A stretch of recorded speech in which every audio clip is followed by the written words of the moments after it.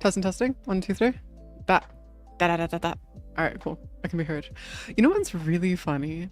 Is that for the longest time, every time I restarted my computer, it'd crash my OBS to make it so it wouldn't keep my my mic working and stuff. Now it actually just does it for me. And I don't know what the fuck changed, but it lets me do it now, so I'm happy. I don't have to care about my OBS anymore. But yeah, how you guys doing? What you guys been up to? What kind of chaos you guys been causing? What kind of stoofs you guys been doing? I've just been going through and cracking some ribbons. I went through and unveiled a shit ton of shotgun ribbons. So I have a bunch of shotgun ribbons I need to go through and like actually like unveil and stuff. I have a Stella, Ceto, Phantasma, Strawn, fucking Tigris. I have a boar now too. I have like everything but what I'm looking for. I need a Sobek ribbon. And it just won't give it to me. It's fucking pain. Maybe the gods are on my side today. And this is what's been going on for like the last like 4 weeks. Hey, nice. Good to hear. Good to hear. Always nice to go back. Also, I just realized I started on my fucking just chatting screen, so I couldn't even show you guys what I was up to. Anyways. Yes. Okay, so what I need to do is I need to move something aside to be able to throw that into that. Oh my god, I still haven't finished upgrading all this. The fuck am I doing? I swear some of these days I'm throwing harder than I could possibly throw, and it's not even funny. Like, this is like atrocious. I'm so bad at this, man. So fucking bad at this. Alright, let me just like show you. What the fuck, man? Cry. Don't spend your money, man. Keep your money. Also, what the fuck, man? I wake up this morning and you send me another fucking game. Okay, hold on. Cry. We're gonna have to have a convo real quick. Could you like not buy me any more games, please? Please? Just real quick? Okay, thank you.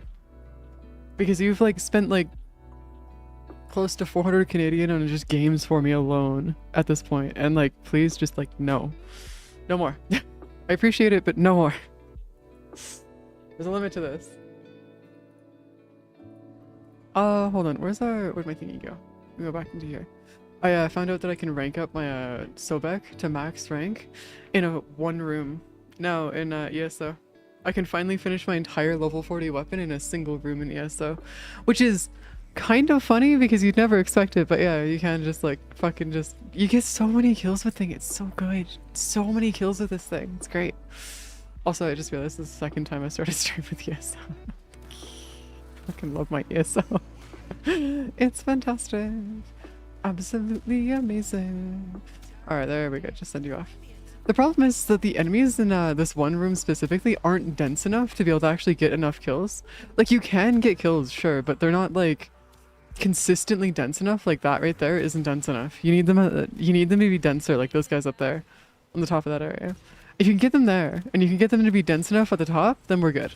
Outside of that, though, it runs the risk of them just, like, being able to survive, and then you just have, like, random dudes just straggling to die. Over there. Shards of Order? No, I haven't. I've been focused on getting other stuff done. Mostly just sleeping. But yes. I've been so focused on just resting. Hey, Tims! Taro! I don't really play games outside of stream. Like, it's not something that I do, really. If you do see me open a game, it's usually just to test it so that I know that it works for stream, and that's usually about all it is. If I have Warframe open, it's almost guaranteed that I'm doing plat trading, or trading in the game. Yeah, I fucking love my sleeping. It's great. It's absolutely fantastic. My bed is so comfy, man. Literally nothing better. If only I could like stream in bed, then I'd be happy forever. But no. My bed's too far away. It's a sad day. Meow. Yeah, sleep is the best, man. It's like the best thing ever. It's so comfy. It's the best thing ever. I actually like, I can sleep now and actually wake up rested, and it's like, it's a weird feeling because I can actually get up out of bed and not feel like a fucking zombie anymore. It's fantastic. You could use a wireless keyboard. Yeah, but then let's be honest here, wireless shit in general is atrocious. There's like, I have like a, like, I may not be racist, but when it comes to fucking wireless shit, I will 100% dog on that shit constantly. No. I'm not a fan of wireless shit at all. Bluetooth, wireless, any of that shit. No. If I'm gonna be doing shit, it's gonna be wired all the time. I do not give a shit. What long labels? What the fuck are you talking? Oh, cables. Yeah, long cable. I used to do that actually. Ages ago, back when I was living at my dad's place, my bed was actually right next to my desk, so I could actually just take my keyboard and mouse and put it on my bed and then just play my games on my bed. It was great. But that was like during high school and stuff when I had like a laptop, which is fantastic. Nowadays, I don't really have a laptop. Well, I do have a laptop, but it's not like doable in terms of like actually gaming and stuff. Funny enough, I found out that I can't even like, my laptop can't even run Terraria. And I don't know if you guys know how little Terraria actually takes to run, but yeah. I need to get one of those like external GPUs for my laptop and then it'll be beautiful. It'll work just fine. Yeah. No, it's a laptop designed entirely for only coding. And so I use it as a remote access device for my main PCs and like my network at home. So it's actually, my main powerhouse is all the stuff that I have at home, and that's why I got it. It's because I didn't really need to have any like a powerful laptop, because I could just remote into my desktop and be like, all right, cool. Now what do you want to do? I have the best shit ever. So like, it's fine. It's just, I find it hilarious that it can't even run fucking Terraria. Granted, it doesn't have a GPU. So, well, it does, but it's an iGPU. So it's using a Intel Core 1370 or 13700. Or is it? Yeah, it's a 13K. So it's a 13 series CPU. So its CPU is actually really good. It has, no joke, 70 gigs of RAM. So it's got like an insane CPU, insane amounts of RAM, and its GPU just sucks. That's why I'm saying like it's great for coding and shit. It's over 70 gigs. I don't actually remember the actual number. I just know that it's over 70 gigs because when I was looking at the memory for my GPU, it like was like at like 120. It was nuts. But yeah, it's got a shit ton of RAM. So like it's really, really good for coding, but outside of that, it's shite. It's fucking hilarious. But it's fine. It's okay. But yeah, it's a great laptop otherwise though. It might be 96, it might not be, I don't know, man. Last time I looked at it, it was a ludicrous amount. I've never actually managed to use that much RAM, by the way. Not once. It's never once had. Like, happened once. So, I'm good. I'm not gonna try to go even further than there. What the fuck do you mean I need more RAM? Ariston, if you want me to have more RAM, you're gonna have to fucking supply it, because that shit costs money. And we don't got that in this economy. It doesn't exist anymore, I'm sorry to say. Money does not exist for me. What? Me? Need more RAM?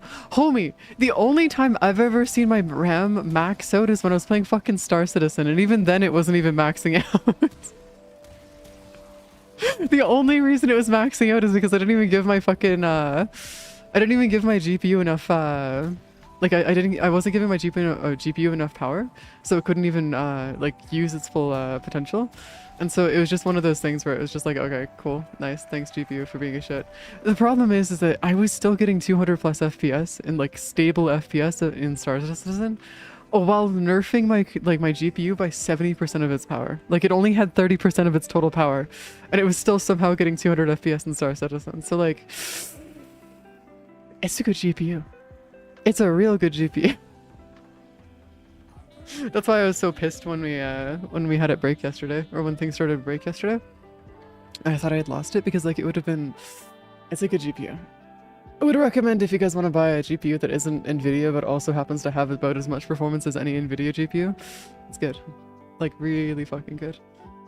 Hold on, where's my task manager anyways? Task manager, task manager, task manager. Yeah, no.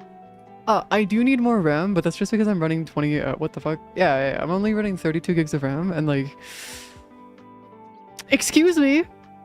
The fuck do you mean you're running at 4800? Nah, fuck that. We're gonna go fix that real quick. Nah, we're gonna go fix that power. No, we're not dealing with that bullshit. We're gonna go fix that real quick. Give me like 2 seconds here. I don't have, no, Ariston just has a shit ton of money. They have a really good job where they get paid a lot.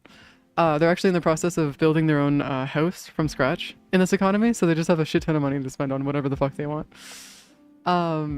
That's literally all it is. They're not a programmer, they're not a game dev, they're not a 3D software engineer, any of that shit. No, they're just rich. They're not even considered rich. Actually, funny enough, they're not even rich. They just save their money. Which honestly, congrats on them, but still, yeah, no, they just have the money for it. Yo, Expo, could you work please? That'd be nice. Thank you. Appreciate it. Beautiful. Currently being sunk in what? Yeah, wait, those are fucking, aren't those fucking... Okay, you've already gone too rich for me, Ariston. I don't know what that means. I'm too poor for that, my guy. I'd assume it has to do something with stocks because it sounds like that, but then my brain was like, kind of sounds like American football a little bit.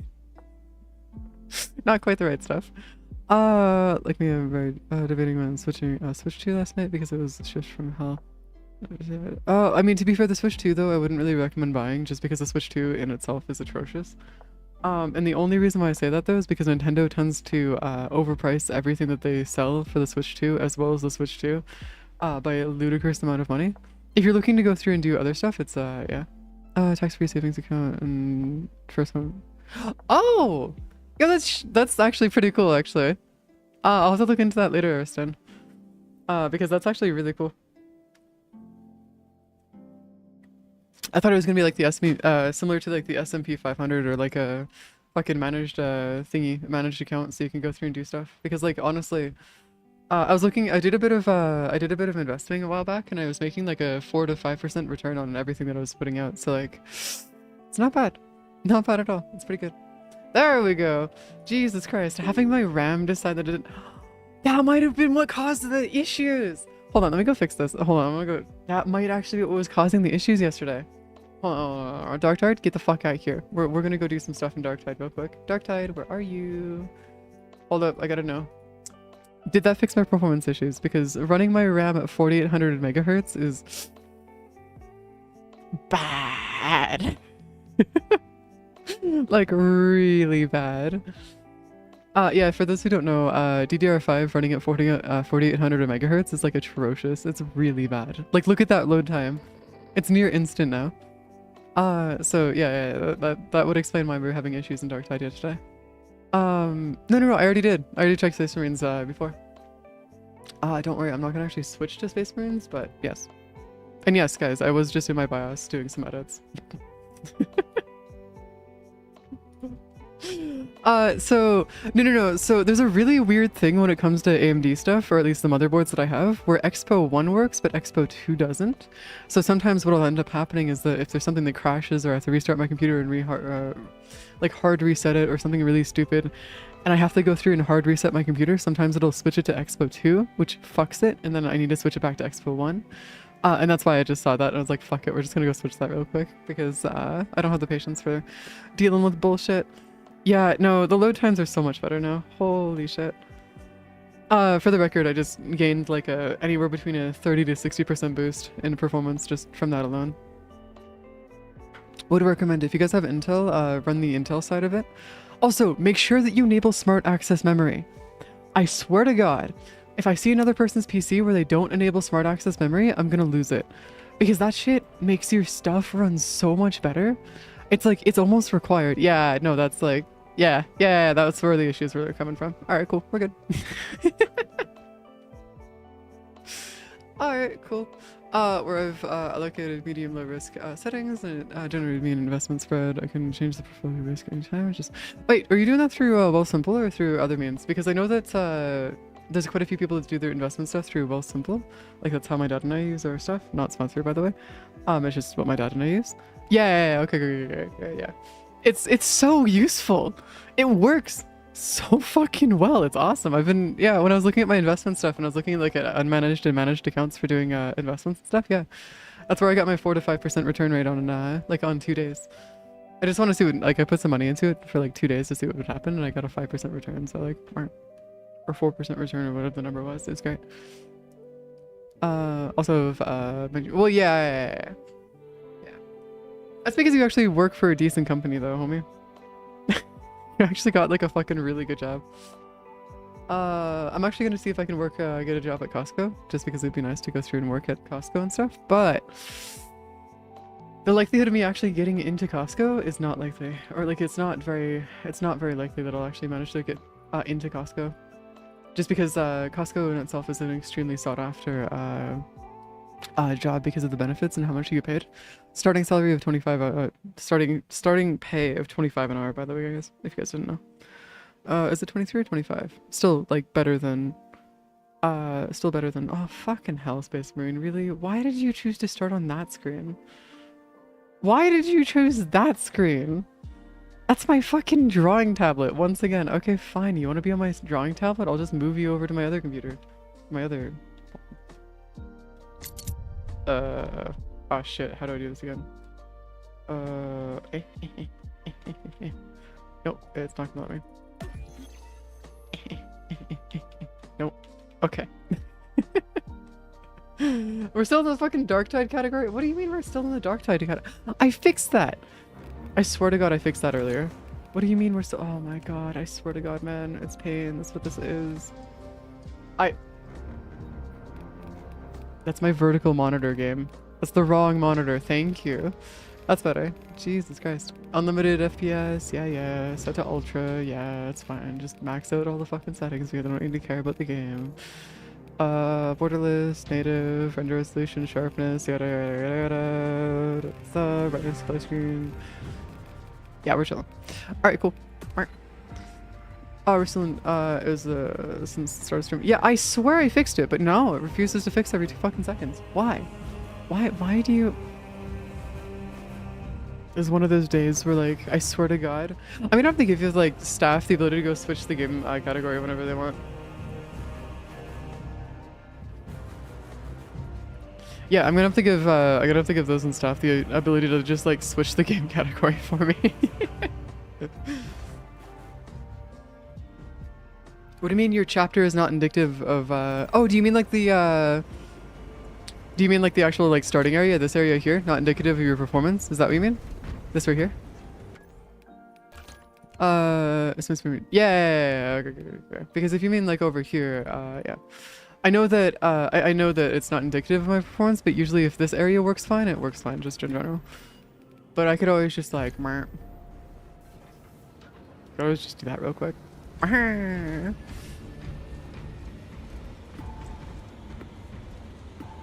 Time to start. Ah, crap, I didn't set to private. Fuck. Whoops. My bad. My bad. Yeah, no, the game itself, like, runs really well, though. It actually runs much better than Darktide. And I don't entirely know why that's the case, because Darktide came up, like, what, 4 years different? Why, what? Huh? Do you mean, like, absolute difficulty? Why would I go, like, hey, here's my philosophy on games, by the way, guys. If I want to have a tough time playing a game, I'm gonna go play fucking Dark Souls, or a Souls-like, or a Soulsborne. Other than that, I could not give a fuck. Because any game that I play outside of that is purely just because I want to enjoy the game, not because I want it to be difficult. If I want a difficult game, it's not going to be a game like this, because it's usually just stats difficulties, and then the enemies just become like, yeah, okay. Yeah, our performance is more than okay. Yeah. That's more than okay. Wow.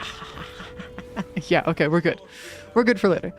But yeah, no, I genuinely speaking, I don't play difficult games because, like, it's like, or games difficulties where they go through and just, like, add stats to the enemies, because it's like, oh, you're just gonna make it more difficult to kill it by just making it longer. It's like, bro. Why do that? Just give them more fucking parries, different kinds of moves, give them actual stuff that makes things difficult, man. If you're gonna actually make things difficult, that's still more stats. That's not even more difficulty. That's just increasing the amount of enemies there are. And that's not even more difficulty. That's just, like, annoyances. That's all that is. It's not increasing the difficulty. It's just adding fucking more enemies. That's all it does.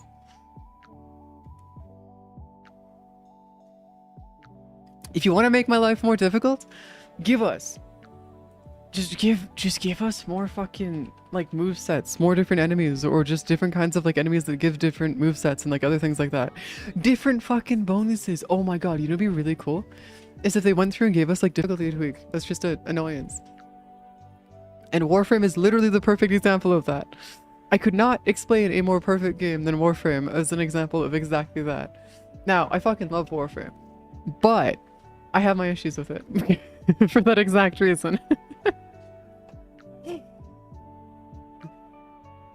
Yeah, exactly. That's fucking boring, man. If you want to make it more difficult, give them different movesets. The ability to actually parry your attacks, that would be so cool. Have it so that enemies can actually parry you. The counters, give them the same attacks that you have. Being able to go through and actually have to do a full attack, parry, and outmaneuver them. This is why I like Dark Souls games, by the way, specifically like Souls-likes and Soulsborns. Because that actually does work in those games, is where it's mostly just skill level and how you can actually learn how to fight the enemies properly. But no, most other games don't do that. That's why if I want to have a difficult game, I just go through and do it that way. Otherwise, no, I don't fucking touch it. It'd be interesting, but also harder to manage. Make the no, it wouldn't be though. It actually wouldn't be. Like, genuinely speaking, I know that a lot of times people are like, oh yeah, it'd be difficult. Nah, shit, that's just corporate slander. It's not as hard as you might think it is. You can make extremely complex AI now with very little effort. It's actually really nice. I'll have a mini boss every time I go to melee range, which is all the time. Yeah, but the mini bosses are just extra stats. That's it. And by that point, they're not even mini bosses. They just become regular ads. That's all it is. Like, they just have extra stats and they happen to have slightly different attacks. That's it. Make the AI more aggressive and turn up their aimbot. Well, yeah, there's that, sure. But that isn't actually increasing. So the thing about that is that you guys are going to hate me for saying this, and I guarantee it. A lot of the games that you see, and especially like tactical shooters and FPSs and stuff, the AI in them is actually highly predictable, and you can actually know pretty much exactly where they are once you figure it out. There's actually more than a few games that I've played that are FPS titles that I figured out how the AI works and just broke their AI because I know how to. Because they don't have complex AI. And the thing about that is that when you go through and design an AI for FPS gameplay and or just different tactical shooters and stuff, if you want to make the AI more difficult, make it so that the AI can actually communicate, and then make it so they can adjust. Do you know how insane it is if the AI can actually adjust based on your tactics? No game that I know of does that at all. I have a headcanon that Elden Ring does that, but that's not a shooter. A lot of the times the AI that you guys see in shooters and stuff don't actually do it. Yeah, Fear does it a good job with it, but outside of that, like, it's not really, like... It'd be nice if they made it so that, like, no, Metal Gear Solid 5 doesn't do that either. The AI in Metal Gear Solid is purely just, like, the AI will just sit there and let you kill them. And I mean that even on the hardest difficulty. It's not like a... The AI isn't really there. Yeah. Yeah, no, it's bad. Like the gaming industry, well, primarily because they had to go do that because the average player base or the average player can't beat them, like at all. Like, genuinely speaking, the difficulty settings that they have already within the games are already hard enough, but once you get past that difficulty setting, or you figure out how to break the AI, it just becomes the same thing over and over and over and over again. And it's just like, well, is that even worth actually continuing? Or is it worth staying at the difficulty? Because, like, come on, man. I'd rather go through and actually have, like, an actual difficulty thing where I actually have to learn to fight them properly. Not just, like, I actually have to, like, learn their tactics and shit, because that'd be cool. But nah, I'm being bullshit, not actually doing that for you. It's bullshit. That's what it is. Sorry, that's my gripe when it comes to, like, my issue with a lot of FPS games. And that's also why I don't like when you guys see me play like games like Darktide or Vermintide or fucking Space Marines and all that kind of stuff. I won't go to a high difficulty because there's no point in going to a high difficulty. Oh, I know. I'm just crafting it so I have it crafted. I have to go to the... Where the fuck is the Razorback? I have to go and actually grind out the Razorback. I don't have the actual stuff for it right now. Is it Pluto? No. Is it gonna tell me? Relays, Nephania's Razorback Armada. Yeah, but where is it? What? You? No. Arcwing Corpus? Corpus Arcwing? Do you mean like in the Proxima? I haven't done this in like years. Like literally years I have not had to grind this out. I don't know what you mean by, like, what planet? Just give me a planet. Okay, Earth. Got it. Earth. So now we can just go through and grind out Earth. Okay, that works. That's better. Grinding out Earth for this would be work. You would be fine. That's a defense mission. Is that the right defense mission? Because there is going to be multiple different defense missions here. Actually, if there's a lith fissure that's defense on Earth, no. Alright. Yeah, I was gonna go do it just so I can get the potato out of it, but it might not be worth running the potato. Not for me, at least. Ah, crap. Why did I do a public squad for that? Okay. Yeah, no. Public squads for excavate or external missions are special, to say the least. But yeah, that's like one of the things of like why like whenever somebody's like, oh, you should go to the highest difficulty, it's like, no, it's just an annoyance. I don't really care about it. It's not actually difficult. There's no actual point in running higher difficulty shit. I mean, you could if there's bonuses and shit that you could run, sure, but like it's one of those ones where it's just increased stats. That's it. There's no actual like difference in terms of the actual enemy AI and stuff other than just like, ooh, oh no, they're faster. Oh no, I can be faster too. I believe you need to do Arcwing missions to get the Alu. Oh, you have to do the actual Arcwing missions themselves. I thought it was like, oh, is it not like the other one where you can just do the same planet? Because if it's not the same, if it's not the same planet, then I guess it makes sense. There's a mobile defense on Pluto or Neptune. Yeah, don't worry. I'm gonna be running the mobile defense. It's just better that way. So much easier. Also, I need to go double check my Arcwing really quick. What is my Arcwing weapon? You. I don't need you. You know what? We're gonna switch you to the lag spare. Yes. No, that only the Balor? Balor? Ah? Dude, what is a Balor? I do not know what a Balor is. Because there's also this one right here, which is mobile defense on Neptune, which is what I run all the fucking time because I love it. It's the best mission in the game. Specifically for ranking up weapons and stuff, or Arcwing weapons. If you guys have never actually run it, would highly recommend it. It is super nice. Ooh, there's a defense. There's a defense missile on Uranus right now. Nice. Da, da, da. Sorry, I was looking at some of the missions there. Only reason the hard difficulties in Dark is because the number of enemies increases in field. Well, no, it's not that the enemy number of enemies, they actually do increase the amount of damage and stuff it takes to actually kill them. Kinnick. And that's also why whenever I make a new character in a game, I generally, like, I'm gonna have to go through and do a thing of if I'm making a new character in a game, we're just not gonna do open parties until after I get to a later level, because otherwise you guys are gonna take me to a high enough level that I can't do shit again. And it's just like, well, shit, man. Like, what do I do then? It completely like destroys the ability for me to do anything in the game. It's just like incredibly boring. Like actually incredibly boring. As much as I wish I could actually enjoy not doing things in games, yeah, I'm not that kind of person, sorry.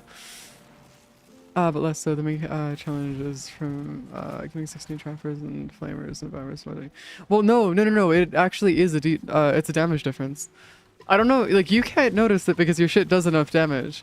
That like it's not an issue for you specifically, but yes, that is actually one of the biggest things that they do there is they do increase the damage that's required to kill them. With AI on top of the stat boost to the AI, the stats your own, say for example, army can basically just levy spearman, which is basically a rank point. Yeah. Well, I mean, to be fair, if you're talking about like actual strategy games and stuff, there's a lot of that kind of stuff where it's just like the AI kind of just breaks once you know exactly how the AI works. It's GG's. Because there isn't really... Their tactics are set and they can't adjust, which is an issue.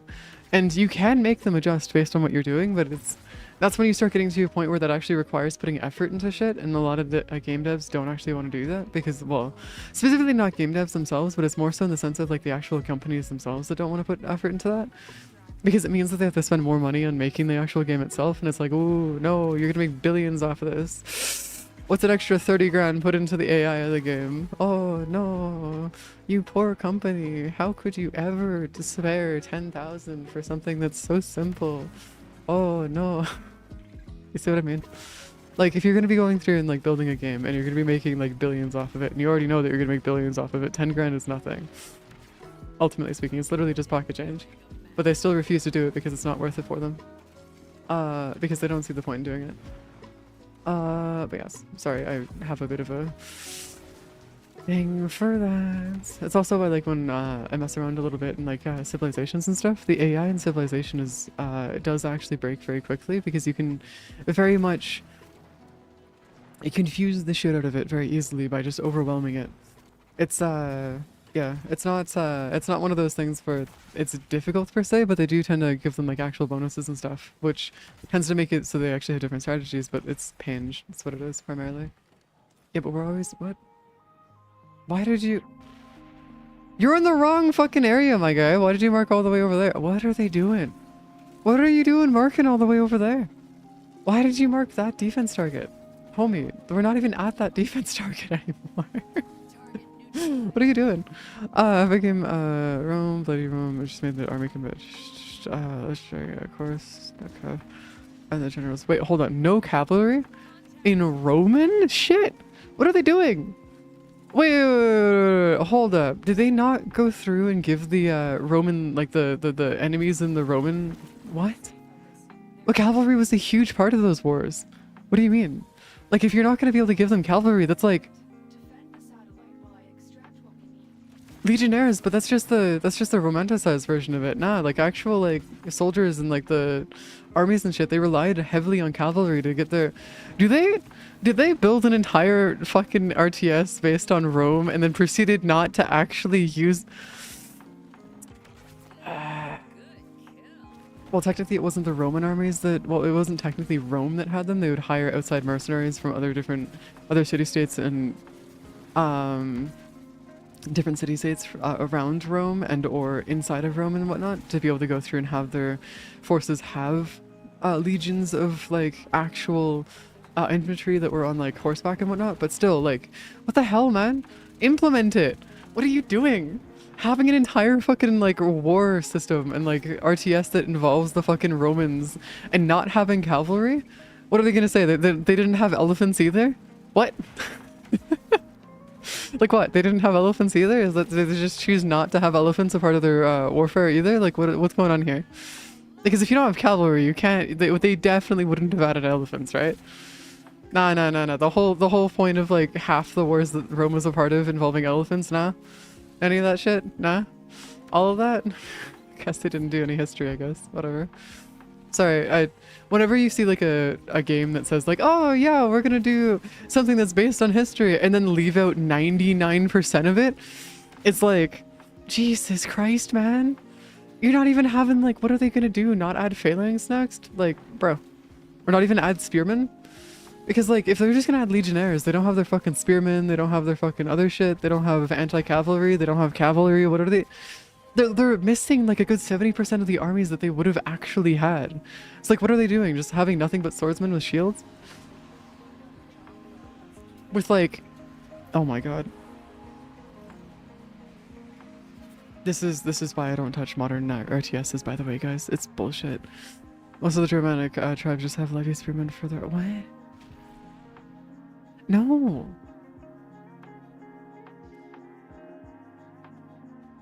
I fucking know. Yeah, I know that. That's why I'm raging, because look, what the fuck, man? You're gonna go through and make it actually be like, make it actually follow what history had, my guy. Like, this is why I have an issue with a lot of like modern RTSs, specifically games like Hearts of Iron as well, where you can just like levy shit to make it even more insane. It's like, no. Like, give the AI the ability to actually use the shit that they would have normally used. At least fucking Civ tried to. At least Civ gave it a shot. Granted, Civ had limitations that made it so they couldn't go too far with it, which is understandable because, you know, you're not going to be able to force it or whatever. But, like, at the same time, at least fucking give it a shot, man. Man, it's bullshit. Balancing maybe cavalry in games tend to be broken. No, they're just broken in general. Tim's cavalry in the real world were like some of the most insane forces you could use. Like, it's no joke when they said that like the number, like one of the main ways that an army would win a war was by cavalry. Is because of that main, like exactly that reason. Is because cavalry were just that broken. It's not just because they were broken in games. In real world, they were also insanely broken. The main reason why the Romans had their spear formations involving like massively long spears that they would have just like fall forward and like they were like 30 feet long spears and whatnot is purely to counter cavalry, because there was no other way that they could counter the cavalry. And the biggest issue is that that was only working in one direction, or in like whatever directions the spears were fired like looking at. If they went through and had the spears, like if the cavalry got behind those spears, it was GG's. That was the entire force just gone, because there wasn't much that they could do to counter that. That's also why when there was like certain battles and whatnot, they would try to choose locations to fight where the cavalry couldn't be used, is because they were just that effective. Like, the number one reason Rome was losing to a lot of city-states was because they literally didn't have a counter to most cavalry and or elephants at the time. And that's why I'm saying, like, if you're gonna go through and do that, have were either won by cavalry or won because of the elephants and or because of one general. I can't remember his name, but there was literally a rule that they had during the time where just do not fight him because you will lose, but I can't remember him. He was known for being even better than Alexander in terms of general, being a general and stuff. It's crazy. Can't remember his name though. Think about it. My army is Sparta basically become Bronze Age pike and shot. Well, yeah, because this, like, generally speaking, if you're gonna have like the best way to go through and counter most things is just have a bunch of fucking pikes, man, or spears. Just counter everything. Everything. Army of 6 plagues, 4 health rates, and archers. Yeah, archers, funny enough, are kind of weird in the sense of like they do work, but they're mostly just meant for like annoying the shit out of enemies rather than just going through and actually causing them to have issues. Like it's just for slowing enemies down. That's like the primary use of archers. Wasn't necessarily to have them like, unless you're like in like Europe, medieval Europe and whatnot, a lot of the times the archers weren't actually there to completely destroy a force. They were just there to either disorientate and slow down the force, and for the most part until the main force could, or your main force could go in and ambush them as they're disoriented due to the like arrows and stuff. Granted, it would do quite a bit of damage to the enemy force and whatnot. It's just that it would be primarily used for disorientating the main forces of your of the people that you'd be fighting and whatnot. I really broken, but I mean either game the cavalry was stupid or died easily, or the cavalry. It's because they don't actually put effort into it, Tims. That's why. Like, genuinely speaking, it's because a lot of the times when you take a look at that stuff, a lot of the RTSs that you'll see, like archers, cavalry, infantry, and stuff like that, where they don't actually put the effort into it. Like you know, Total War Empire? You know that like 99% of those games, like the battles that you fight, if you just bring like 11 mortars, you can just win the entire siege on your own because the enemies can't even touch you. Like, it's because the AI just completely breaks. The second that you pull out like an entire line of mortars in Empire, and the enemy doesn't have, like, if you take out their cavalry and they don't have any more cavalry, they won't be able to counter you. And then it just becomes a thing of you just sit there for the next 2 hours and kill them using mortars. That works for almost any difficulty in the game because they don't know how to handle it. That's what I mean by, like, it would be nice if they actually went through and put actual effort into, like, the, like, AI and stuff. It's because, like, it would be nice if they went through and actually added a thing where the AI can actually adapt to your movements and stuff. And I know they have the money to do it. It's just that, it's one of those things where when you go take a look at that stuff, it's just like Pange, just 11 mortars. And yeah, exactly. Yeah. In Mountain Blade, the cavalry base extremely strong till the idiots decide to fight hand to hand against spears. Well, yeah, because that's what you have to do. You well, you don't dismount. What you could do is you get your cavalry to come back, and then you send a different force in with that would be able to counter the spearmen. That's what you do. But yeah, you get the cavalry to come back, retreat outside of the range of the archers and or spearmen, and then you get your main shield bearers and or other soldiers to come in and just like rush their asses, because that is genuinely how you'd go about it. That's primarily how you'd counter spearmen. The only problem there, or you bring out the archers, but the problem in there is that would rely on the fact that you wouldn't be like fighting Rome, and specifically my gripe here is that you're fighting Rome. And the enemies, or you are Rome and you're fighting enemies that don't have cavalry. And it's like, god damn it, man. Granted, if you guys didn't know, the Roman armies, they had shields and spearmen. Like, the spearmen would have shields that they'd be using. It's just that the spearmen themselves wouldn't be holding it. They would have it like there'd be a wall in front of them and they would have spears coming out. I can't remember the name of it, but it's pretty cool. Which would also stop them from having to deal with archers and or other issues. It would just be instant win. Basically, it's just a win factor for them in a lot of cases. Their siege warfare, though, was nuts. Well, let me see if I can see a picture of it, or find a picture of it. Hold on. Yeah, this is what I'm talking about. This is what you would counter horses with. This is what the Romans would counter a lot of horses with and whatnot. There'd also be the other side of things of where they would have like soldiers like this, where they'd have them have spears but also have shields and whatnot. But the primary use of countering, like you see how they have a bunch of shields and shit?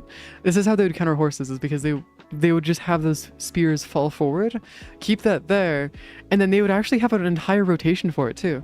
It's really cool. They actually had a really, really cool method for countering horses and or any kind of like cavalry and whatnot. It's just that a lot of the times, a lot of games won't actually introduce those kind of combats because it's, or those kind of like strategies, is because it's incredibly difficult to actually go and implement. But a lot of companies have the money for it, so that's why I'm kind of raging over here. Or rather the Phalanx form. Yeah. That's what I'm talking about, is like if you're gonna be Rome and you're not even fighting horses, like what the fuck are you doing, man? Like, come on, you can actually give you the ability to use one of the most famous fucking Roman tactics in history if you're gonna go use, like, make a game about Rome. Come on, man. Come on. I swear to God. There's also one where they had interlocking shields, which would look more like this. They had a system that looks like this as well, which would also let them to be able to approach a lot of archers and or situations where they could approach different situations, and they didn't have to worry about archers. They could just keep approaching you closer and closer, and that's why horsemen and that's why like a lot of like different or why fucking cavalry were so useful, is because you could get close to those formations and just destroy them, especially if you had a cavalry formation that had spears as well. Combination between the two would just be an absolute devastating force against those formations, because they couldn't move fast, and you just break right through them. Again, I was fighting Rome with Sparta, and they really only spam. Yeah, no, don't. Okay, that is bullshit. Rome also primarily used, well, they didn't primarily use, but they did use a huge amount of infantry as well as cavalry as well. It was a mix between the two. There was never a time where they only used infantry or legionnaires. The whole concept of them only using legionnaires is like a thing that was mostly, you see it a lot in Asterix and Obelix, if you've ever read those. But that's more so because they're more going for the comedic shenanigans there. But no, they did have a lot of cavalry at the use as well. Like, any general that ignored cavalry was like usually fired pretty quickly. That or they died, which was the only other way of getting out of that job. Without dismounting, the number of times I had the one cavalryman die because it just charged to kill a guy and immediately turn around, walk to the next, and even if order fall back. Well, yeah, that's where I'm talking about. Like, when it comes to like the AI, they have a lot of things that they have to go through and like work on, because like that right there should not be in the game. Like, them just like making decisions that are that stupid is just like, what the fuck, man? Come on, you gotta do better than this. It's pain, just what it is. Also, there's also a really funny tactic called "my spear is longer than your spear," which ironically was a really common win tactic for a lot of this, or for a lot of these battles and stuff too. It's literally just a matter of my spear was longer than your spear. Also, the other part of it too is that when you see a lot of soldiers and stuff, that you see like the pictures that are showing you there, that was more for the organized military and like the legionnaires of Rome, but there's a lot of soldiers that were fighting for them that were like mostly like half naked. A lot of the times there were soldiers and armies that would just decide, you know what, fuck it, it's just easier to go in without armor. And that's what they did. And a lot of the times it just worked better for them, because then they could fight longer and easier since they had much like less armor on them and they weren't weighed down as much. And oftentimes that was the win factor. Out of all things, the Navy of Rome was much more well organized and built on the ground. Not even that! Their Navy was shit! Ariston, their Navy won, I think, maybe one battle. Throughout the entire Peloponnesian Wars, I think they won a singular battle. Or one of the major battles, and that's it.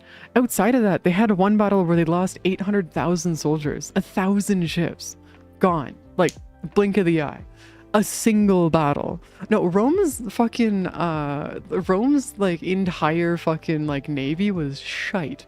The only reason why they were so feared, at least in terms of naval shit, and they weren't really that feared, was because of just how fast they could like build ships and their navy, like how fast they could replenish their navy. Like they were able to build, I think it was like full navy in almost a month. They had a turnaround time of building a ship in under a month. And like, no, it was insane. They Also, their infantry transport vessels weren't even able to move on their own, by the way. A good chunk of them were just like a matter of just being floating ships that literally could not move on their own. So what they had to do, no, you don't have to equip it on your gear wheel. It just kind of works. What, do you? What the fuck, man? I thought you didn't have to. Oh, maybe it's because I used to have it equipped and then I just de-equipped it because I saw it was pointless. But the organization of their ships is more, or coherent fucking combined ground forces. Well, yeah. Granted, let's be honest here, this has to do more with the, organization of like all of this shit because like everything that they did was just dumb. Like as much as like it's really cool history and their history is like super interesting, everything that they did was just so fucking stupid, man. They're so dumb. Like I swear to God, man, like 99% of the battles that they went into that they lost was mostly just because of the arrogance of the people that were in charge. And I know that sounds like it's like one of those things of like, oh no, that's not how that happened and yada yada. No, they lost so many fucking siege battles. Like their siege warfare was mostly lost, and only the reason that they had lost is primarily because either they were fighting that one fucking tactician, or their generals were like, oh, but I want all the glory. I want to be the first one to win the war. I want to have like the spotlight at the dinner later and whatever. And then they get captured or killed during the battle. And it's like, well, fuck you, I guess. Jeez, man, you're so dumb. Like, what the fuck, man? Sorry, my crash outs when it comes to Rome is fucking hilarious because like they, it was so preventable. So many of the issues that they ran into were so preventable. Like it was bad, man. It was bad.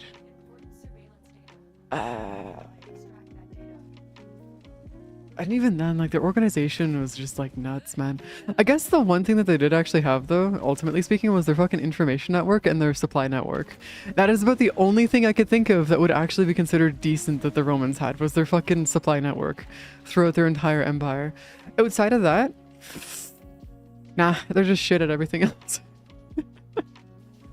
Either Roman general Fabius. Yes, I was thinking of Fabius. Yeah, sorry, I was thinking of Fabius. Yeah. I was thinking of Fabius's strategy. Yeah, there you go. I just can't remember the guy that he was always like the guy that he was constantly saying not to fight. I can't remember his name though. What was it? Was it Hannibal?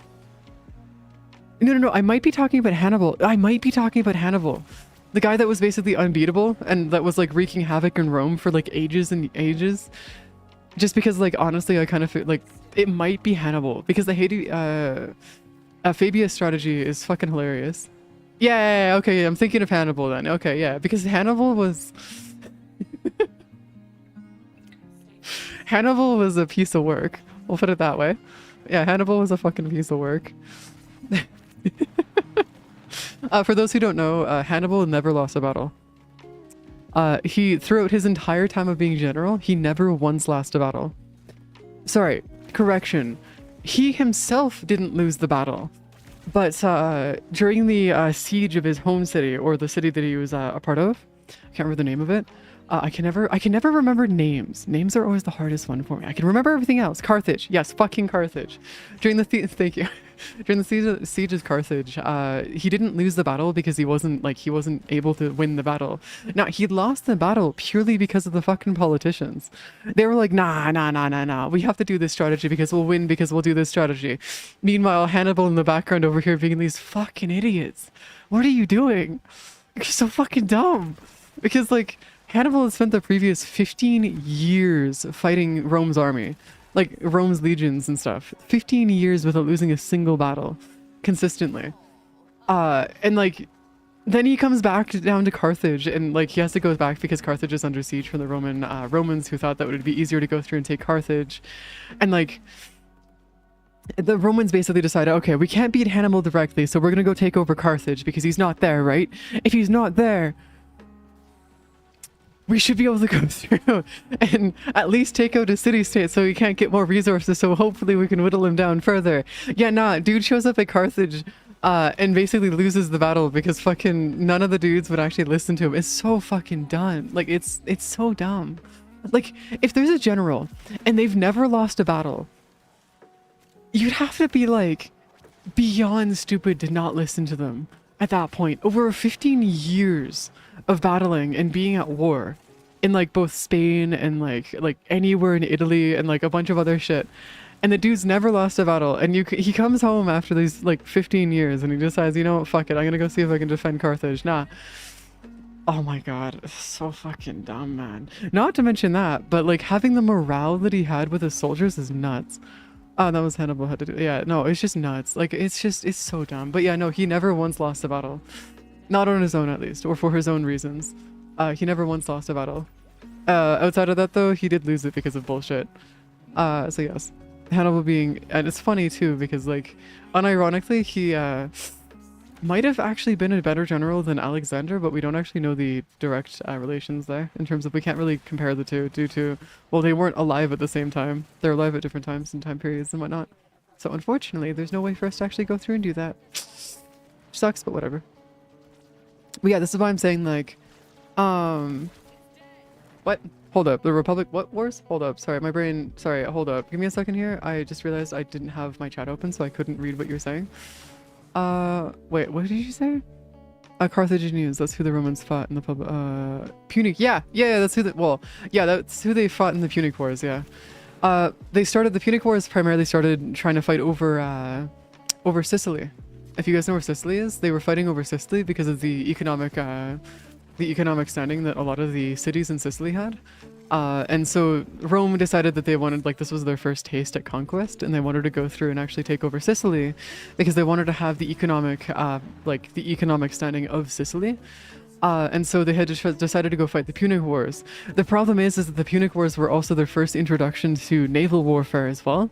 And that's where the first Punic Wars is where they lost 800,000 soldiers in a single battle, or the other 600,000 soldiers during another fucking battle. And then after that, they got, there was like a 300,000 soldier navy that they had to send, that had to retreat and got taken out by a giant storm that happened because they weren't paying attention and got absolutely wrecked by it and lost everybody during that. And like, that's what I mean by their navy's shite, because like during the time of the first Punic Wars and stuff, or the first Punic War, that's where they had their primary issues with their navy and stuff, and that's where they were primarily developing the first strategies and usages for their navy. Prior to that, they had never actually built a navy. They hadn't had one that was like actually an official navy. They did have like ships and whatnot, but it was never an official navy. And then during the second and other Punic Wars that they had fought, they had gotten a little bit better with their navies and whatnot, but until then it was atrocious. It was bad. Yeah, it was really, really, really bad. Oh, God. Yeah. Well, you gotta think about it. They lost 800,000 soldiers in a battle, okay? Which was the largest known battle in history for like naval warfare ever done to this day. Like, we have yet to even like get close to it in any of the naval battles that we've had in modern history or any time ever. That has been and forever will be likely the largest battle ever to be held. And so when you're taking a look at it and stuff, the fact that they had the economic standing to be able to go through, lose 800,000 soldiers, over 1,000 ships, and bounce back from that and continue fighting within a couple months afterwards is nuts. Like, do you know what kind of economic standing they would have to have nowadays to be able to pull that off? Even the US couldn't do that. Like, that isn't something where you could just like shrug it off nowadays. There's a reason Rome was known for being one of the most insane things out there.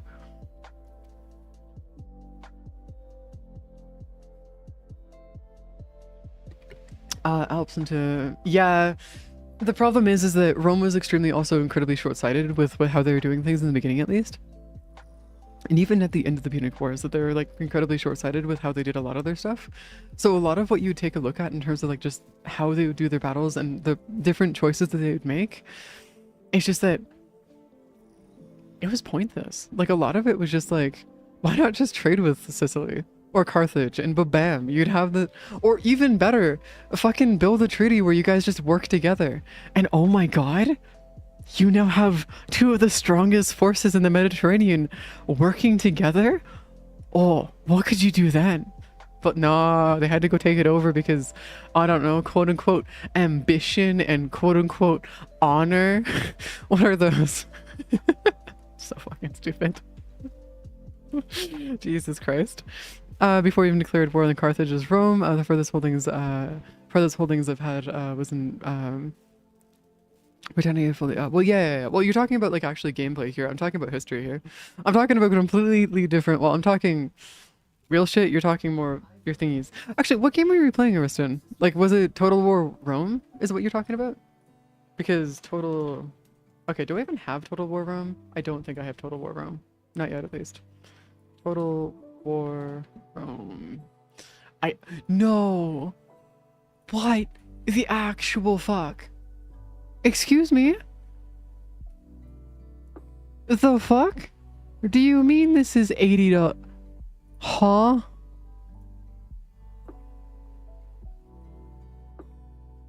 That is some actual fucking bullshit right there. Oh my Jesus Christ. What do you mean they have... Oh my god, it's 50% off permanently. What? Okay, I'm gonna save my money until I can get that. If I'm ever gonna play the game, I'm gonna get the full thing with all the DLCs. I don't care. I'm getting all the DLCs. I couldn't give a fuck. But yeah, that's gonna be an expensive adventure if I want to go grab that. But yeah, welcome to my crash outs about fucking history and how stupid things were here. You were able to get it for $10? Oh, for was it on sale? Or you were just waiting for it to be on sale and stuff? Because it does go on sale consistently, if I'm not mistaken. So I'll probably just wait for it to go on sale then, if that's the case. Yeah. Well, yeah. I don't want you to, dude. You've already spent like something like $300 Canadian on me in terms of gifts, by the way. In terms of like actual games and stuff, dude. Please, no. Don't do this to me, man. No more. No more. Swear to God, man. No. Okay, hold on. 1,000 of you. Oh, Jesus Christ. It's a lot of those. Jeebus Christ. Yeah, I'll just wait for it. I'm pretty sure I have it on fucking other stuff, but I don't want to have to go deal with... See, the thing is that I have it on Epic Games, but that would require me to download Epic Games, and we don't do that here. Wait, really? Are Creatives games actually blocked in Russia? Oh, that's so unfortunate. It's so, like, the Total War series is one of the most, like, they're so good, man. Oh, that's so bullshit, because, like, they're so good. Ah, the Total War games are such good games. Oh, it's too bad. That's unfortunate. Well, yeah, you could get it through third-party sources and whatnot, but we're not going to get into that right now. Yeah, I understand. Don't worry. It fixes all. Yeah, no, I got you. Don't worry. I got you. I got you. I got you. Yeah, yeah, where's my thingy? Where'd my thingy go? Yes. Track package. Come here. God damn it, I still haven't shipped it yet. I can send you spare key. I have it for like 2 years. No, it's fine. I want to go get the I just want to go get the DLCs and stuff as well when I buy it. So like when I do get a chance to, I want to buy it. By the way, you know Ghost Runner that you got me? It's not letting me download it. It gets stuck at 47% and then just breaks. And I don't know why it's not letting me download it. I've been trying to download it for like hours now and it's just not letting it. Like it doesn't want to work for me for some reason. Ghost Runner, by the way, is an absolutely beautiful game if you guys ever haven't played it yet. It's really fun. The problem is that for some reason it doesn't want to download on my computer and it's pinged. No. Like it hold on. It's not only that it's on pause, it's that it's broken. Hold on, watch. I'll just unpause it for a bit while we're here and I'll let you guys do your thing. But like, give it a bit and I'll show you. It'll show up as an error, like really quick. And I'll show you. Yeah, it's so fun. I played the first one. I didn't beat the first one, but I did play the first one.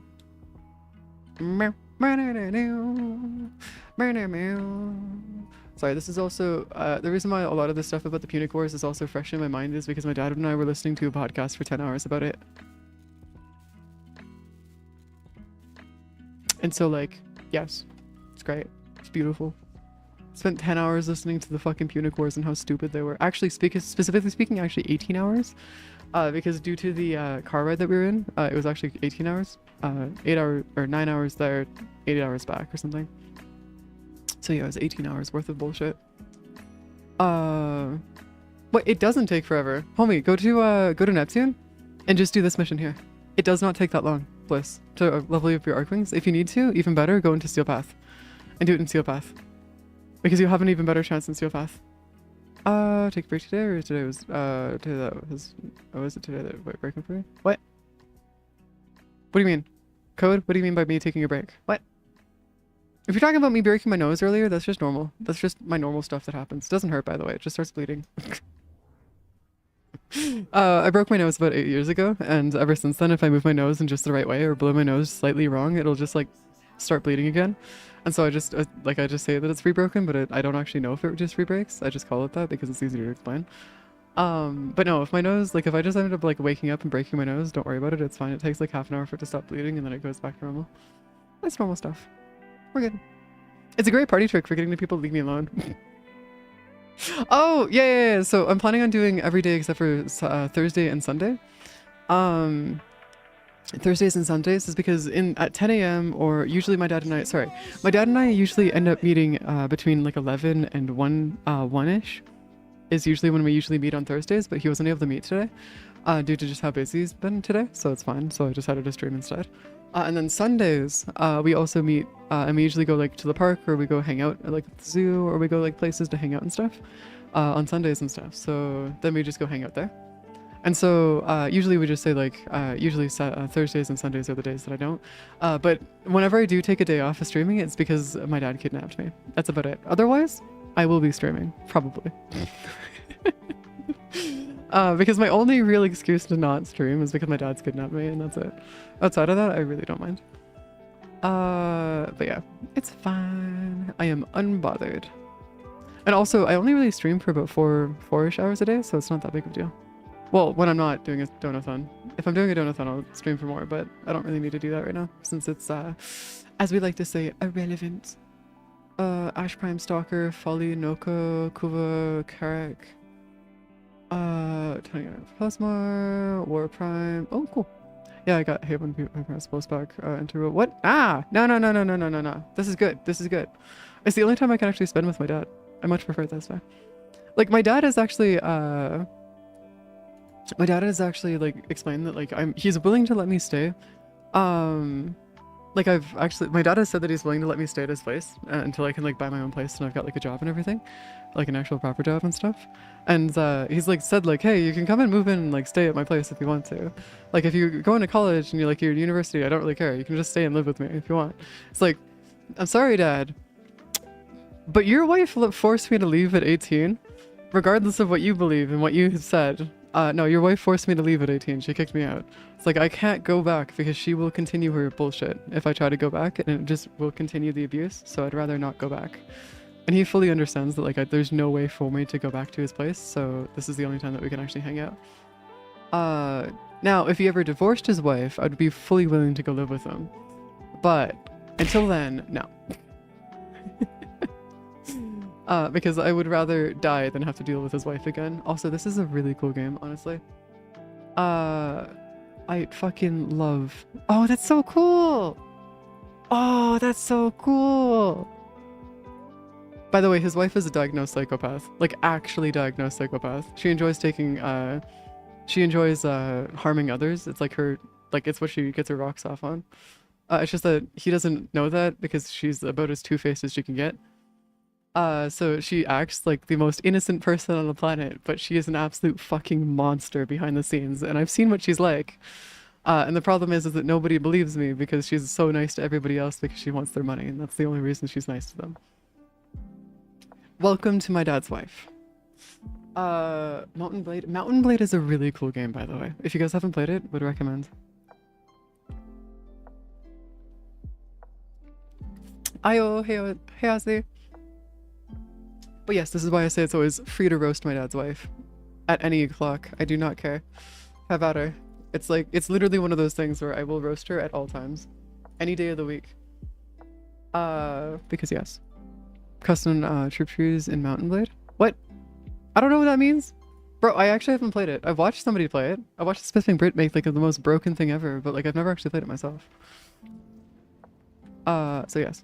Sounds a bit more like reverse of me. I'm openly hostile to people who cross me, but I would take really it would take a really bad for them. Oh yeah. No. That's how most people are. Like that's how I am too. Like if you're gonna like, it will take a lot for me to actually like get to a point where like I'd rather punch you than like want to talk things out. Like it takes a lot for me to get to that point. Like I fully understand the whole sentiment of like fight if you need to, but outside of that, unless it's the absolute last resort, I will not try to fight or harm anyone. But in like, if I'm forced into it, then sure. But outside of that, I will do everything in my power to get out of that and not have to deal with that. The problem is that she is the exact opposite. So. Welcome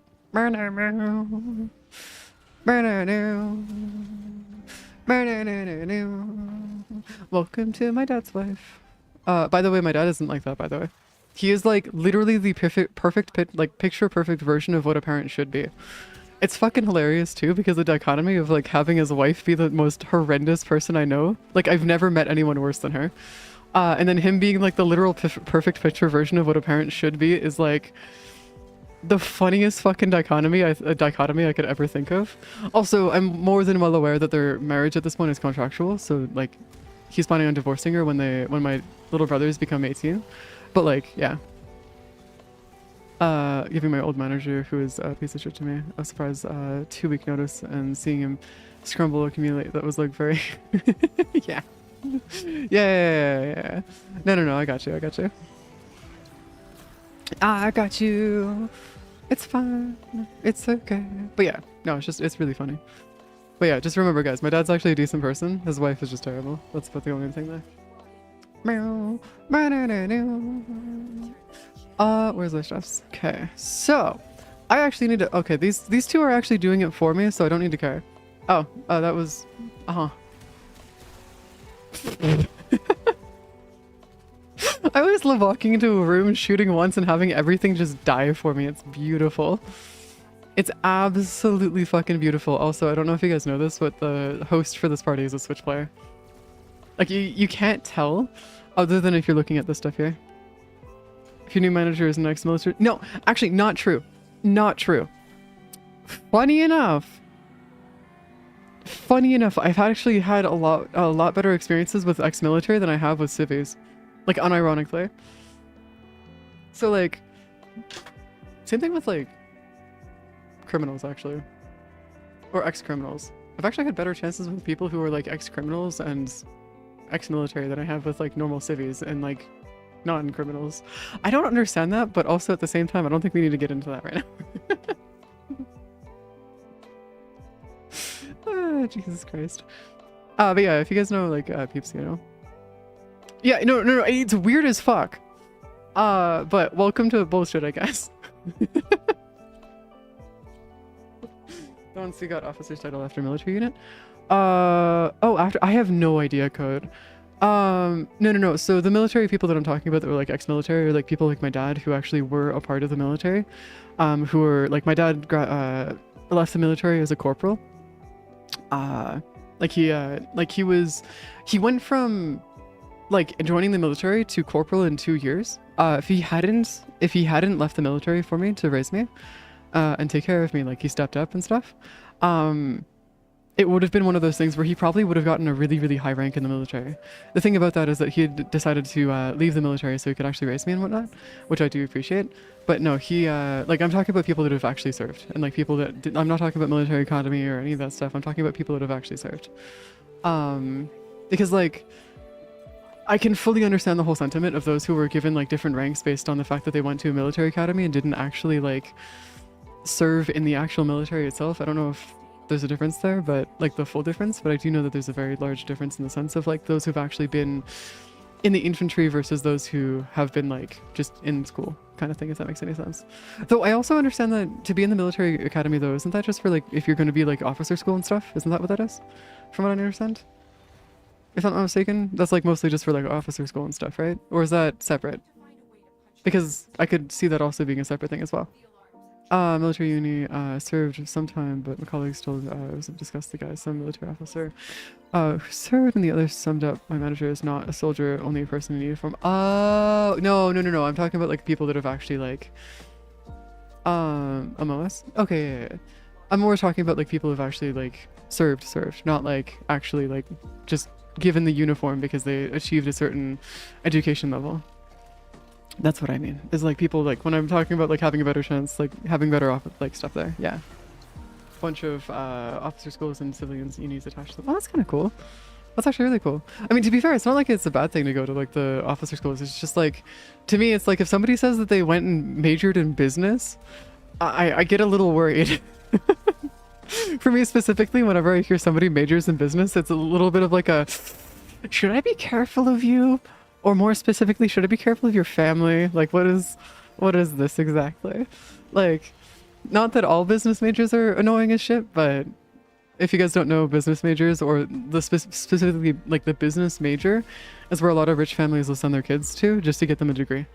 As like a, just like, okay, you've gone to school, you've gotten a degree. There you go. That's usually what if I ever hear that, it's like, oh god. It's like a 50-50 if you're gonna be a decent person or not. It's like, oh no, shit. So you can study as an actual military member, you don't have food, etc. Paid for you, the military gives you paychecks. Catches, if you fail that school, you have to give all the expenses back. Oh, that's kind of cool. That's actually really cool. Like, I could definitely see that being like a whole thing where they actually do want to do that, just to be able to like encourage people to both, for one, join the military, especially since military should not be mandatory. Because if you make military mandatory, you're just gonna have a bunch of soldiers that fucking hate you. So yeah. Secondarily, that's actually a really good way to go through school and not have to worry about it in terms of like actually paying for that school, as well as your expenses, making sure that your food, clothed, and everything else. That's actually really cool. Like, for me personally, I'll never join the military. Not that I could anyways. But like, at the same time, like, it's pretty cool that they do actually have stuff like that for being able to like give people who do actually wish to join the military the ability to go through to school and take care of that. That's awesome. It's actually really nice. Used to be mandatory, but fortunately this far it's not anymore. Yeah. I mean, to be fair, it's one of those things where like it's not really necessary to be mandatory anymore. Like nowadays, specifically in our current world, military, like mandatory military service isn't necessary, like in any regard. Just because, well, you know, it's not as dangerous of a world as people like to think it is.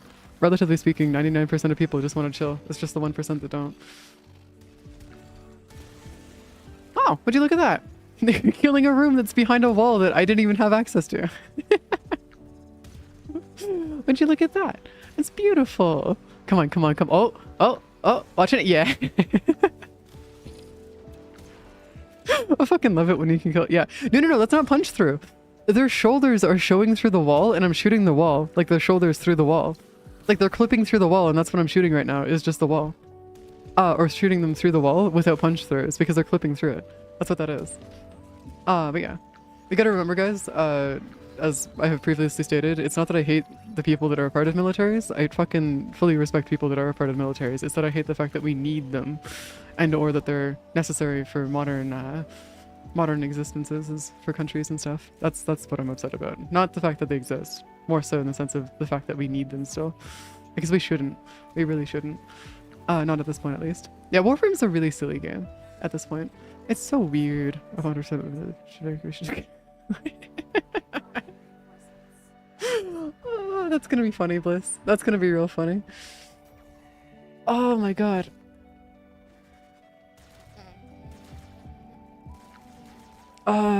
Yeah, I mean, to be fair, anybody who does Bliss, yeah, sit there. Unless they're dicks about it. I mean, you gotta remember that's usually the minority, though. A lot of people that are a part of military service are usually really cool. Or it's the LARPers. And you guys know exactly what I mean by the LARPers. Because if you guys know anything about it, I've never met anybody who is, like, who's been a part of service who is openly talking about and bragging about the fact they've been a part of service. Without it being some kind of ego thing. Because, like, I've met a lot of people that have been a part of service. Like, that have been a part of the militaries and whatnot, yes. But I've never actually met anybody who was a part of service, who had been a part of service for a long time, or had been deployed, who actually openly bragged about being part of service. There's also the side of things of where you can kind of tell who's been a part of service, just by the way that they act about certain things. Yeah, that's what we call the LARPers. Because if you've been in part of service or any kind of like those jobs that have been like very difficult and whatnot and or very traumatic, it's one of those things where I've never met a single person who's been a part of that who has openly bragged about it without it being like some kind of ego thing. Like it's one of those things where if you meet somebody who's been a part of service and they brag about it, just be a little worried. Also include the military spouses who demand that. Oh god, not the military spouses. Holy shit, no. No, not them. God damn it, those are so stupid, man. Like, no, you cannot have the same rank as your husband. or the same authority as them because you're their... No, that's not how that works. You aren't royalty. Like, even in royalty, they didn't, like, the wives of kings didn't even, like, have the same fucking standing as the kings themselves. That's not how that worked in royalty. They had almost no power. They were just there as trophy wives for the most part. Just people forget about that entire fact. Or the fact that, like, if you were a matriarch, you'd have to deal with the fact that you would have to be, like, considerably more brutal and a hell of a lot more direct with what you were doing because of the position that you held was a lot harder to hold as a woman during that time. And so, like, I understand where they're coming from in the sense of, like, where they could get that idea, but no, it's very false that that is how that goes. I've heard him reference being in the military. What? No, don't. God damn it, man. No. It's like the high school. It's like the high school that I went to where we had, this is gonna get really funny for a second here. I went to a high school in Quebec, okay? This was only for a year. Where we had two sides of the high school, or technically three sides. We had the three sides. The first side was the side that I was a part of, which I didn't give a fuck. I was the one that was like the quiet kid and hiding, like sitting in the corner reading a book, minding my own business. There was the other side, the other two sides, where they were LARPing as gang members, where the school was split into two sides. One was the Crips and the other side was the Bloods. Not actually a part of it, by the way. They weren't actually a part of those two gangs. They were just LARPing as it. And they were trying to go through and they were trying to like fucking go through and like LARP as gang members and all this stuff, and it's like, I'm sorry guys, but if you've ever met anybody a part of a gang or any of that shit, they don't tell you. You wouldn't know unless they're on duty. Like, they do not make it clear that they're actually a part of that shit. Like, I don't know if you've ever actually met people who have been a part of this, guys, but like that kind of shit they don't tell you. You either find out the hard way or accidentally, and that's not a fun time either way. Or you just look for the signs. But yeah, that was my, like, that high school also had, they also had police officers and they had police officers that were, doing patrols around the school. They also had drug dogs that were sniffing lockers and stuff. They also had, police cruisers that were patrolling outside the school as well. Like, no, it was like actually like one of those situations where it was actually, they had to have an entire police department just for the high school. It was nuts. It was like one of those ones where it was like, what the fuck? How do you get that far gone in terms of like having like a social situation in a high school that's that bad? Like, dude, holy shit. It's crazy, man. To be honest, I think that mentioning it was a designated code reviewer in one of the previous companies and similar, though, at least scope. Yeah, well, that's the mafias. That's a bit of a different story. When you're dealing with mafias, that's yeah, you don't mess with the family. You don't mess with any of them. Hey, show your foot. Ah, okay, they're just gonna, okay. Yeah, mafias are a bit of a different story. The reason why they saw that is because a lot of the kids were like, oh, because this cool stuff is cool. And it's like, no. No, that shit is not. Jesus Christ, man. But yeah, that's what I mean by LARPers, is people who have like said that they're part of that shit, but actually aren't a part of it. And then they act like they think that those people act. And then it's like, no. Because if you know anything about those like environments and the people that are a part of those stuff, it's not how they act. That's like about as possibly the most opposite as they would act. It's like the whole thing when people think that the Yakuza act a certain way. It's like, no. You guys understand that the Yakuza work alongside the police departments, right? Like, the Yakuza have been like they actually work alongside the police now. Like, sure, they still do gang stuff, and they still have, like, unauthorized arms and, like, other things like that, but they usually handle stuff that the police can't. Because they're just somewhere there. Yeah. No. Yeah, post-World War II, they were the police, and they still, to this day, actually go through and help with it. And even during the old times, actually, Krennic, the Yakuza were, in some areas, a way for them to actually go through and actually take care of public order and stuff. Like, it's one of those things where the Yakuza in themselves sure are, they are thugs, and they do happen to be a part of, like, a gang and whatnot, but, like, they have also done a lot of really good shit. Also, they go based on honor. They have like an actual code and everything that they go based on. Granted, their system is a little bit more brutal than most, but yeah.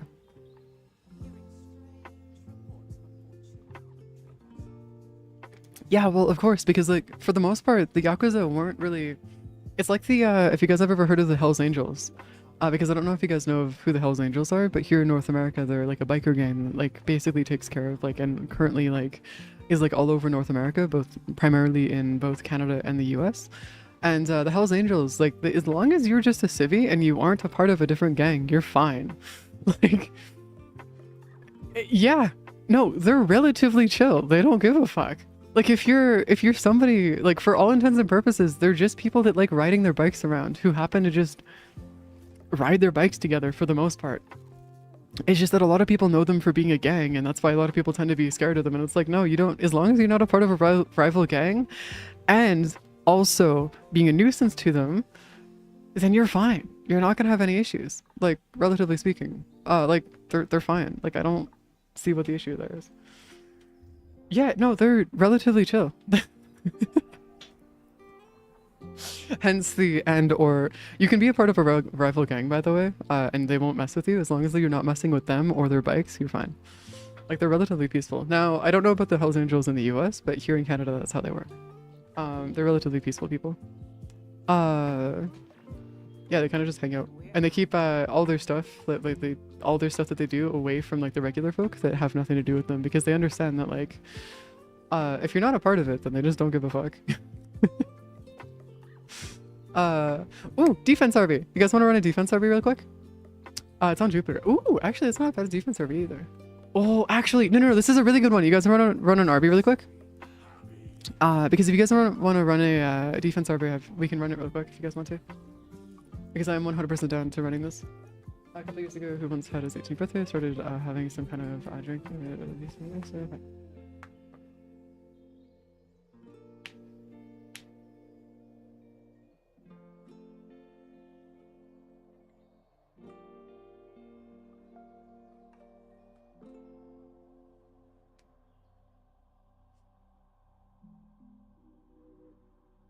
No, that's not good, Code.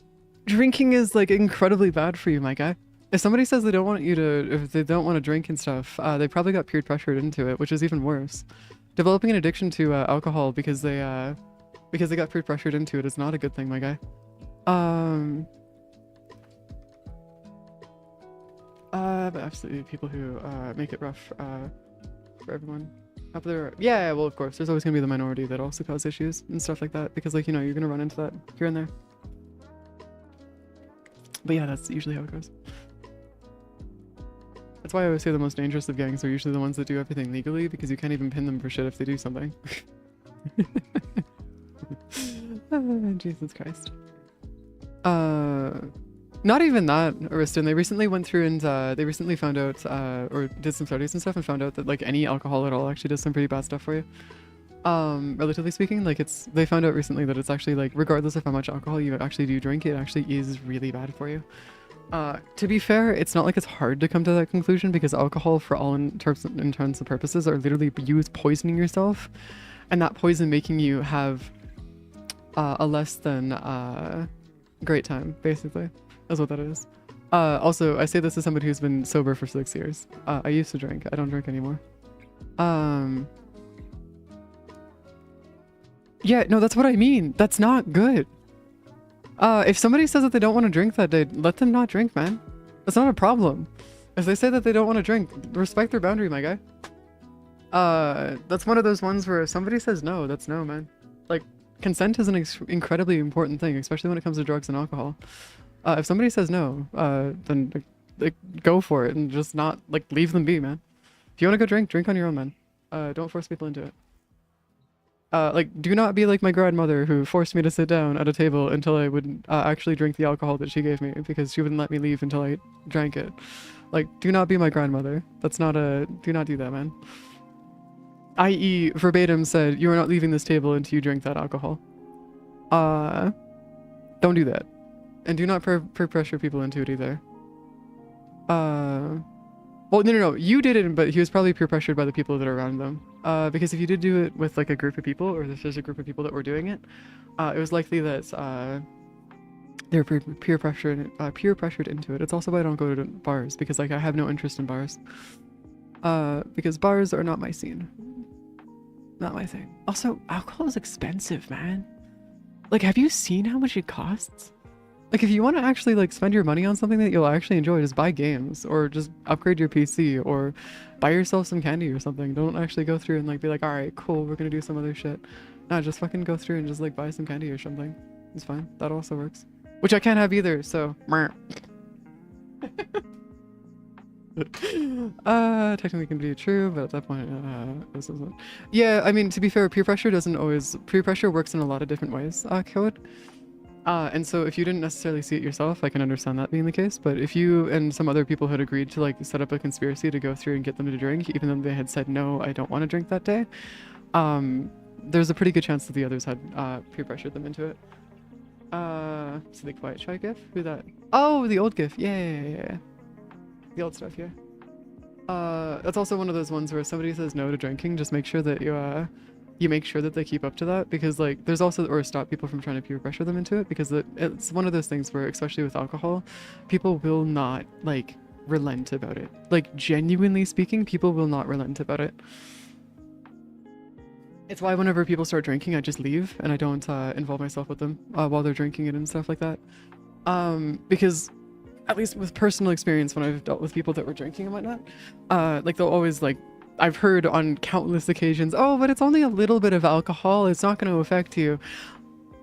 The problem is that I'm also extremely weak to alcohol. So like for me, if I have like even a sip to alcohol, I will be drunk. I'm gone. Like you can't, doesn't matter if it's a 3%, 4%, doesn't matter what it is, I will be gone. There's no, getting me back from that. Unfortunately, like I'm extremely weak to alcohol. So like I like fully understand that it's like, it's pain. Ayo, hey bunny. But yeah, please, for the love of God, if somebody says no, just make sure that they keep up to that and make sure that everybody else respects that, because holy crap, man. Even with like eating like candy, like chocolates and stuff that have like, you know those chocolate things that have like the alcohol inside the chocolate, where it's like the little like chocolate thingies that have got like little bits of alcohol inside of like the little pockets inside of it and stuff. That stuff is like one of those things where it's like, even that I don't touch because it's like too much for me. It's like, no, I'm good. I'm okay. Now, there is one time where I will actually eat it though, and it's if you put it inside of a steak. Like if you go through and like make a steak sauce with alcohol on it, and you put it on a barbecue, now that shit is bomb. Like I will 100% do that, but that's also because there's no alcohol left. There's just the taste. Yeah, no, you're fine, Code, you're fine. As far as I've seen, I mean, it doesn't really matter. It depends on the alcohol. If you're going for, or it depends on the steak as well. Because you can use red and white alcohols red and white wines, like wines specifically, for different kinds of stuff. You can also use beers for different kinds of, oftentimes you use beer for like duck and or rabbit, are usually what you'd use like beer and things like that for. Beer and mead. Which actually turns into like a really, really nice consistency and like actually really nice texture. But if you guys don't know, if you add like different kinds of alcohol to your food and stuff and like the sauce and you cook it, the alcohol actually goes away, it burns off. So you actually don't need to worry about the whole issue of like actually ingesting alcohol through that. Yeah, use Sprite or ginger ale for chicken. Yeah, that's the other one too. I've seen that before. Yeah, it's really cool though because it changes it and it tastes so good, man. So fucking good. Like genuinely speaking, there's not much that like I would recommend much, but like if you want to have alcohol, have it with some food. Like actually like put it into your food and like cook it with it. It's so good. And that is like the only time I'm fine with it, is because it's not actually alcohol at that point. And relatively speaking, I'm pretty sure it's healthy-ish, I think. Granted, don't eat it every night, but yeah, it should be healthy-ish. I think. I could be mistaken though, but I'm pretty sure. Haha. Stoofers.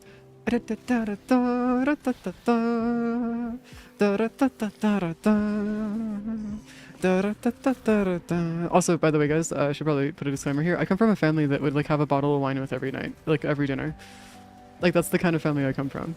So like it's also because like half my family is French, so like having wine with your dinner is like actually like kind of just normalized and whatnot, which is fine. It's part of the culture and whatnot, but like that's not my thing.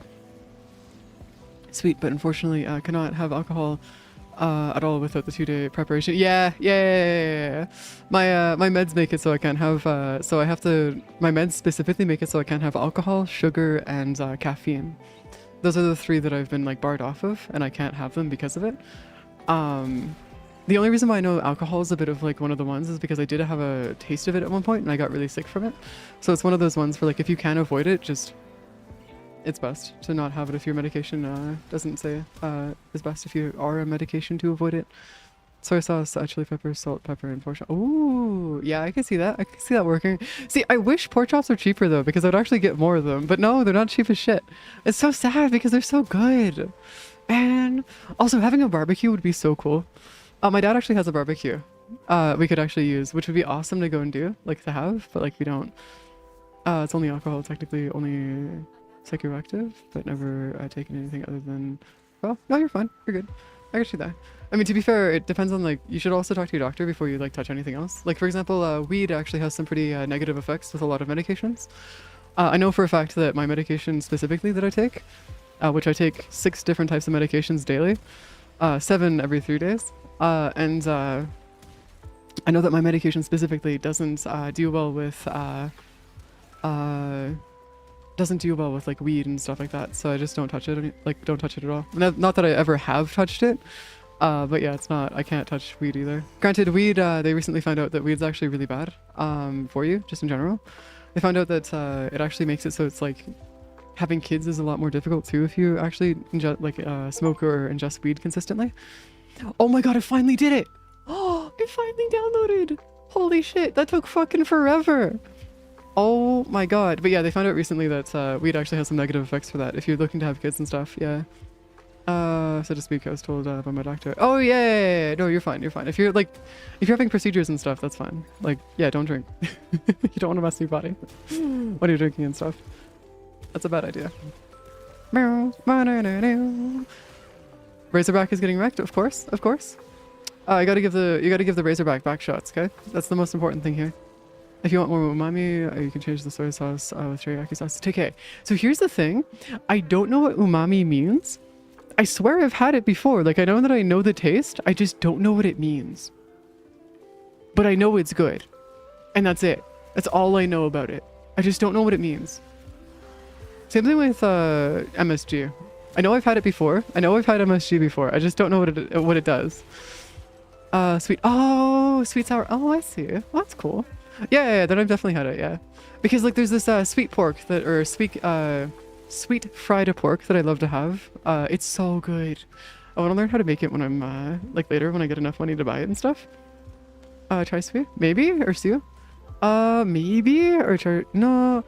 I'm actually not sure. It's like usually at Chinese buffets and stuff. It's like it's at Chinese buffets and stuff where like they have like a sweet fried pork that has it's like a super like soft and stuff. It's so good. It's like some of the best pork I think I've ever had, and I want to learn how to make it and stuff, just so I can make myself some stir fries and like have that as part of the stir fries. The problem is that I don't have a wok, or I have a wok, but my stove isn't large enough for it, so I'm gonna have to wait until later once I'm able to move out into a place that actually has a proper stove and whatnot to be able to get a wok, or to be able to have a large enough stove for it. Because unironically, my wok is so large that it only fits halfway onto my stove right now. My stove can only fit half of it. So stupid. It was both. So it was glazed. It was glazed, and there was some that were like dark pink and stuff. I love them both. Like honestly, anything at Chinese buffets I will eat, pretty much. Like literally anything. Same thing at Japanese buffets and stuff. I will. Oh, is it char sui or sui? Is it sui? Or is it siu? Sui? Ah, crap! I can't remember. I know it's char, and then sui. Sui? Sui. Yeah, sui. Right? I think. I don't know. I could be butchering the pronunciation here, but yes, it's good. It's delicious. I don't care. It's so delicious. The pronunciation doesn't matter. I just love it. But yeah. That would be what you mean by the umami flavor, right, Ariston? I just want to make sure that's what you mean. Because if that's what you mean, then yeah, that is exactly what I fucking love. I love umami. It's so good, man. Literally nothing better. I also plan on like doing cooking streams later on, but I don't know if I'm going to be able to do that here, actually, specifically. Which is unfortunate, but we suffer. Because, well, it stuffs. Char siu? Oh, I thought it was, and the Japanese called, char siu. Okay, so you don't pronounce it with the I. Oh, okay. Oh, no, because the SI makes the sh sound. Okay, yeah, I can see that. Though I feel like, isn't that also one of the, isn't that one of the, isn't sh or shu, the thing where it's got like 11 different meanings or something stupid in Mandarin, or I guess Chinese? Isn't that like one of those ones where like the sh sound? Yeah, okay, yeah, okay, yeah. Just making sure, because I have been shown a couple of the things in Chinese, and like, oh my god, man, I don't have, oh my god, we got another one. I don't have the dexterity with my mouth to be able to go through and speak Chinese, not yet at least. It'd be fun to go learn it, purely for the fact of saying that it's easy to learn and then watching people lose their minds. Regardless of how difficult it is to actually learn. But I just want to go learn it just to fuck with people. Just to say, yeah, it's easy to learn. No, I'm well aware that it's hard to learn. Even the Chinese don't learn Chinese now. Well, no, they do. They do learn Chinese. It's just that they learn English because it's the international trading language. That's why. Because the word used for it means death. Oh! I mean, yeah, fair enough. It's like how our 13 here in North America means death as well, or bad luck. I have the vocal dexterity, but eh. Yeah, that's also because don't you also know a language that's similar to it though? Due to being from the Philippines? Though I could be mistaken, right? Or is that more of just like because the Philippines learn, they have a language that's similar, isn't it? Or at least not English, from what I understand, right?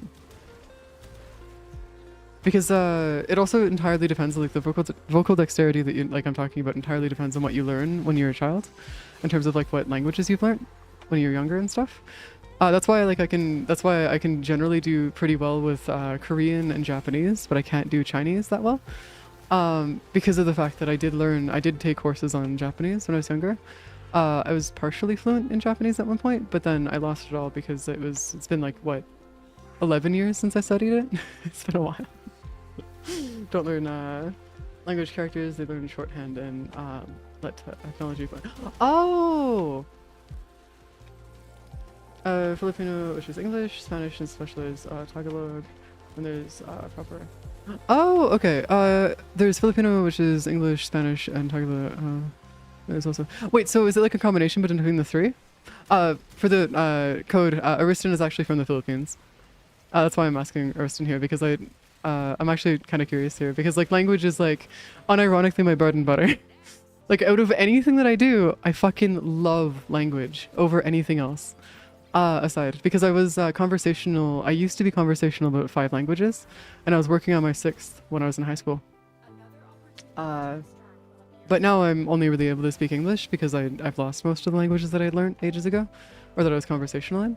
But yeah, I love language. It's like, it's one of my like, it's literally what makes my tism like go like burr. The problem is that everybody, like the thing is that since I stream in English and only English, we have a community that's like primarily English, and that's not a bad thing or anything like that, but like I can't just switch what language I speak on stream, because if I do, then it confuses the majority of the community. So like I can't just like switch to French or Spanish or Portuguese or Italian or any of that kind of stuff, the languages that I used to be conversational in. Well, I was fluent in French. English is unironically my second language. But yes. Which I know sounds weird to say, but yes, it is unironically my second language, since I could speak French when I was younger better than I could speak English. Which is a weird statement, but yes.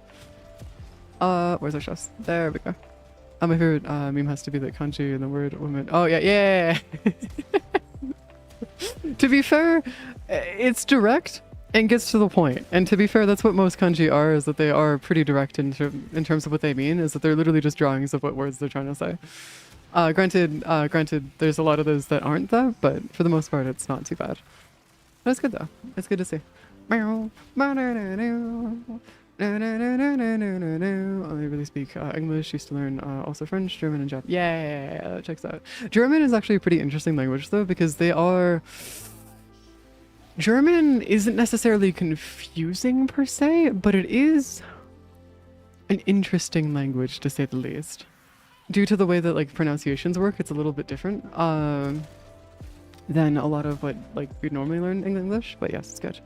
Well, German's interesting. It's not that it's bad or hard, it's just interesting. English is the national language in Philippines. Filipino itself has 3 kavals. Scenario linguistically, Tagalog is regional language, mainly observed in central coastal. Oh, okay, that's kind of cool.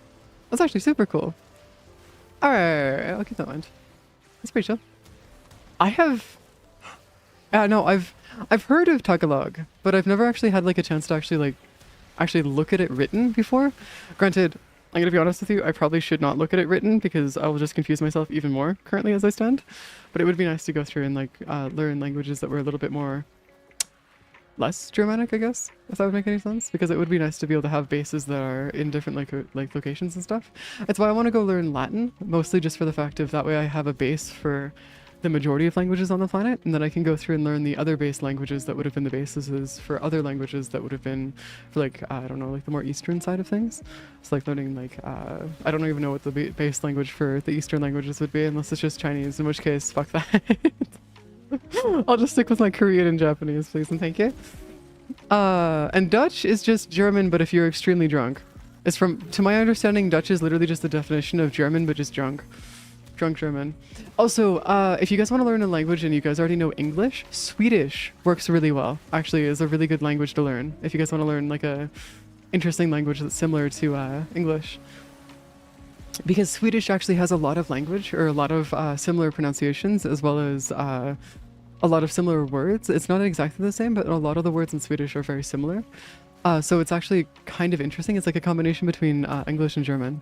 So if you're ever looking for a language that's similar to English but not too far off to learn, Swedish could work. Yeah. But it's pretty cool. I was planning on learning Swedish at one point, but I'll have to put that on the back burner for some other languages I want to learn first, but it's fine. It's okay. I have the time for it too, so I should be able to go learn some languages too. Yeah, Swedish is pretty chill. Granted, not that I'll ever have a place to use Swedish, but yeah. I think the 2 languages that I'd want to learn first, though, currently is probably Japanese and Korean, though primarily just because I read webtoons and read manga. It'd be nice to read them in their actual native language, because like, or at least like the primary language of what they were meaning, so I can actually know what they meant. Because right now, a lot of the translations for a lot of the webtoons and or manga that I read aren't actually perfect translations. They're like approximations, not direct translations, and it gets a little confusing at times because some of it doesn't mean... like, it's not correct, if that makes any sense. So it'd be nice to go through and actually learn it properly, just so I can actually read what the author meant, basically. It should be cool.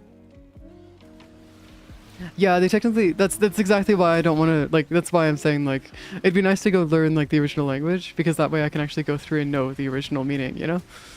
Just to avoid the whole issue of, like, oh, no, localization and translations and whatever. It fucks translations. I'll just go read it myself. That's like the superpower of knowing multiple languages, by the way. It's just being able to go through and just like, fuck it. Don't need a translator. I am the translator. Give you a sample phrase. Yeah, sure. I mean, to be fair, that works. But also keep in mind that I'll probably get very confused very quickly. Because I don't know if I've learnt any languages or seen any languages that were similar to Tagalog. Swedish. Oh my god. Basically, they keep the siren. Just keep our siren buff? What? It's basically just here to... oh, yeah. Wait, what do you mean by a siren buff? What are you doing? Oh, do you mean the, do you mean you're here just purely just for the, Damn, I focus on Warframe more than... What do you mean, Code? What does that mean? Do you mean in the sense of what I'm doing right now? I'm not even looking at the screen right now. Like, I look away every, like, I look back every, like, minute or two. I'm not looking at the game primarily. If that makes any sense. Like, I just let my mind go and just focus on it. Once I start focusing on it, I'm looking at the game and stuff, but, like, outside of that, I don't really tend to focus on the game now. At wisp modes for everyone's being... Oh, yeah. What do you mean I speak fast? I don't speak fast. Apparently I'm speaking at a normal speed for most people. Like, apparently this is a normal speed for the majority of peeps, unless I'm actually speaking fast, in which case, yeah, this is my slow speech. I'm sorry to say, guys. For those who aren't aware, this is me talking slow. I've spent years working on slowing down my speech. Kelshi can attest to this, by the way. This is my slower speech. I used to speak a lot faster than this, and I mean a lot faster. Meow, meow, right now, but longer. PCC. Oh no! I know it doesn't bother you, Kelshi, but a lot of people tend to mention that I speak really fast, and it's like, what? This is not me speaking fast at all. I'm also relatively quiet for the most part for most people, which is weird, but yes. Right now, but the longer the longer the more you accelerate. Okay, that I didn't realize I tend to accelerate. Whenever I'm like speaking a lot more, but I guess that, oh, maybe it's because I'm reading what you guys are saying, so I have to slow down so I don't. Okay, so a little bit of a funny story when you guys are like hearing me speak. So there's 3 different voices I'm hearing. There's the voice of what I'm thinking, there's the voice of what I'm speaking, and then there's the voice of what I'm reading. So whenever I'm going through and I start just reading what you guys say, I'll slow down to be able to actually not articulate, like to be able to let me articulate easier. And then whenever I start like thinking about what I'm gonna actually say next, I think about it, then say it after. And then I proceed to go through, and then I'll have separate thoughts into what I'm actually doing separately. And like in the game and stuff as well. So I tend to have 3 different voices going at once in my head, which is interesting. Yeah. Oh yeah, there's no way. Yeah, I know. I'm gonna be honest with you. I would not be able to follow that. Though it kind of reminds me a little bit of what if you've ever heard of Ugandan, it kind of sounds a little bit like Ugandan.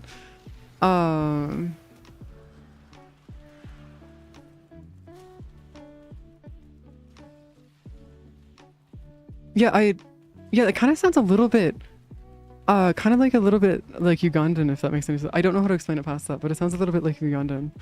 Or I guess looks a little bit like Ugandan. If you've ever, well, I guess they have like 400 different national languages and stuff, so like it's different. No, I don't, it's not that it's hard to explain, but the way that my thought process works is just, that's just how it works, is that I can have like a different, I can have different thoughts at the same time, which is a weird one to explain to a lot of people when they're like, oh yeah, I have thoughts and emotions, like explaining it to my dad, who just like literally has thoughts who are just emotions. No pictures, no voices, just emotions. That's how he sees his stuff, by the way. That's how he thinks. It's just purely by emotion. And it's like, okay, but how does that work? Because like I can split up my mind and have like different thoughts going at the same time, and then have different processes going, and it's like, okay, but then how can you only have one thing? And it's like, okay, that's no, how it's gotta be so peaceful to have only that going. What do you mean, man? I don't know.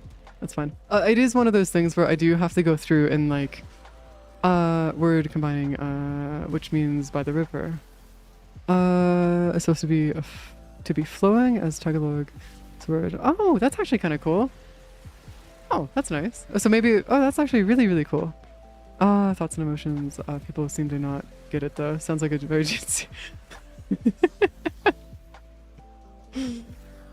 What? Homie, Arch, what do you mean? Okay, isn't that just like what you speak normally? Or is that something else? Because you're also... No, you're from the fucking Philippines too, aren't you, Arch?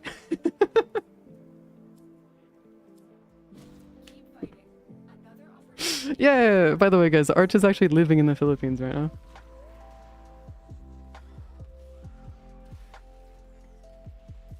Oh. Ah, yes. Motherfucker. The usual fucking shenanigans that they go about here. Yeah, that checks out. Yeah, that checks out. No, it's less of a Gen Z thing and more of just that different minds think differently, and that's how it goes, I guess. Maybe? I don't know, man. I don't know, man. I'm not as old as people think I am. Nowhere near as old. People are like, oh yeah, you gotta be in your early to late 30s. It's like, you know what? I'll take it. I'll take it, guys. I'll take the assumption that I'm in my early 30s to late 30s. I'll take that assumption. Thank you. Appreciate that.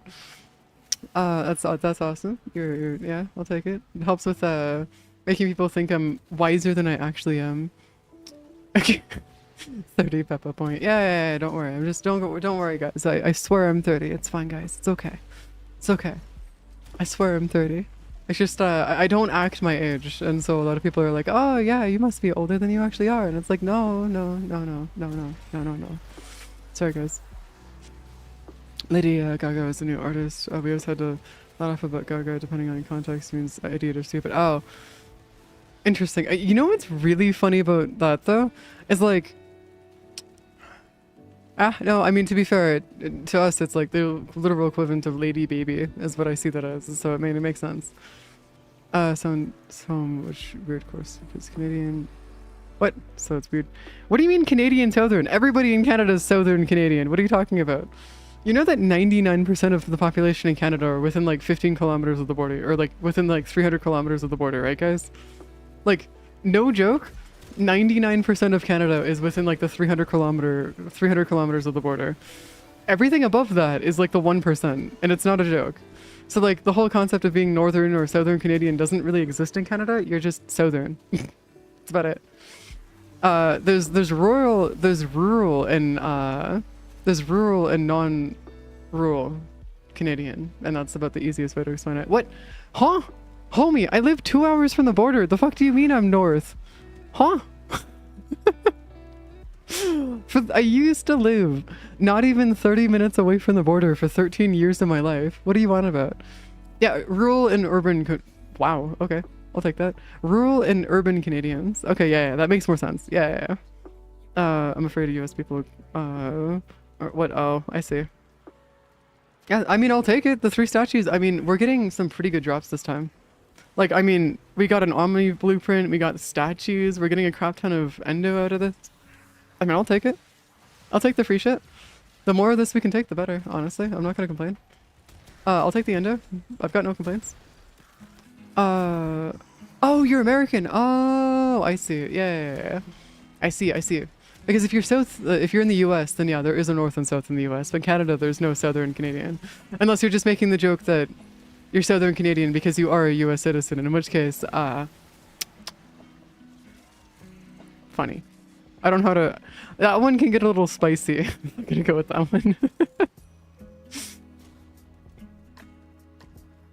Why would I remember... Why would I... Well, Urston, I grew up in rural Canada, homie. I didn't grow up in the cities. So yes, I did grow up partially in the cities and whatnot, but like I primarily grew up on like farms and like areas where we weren't like really in the city. So like I did grow up in rural Canada, not urban Canada. So like for me, I'll remember rural more than I'll remember urban. I live in the urban side of Canada now, but I grew up in rural.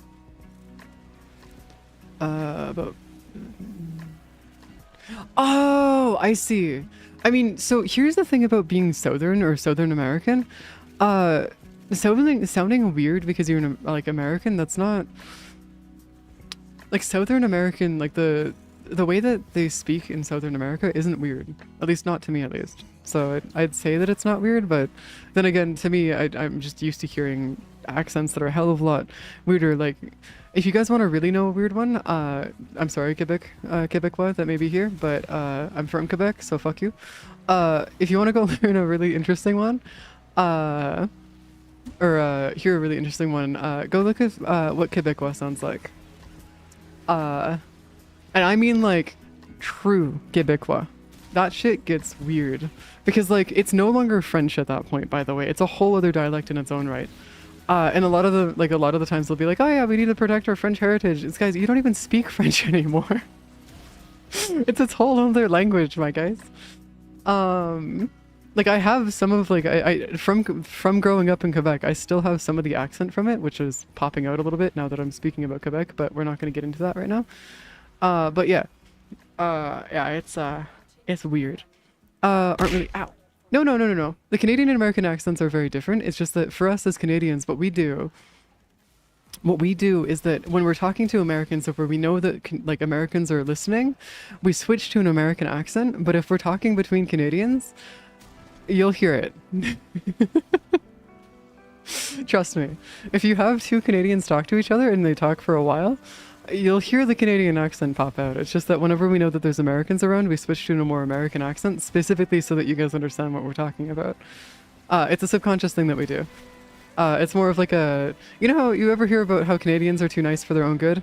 This is part of our culture. I could also go through and debunk the fact that Canadians, well, no. See, here's the difference here. Canadians are very polite. We're not nice. There's a huge difference there. Well, actually, 99% of us are actually pretty nice people, but like a lot of us are mostly polite. We're just not nice. And that's like the easiest way for me to explain that to you guys, or for anybody who's not Canadian, is that a lot of the times, like, we will be polite in almost every regard, regardless of what situation we're in. And that's why a lot of the times a lot of people mistake me being polite for me being nice. No, there's a very good chance I'm throwing insults at you. It's just I won't say it to your face.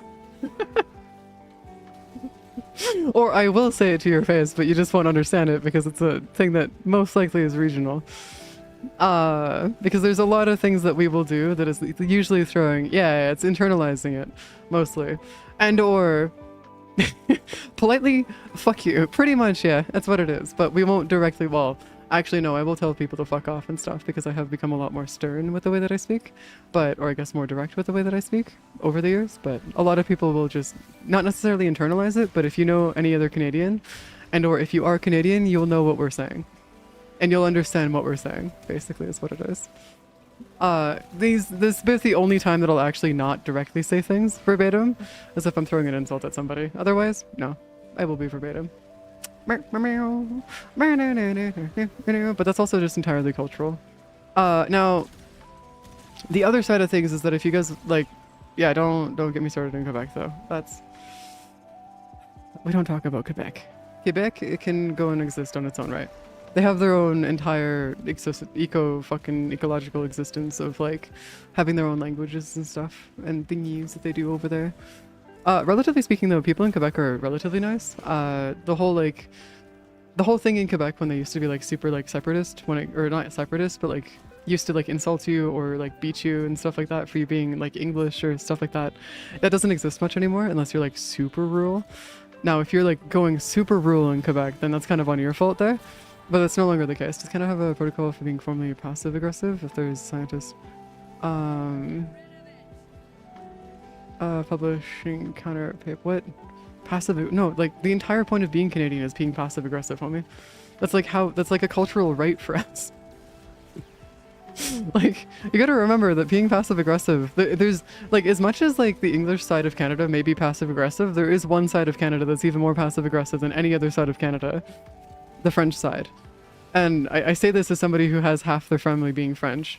Because like, or more accurately the Quebecois side. So I myself am not, this is a distinction that I need to make actually really quick. I myself am not Quebecois. I'm not Francophone, I am Anglophone. Which means that I'm, or I guess Anglophone, not Francophone or whatever the fuck you say in terms of pronunciation and whatever. I don't know. It's something from a long time ago. But yeah. I'm English, I'm not French, but half of my family is French. Actually, in terms of like my ex-mother's side of the family, it was mostly French as well. So like there is a whole side of things like where I do understand the whole concept of being like, oh yeah, you've got like all your shenanigans going here. No. It's just like, yeah, it's just how it goes. Yeah. Well, I mean, to be fair, there's also the whole cultural thing of like when people are being like aggressive when they're being nice and stuff. Like that's the same thing with, or it's also a perceived aggression because there are different cultures where there's different ways of speaking. Like for me specifically, the way that, like the way that I say thank you is I say thank you, I really do appreciate it. Like when I say that, it pisses people off because they think I'm being passive aggressive or that I'm like throwing an insult at them. No, I mean that literally when I say that. It's just that I've run into a lot of people in the past who have been like, especially my grandmother who is like from a very French household, where for her that would be considered an insult. Like that for her side of the culture, that is considered to be like I'm throwing insults at her by complimenting her a second time in the same sentence, kind of thing. It's not. It comes entirely cultural and to different families and stuff. There's different ways of like explaining stuff. Then even within families, there's different ways of speaking. Like for example, the way that my dad and I speak with my little brothers, and this has been a thing that has like developed over the years, like as I was growing up and stuff, and probably worked with my grandfather as well, is that D, like D-E-E, means like little chip or like a little D, like a little like squirrel or like a little ground squirrel or like a little mouse or something. That would be considered a D. And then a DD means a deer. Or like something similar to a deer, like a bison or like a a horse or like a thing like that. But like that's like a cultural difference. Is like even there's cultural differences within like families and stuff. So if you ever hear me like a little like say little d or like a dd or something like that, that's what I mean, is where that comes from. It's not from anywhere, I don't think. And that's also where the whole concept of like me saying little dude comes from as well.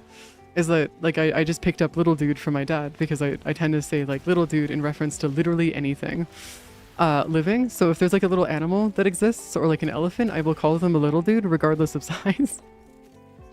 And it throws people off sometimes because they'll say like, oh, look at the little dude. It's a thing that's like the size of a mountain.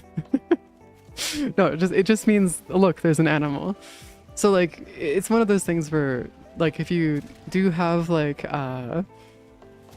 cultural differences and stuff, like yeah, pretty much that's what it is that's where that comes from, or that's what that means, is that it's just in reference to, oh look, there's an animal.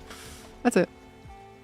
But that's also where it confuses people, because a lot of people even in Canada don't have that. Or for example, the regional difference of us calling like our Canadian Air Force. I'm not talking about the actual military here. Like when I talk about the Canadian Air Force, I'm not talking about the Canadian, like actual Canadian Air Force. I'm talking about our geese. Specifically our Cobra chickens is another one that we have here in Canada. The Goose Squadron, yeah. Like we nicknamed them the Canadian Air Force because they do actually protect the areas that they're in like really well. And they tend to be extremely territorial, so that's why they're the Canadian Air Force. Then there's also the Cobra chickens, because geese act like cobras, but they're just chickens. So, you know, Cobra chickens. So there's a lot of different things, like when you go through and take a look at that, it changes depending on where you are. The Moose Commandos? Maybe? I don't know, I've never heard that one before. But yeah, we do actually have, the Royal Mounted Police that are actually horse-mounted police that we have in Canada, that are all over Canada. And actually in BC, our police force in BC is just the Royal Mounted Police. That's where they're from. It's unironically just in BC. Pollen season, I keep saying the Polish Air Force is... yeah. But yeah, just as an example of like regional differences that you have between countries, and like even within the country itself is like where that you see those differences and stuff. Or like the fact that swearing is like a huge part of the Canadian culture. Except that there are some people that like tend to be like, oh, but you can't swear because it's just written. Fuck that. I have never met a single Canadian that did not swear when there were no kids around. To some degree, unless they were like super posh. And I'm talking like posh, not like faux pas or faux posh. No, I mean like actually posh, like on the richer side. I just remember a video of Goose fighting a bald eagle around the... Oh, yeah. Yeah, no, I got you there, gosh. To be fair, if there was one animal that would encompass the US perfectly, it would be the bald eagle. So, you know. I swear, even the... when there were kids around, to be honest. Not even... So here's the thing about that, is that, yeah, sure, that's the case, but like I've worked in blue collar, and like even when there's kids around, like sure, it's not... Like there will be some swears that are said, but it's not like actual, like, full-on, like, swearing constantly. Like if you've worked blue collar, you know what I mean by... Swearing is kind of like a birthright of Canadians, because like if you combine Canadian, worked in the kitchen and is blue collar... Yeah, there's gonna be some swears. Yeah. No, I mean, like, I still say shit and damn. Well, yeah. Well, those aren't even, like, that's not even, that's just, damn isn't even a swear. That's just a word.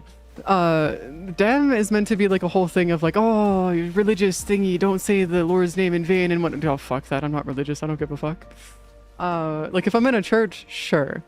I might think about it. But, like, outside of that, like, eh. Damn is not a swear.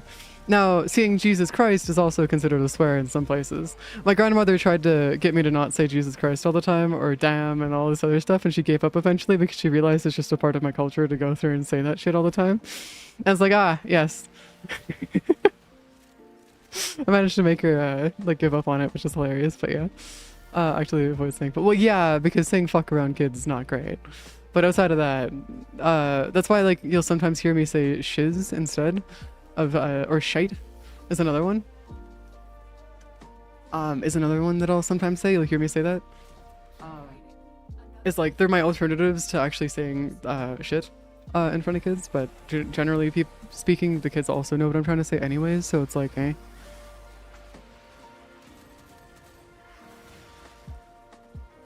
Archipelago, it's where's your tail?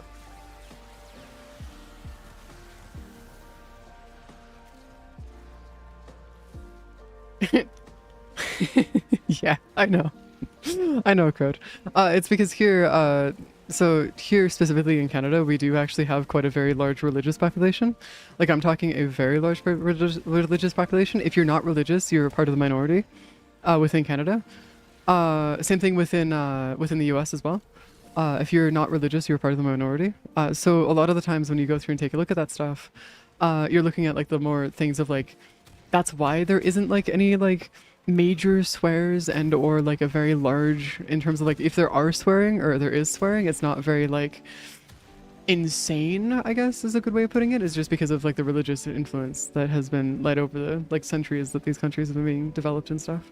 Used to be the same in Poland and now it's reversed. Well, yeah, I mean, to be fair, that's kind of happening between the dichotomy of the change between the Gen X, Millennial, and then Gen Z, who Gen Z happened to, yeah. Yeah. By the way, for those who don't know, my dad's a Millennial. He's 44. He turned 44 a couple months ago. For those who don't know. Which is funny, because a lot of people are like, oh, yeah, you have to be old. No. My dad's actually very young. He actually is a part of the 30 to 40% of the people who watch the streams here. Who, like, the majority of the people who are here, or I guess a good chunk of the people here are my dad's age, unironically. Which is really funny to think about, but yeah, a large chunk of the people that are here watching streams and stuff are my dad's age. Always remember that Gen Z is technically the most educated generation. Yeah, we're not gonna get into that though, because people like to get butthurt about it. Does he watch it? No, he doesn't. So my dad, he knows that I stream. He knows how much I make off of streaming, because this is actually, like, my finances and stuff, he helps me with them and stuff. So he knows how much I make off of streaming. He's well aware of all this stuff. He knows that I stream. He's fully supportive of it, actually. I actually have to keep my schedule hidden from him. Because otherwise he will refuse to see me, because he knows that I like streaming and stuff. So he will actually refuse to see me until after I stream, or make sure that he ends things early whenever we're hanging out to make sure that I can actually make it to stream and stuff. So I've actually routinely had to hide my schedule from him, specifically to make sure, or just hide the fact that I'm streaming that day, specifically so that he'll actually like let me hang out with him longer. If I'm ever late to stream, that's probably what it is, by the way, is that I'm hanging out with my dad. But yeah, he's very supportive of the fact that I'm streaming and stuff. It's just that he doesn't actually watch my streams because it doesn't really interest him, really, because it's not his thing, which is understandable. It's okay. But he still supports the thing. Like, he still supports what I enjoy. So it's more than okay. Like, that's one of those things where it's like, yeah, you don't have to go through and like the things that your kids do. As long as they're not, one, hurting themselves, hurting someone else, you're fine. And that's his policy. He has the same, like, that's where I get my policy of, like, I don't care who you are, where you're from, what your history is. The only thing I care about is, are you hurting yourself? Are you hurting somebody else? Or are you supporting somebody else who is hurting somebody? And those are the only three things I care about. Outside of that, I don't give a fuck, man. Your history, like, anything, like, your beliefs, whatever, I don't give a fuck, man. That's where I get it from, is him. Is he's the one who gave me that, that kind of thing. And then it's funny because he has that thought process, and then he also happens to have also the thing of like I had to, it's just like, it's funny because there's some things where it's confusing, but he's also millennial, so there's some things where like, yeah, it gets confusing sometimes, but it's fine. It's okay. It's more than okay. Also, I now have 128 Vitus Essence on me right now, by the way. Officially, I have 128 Vitus Essence. I swear to God, this is like insane. By the way, if I had a credit booster right now, we would have ended up with 1 million credits by the end of this mission. As like, not a joke. We would have actually ended up with 1 million credits by the end of this mission if I had a credit booster, which is nuts, but whatever, I guess. Road to 256 commence. I mean, I'm not exactly against it. I mean, I'm enjoying myself here just talking, which is not that big of a deal. But yeah. But as it stands, like, relatively speaking, for those who don't actually know, aside from the jokes and the community memes of me being 30, or in my 30s, I turned 24 6 days ago. I'm a lot younger than a lot of people tend to think I am. And like I tend to have to remind people when they talk to me that no, I'm not in my 30s. No, I don't know who these people are. No, I don't touch social media. I don't have any interest in that kind of stuff because it's not really my thing. And so, yes, I'm 24.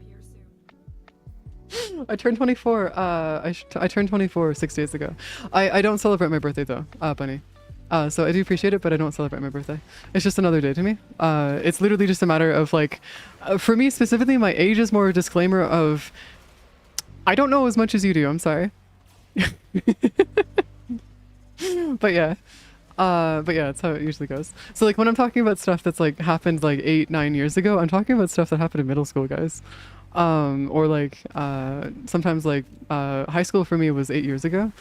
Yeah, about 8 years ago. I thought you were at least my age, but damn, you were 11 years younger. Yeah, no, my dad's 20 years older than me, by the way. He had me when he was 20.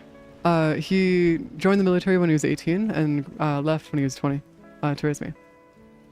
That's also why, like, that's also, like, and then after he took care of me and was, like, actually resing me and stuff, actually, no, I was into robotics and making robots when I was 8, though. I was making robots when I was 8, though. I daily drove Linux through most of middle school and high school for 8 years. When I was in, like, grade 7, I started daily driving Linux. So, no, I mean, it's not exactly that off from the truth. But yeah, so when it comes down to it, he basically he turned 20 and started raising me when he was 20. So like, while I do understand that like a lot of people starting to be like, oh yeah, your dad's like gotta be old, right? No. He became a professor when he was 30. Yeah, he was a professor at like a university when he was 30, guys. So he was teaching people that were older than him on average. When he was 30 and stuff at a university, which is hilarious, but also at the same time kind of crazy. It's coding when in Pascal when I was in middle school, and coded in the same year started robotics then. Yeah, I mean it's not necessarily. No, actually no. I started robotics when I was like 8. So a lot. No, you wouldn't have been in middle school when you were 10, I don't think, right? Wait, is middle school when you're 10? Wait, is that when? Wait, actually? Holy shit, man.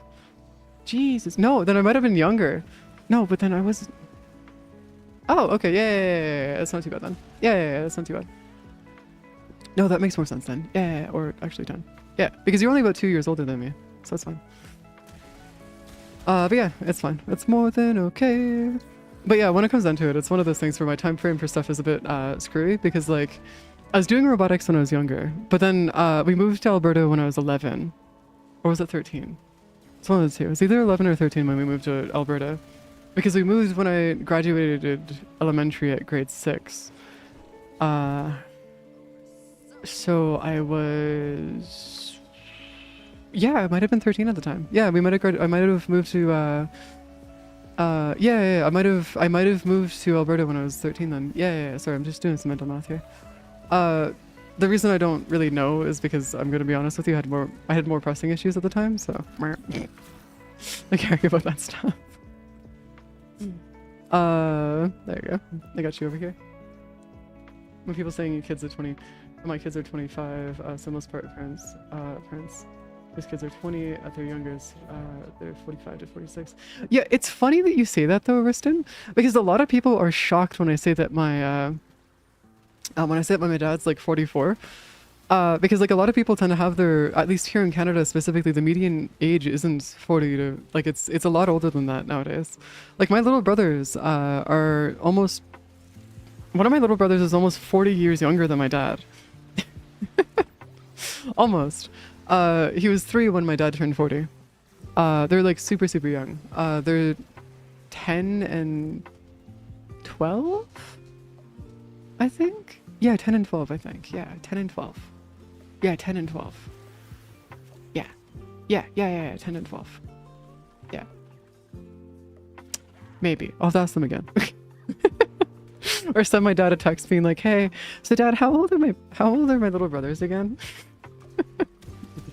But yeah, they're a lot younger than I am. They're a part of Gen Alpha. Being younger, our brothers were like 20 years apart. Oh, Jesus Christ, my guy. Yeah, no, I don't know what it is with having parent or kids that are like super far apart in generations, because like, yeah, no, we have family members in my family that are from the boomer generation. Or no, actually even further back than that. The silent generation, I'm pretty sure. Yeah, we have members in my family that are from the silent generation all the way to Gen Alpha, which is nuts to think about since we have like such a insanely diverse culture set between like everybody in our family. It's insane. My cousin has it interesting because my older cousins are 27 or so. Oh shit! Oh Jesus. Okay, fair enough. That is a interesting time. Yeah, no, my oldest cousin is turning 18 this year, I think. I only found that out recently that he's turning 18 pretty soon. And so like it's kind of there, but like we could not be any different. Like we are about as different as you could possibly think. Like genuinely speaking, it's actually kind of wild. Because like, yeah, no, I can't even explain how different we are, but no, he is. Did that just say a red crit that had 2 exclamation marks at 2.3 million damage? Alright, cool.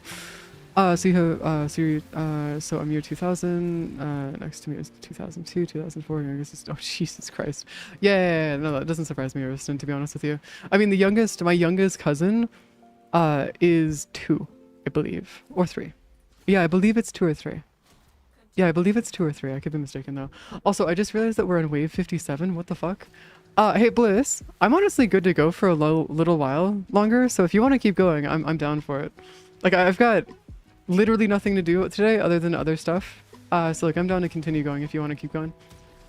Well, recording and getting the YouTube channel back up and running as well as the Patreon and stuff. That's more what I have to do today. Most of the super old people in my family have passed away, but my dad is turning 70 next year. His brother, and I think, is 73 or so. Oh, geez. Bliss, I'm sorry to say this, but my grandfather is turning 73. My grandfather. I'm so sorry, Bliss. It's nuts. Wait, how is it? Hold on. Oh, no. That's nuts, actually. That's actually kind of crazy. Yeah, no, our family is like pretty condensed in terms of like our generations and stuff.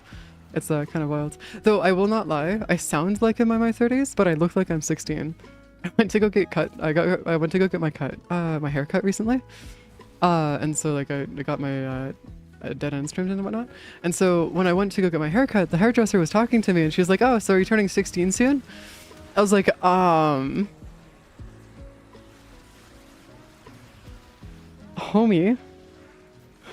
what do you mean you think I'm turning 16 soon?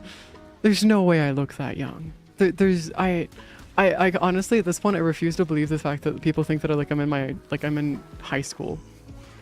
Still. Granted, my ex-mother, when she passed, or I guess died, not passed, she looked like she was in high school before she died, so like she looked very young when she looked very, very young for her age. My grandfather on my mother's side is turning 112 this year. Oh, Jesus Christ, man. What do you mean they're turning 112? What are they gonna go for? The fucking record? The world record of how old they can be? Oh, you came out of his second... Oh, that makes sense. Yeah, that makes sense. That makes a lot of sense. My dad's only been married once, by the way. So, like, that explains that, I guess. Truth be told, in case after a coin toss, you can turn out either 16 or 37. Yeah, that's a good point, actually. That's a good point. Yeah. No. I know that it has to do with my ex-mother's genetics, though, or at least my genetics in general. It's because my entire ex-mother's side of the family do look very young for their age. And even my dad, by the way, my dad and I got mistaken for my dad's wife. Do you know how nuts that is? To get mistaken as your dad's wife?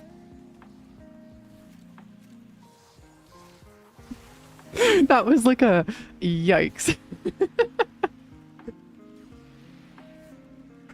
So apparently we look similar in age, which is fucking hilarious, but also ouch. Well, yeah, because if you regularly shave, yeah, you're gonna look a lot younger as well. Yeah, I could definitely see that being a thing. But no, it's just really funny to think about the fact that like, my dad and I, like, my dad looks also relatively super young as well. Jesus Christ.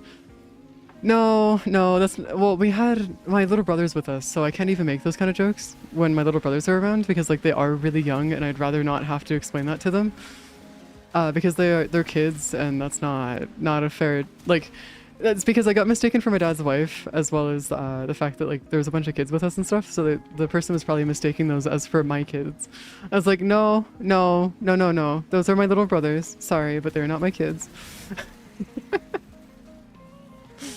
A girlfriend in their 20s. I know. Do you know how many guys that have tried to ask me out and or try to date me that were in their like 30s and 40s? There have been quite a few guys that have tried to court me before, and it's like that were like in their 40s, and it's like, guys, you're as old as my dad. No, you're part of my dad's generation. Get out of here, man. No, you. Way outside my lane. Way outside my lane. Cease. Pretty much is what that is. It's just cease.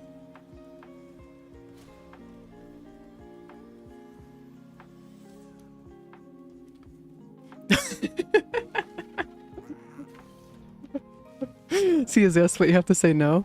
Yeah, no. It's the no. See, what you do is if you have a friend who's like, oh, like if you have a friend, and they're like you're both fine with making jokes like this, especially to mess with people, especially like waitresses and stuff, or like people that are like at receptions and things.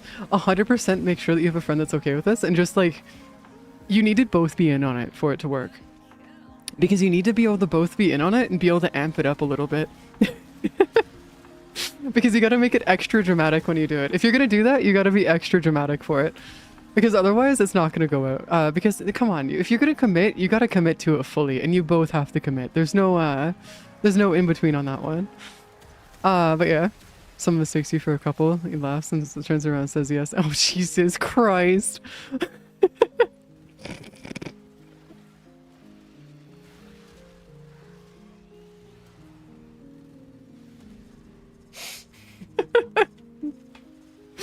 Ah, Jesus Christ, that'd be so fucking cursed. No, no, that's just actually just Jesus fuck, man. No, I'm good. No, my dad and I do have a sense of humor that we do have together, but it's definitely not that kind of sense of humor. It's mostly, our sense of humor is hard to explain. Hard to explain. But yes, it's just how it goes. But yeah. Oh my Jesus Christ, that's cursed though. What the fuck, man? Okay, I got you over here. I still can't believe we're not actually getting more Vitus instead of this. It feels weird. With friend on VC or with everyone, flirt with you, pal, pretending to be... Yeah, I mean, to be fair, that does work out, but you gotta be careful though. You gotta be careful with that one, especially in the VTuber community, because that is very much something that is just culturally a thing with VTubers. Like, it's not even joking, it's just culturally a thing in the VTuber community, so you gotta be really careful with that one, especially with VTubers. I'm not a part of that. I don't, like, I am a VTuber, but I don't take part in the VTuber community much, if at all. Personally, at least. So, like, for me specifically, I'm not a part of that kind of shenanigans, but, like, yeah, it's, it can get messy fast. So just be forewarned. It is one of those ones you gotta be a little bit careful of. Or careful with. What the hell is... What is your luck? We've gotten 6 of these fuckers. What? What do you mean they're gonna give us 6? What? Huh?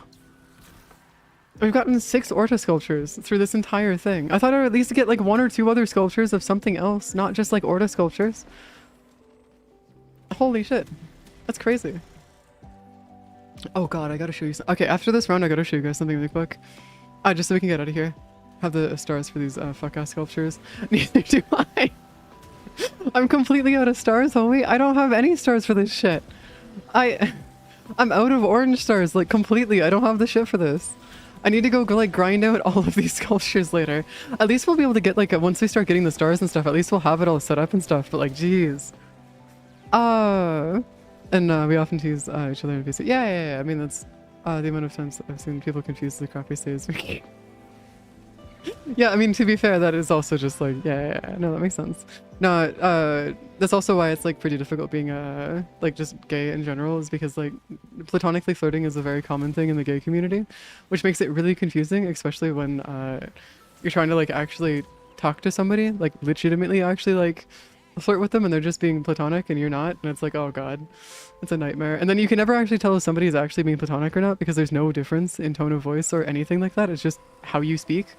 It's like, ah, well crap, man. It's just how things go, I guess. There's a reason why there's a saying called be gay, commit crime. It's oftentimes easier than telling if somebody's being literal or not. Ah, it's pinch. What do you mean work on that inflection? No, I'm being literal here. That's just what it is. It's just the gay community in general is like the inflection there isn't like, it's not the inflection or anything. It's just, you can't tell if somebody's being platonic or not. So I just assume that everybody's being platonic and it's safe because that's oftentimes the safest assumption is just that people are being platonic. But then again, that has happened a few times where people were not being platonic and whoopsie daisy, hurt their feelings. No, I'm being literal here. There's no tone of voice difference. So whether or not you're flirting platonically or you're flirting romantically, there's no difference in the gay community. Like, you can't tell.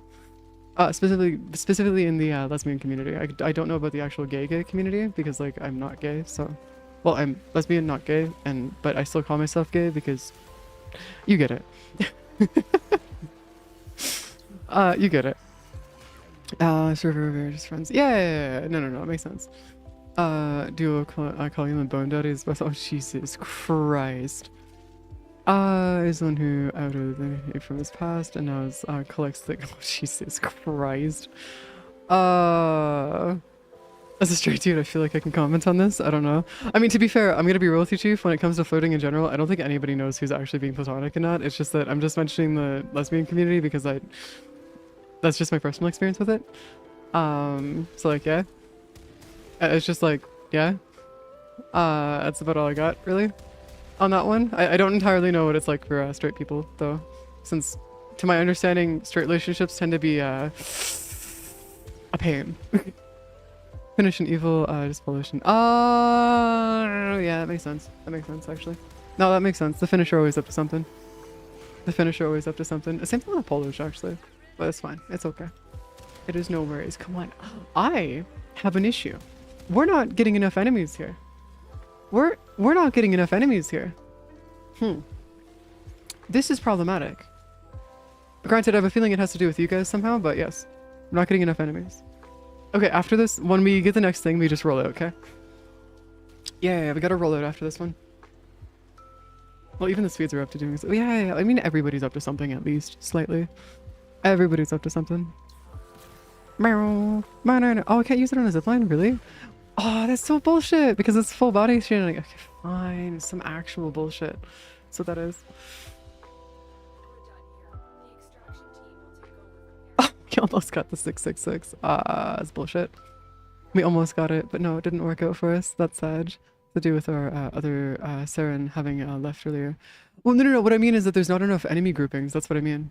Once you have 4 people in a party, it won't reduce the enemy density at all after that. It'll just stay the same permanently. Even if you have everybody leave, it'll stay the same.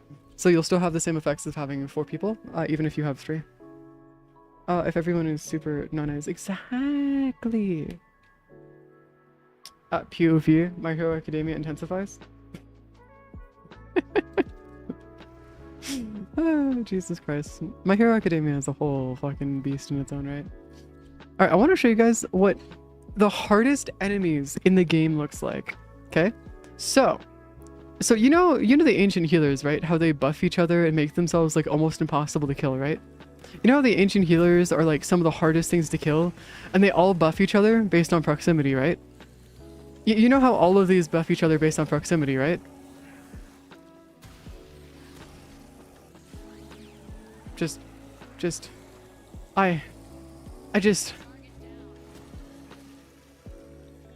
Huh?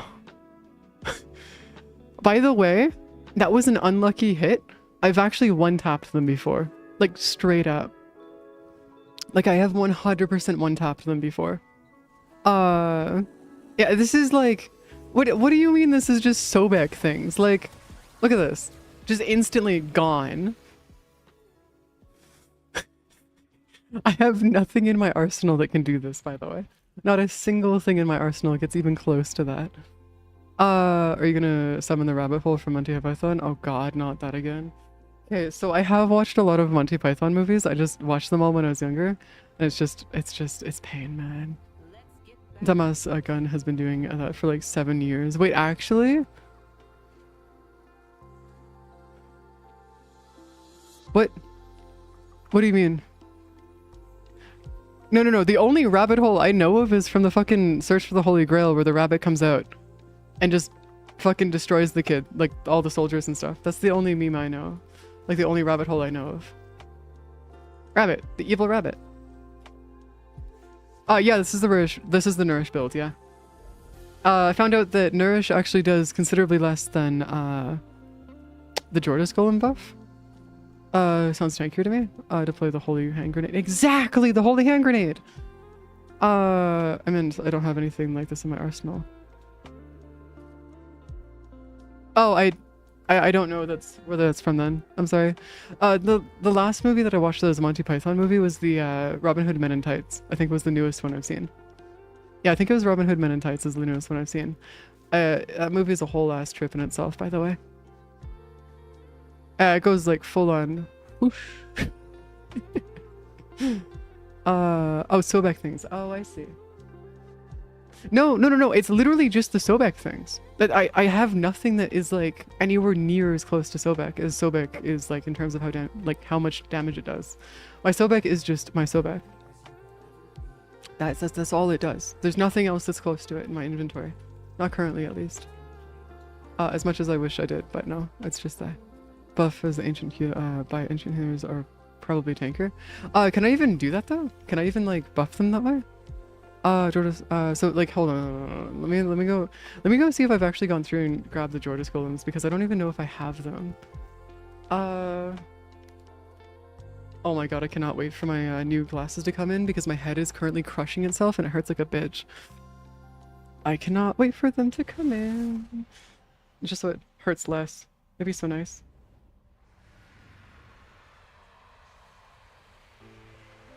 They're gonna be here in about 6 days, so. Buff ancient is hold on. Be even more stupid if you use sight.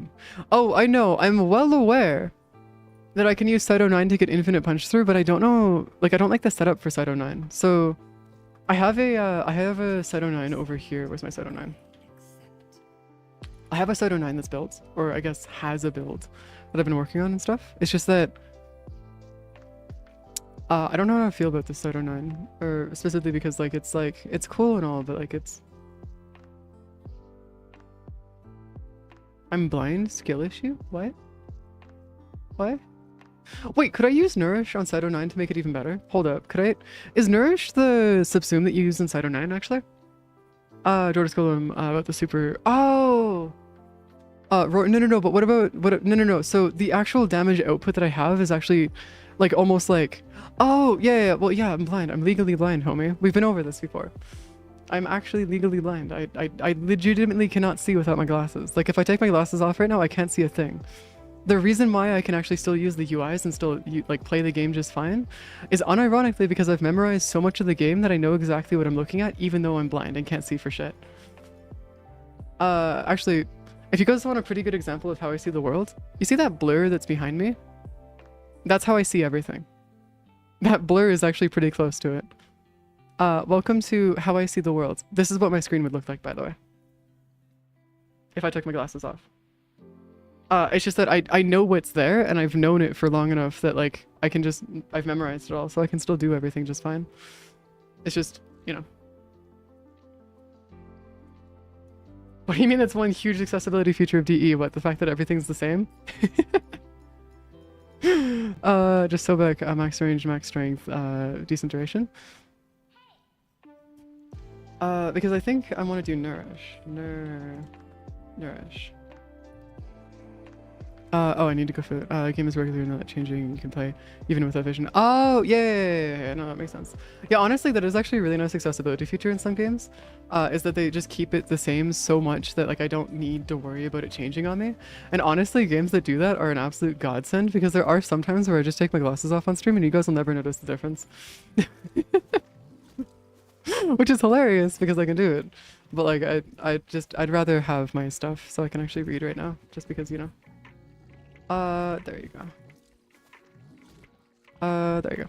I'm just calling myself also skilly. Ah, I see. It's a self-roast. The best kind of roasts is when you're roasting somebody else, but also self-roasting. Nourish. Could somebody help me actually nuke ESO really quick and level up my Cyto 9? Do I want to get rid of evade actually? I think I want to get rid of evade, right? Yeah, I want to get rid of evade. No. Oh, we get rid of alt or the neutralize? Drop neutralize? Okay, cool.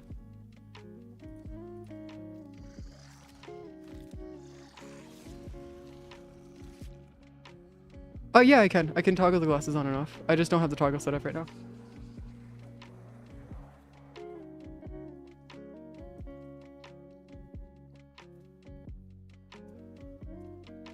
As much as that hurts you to say. Yeah, no, that's fine. Also, what kind of shards do I want to use? Because if I'm not mistaken, I want to be using, since I'm using Nourish, I want to be using the green shards, right? No. Wait, what shards would work for this? Because would it be strength? Because if it's strength shards, I could just go full ability strength. Or is there anything here that would work better?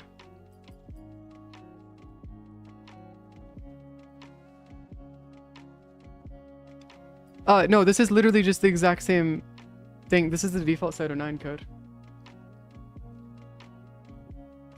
I actually don't have enough stuffers here. Sight Love's purple? I don't have any purple though. Oh, I see what you mean. Yeah. No. See. Trying to steal path mode Dante last night with a partial copy of the Nourish build. He's getting wrecked hard. Yeah, the reason why the reason my build can survive as much as it does is because I went through and actually developed I set up a automatic shield getting system for it. So I don't need to worry about the shield getting and stuff. I just realized we should probably get rid of the German officer, so we're gonna go do that real quick. We're just gonna remove the German officer from here real quick. Oh, I can't. Wait, hold up. I might just be cooked. Hold the fucking phone. I apparently, no, they're just a German officer. Cool. Sight Obek wants purple shards for electric damage. Does it? How many do I just want to throw in then? Is it just one, or how many do I want to throw? Because it's ability damage affected by electrical status, right? Like 2? Okay, cool. Do I need more of these? Crap. I need more. I don't have enough Stella. Crap. Okay, okay, so what we're gonna do is gonna leave that be for now so I don't have to redo it. Just 3? Holy shit, okay. Fine, whatever. We'll just keep shards going. Okay, then what we're gonna do is we're gonna go grab you. Yeah, I need to set up my level, or I need to level up my my thingy just so we can get that going. I think Arcane Energize would be actually a good one for this. Okay, Arcane Battery, maximum energy per armor point of 2000 energy. We don't need that. Attack speed. What would be the other one that I want to do? Concentration? What would be the other arcane that works with this? What would be the other arcane that works with this? Because I know there's going to be a bunch of arcanes that work with this.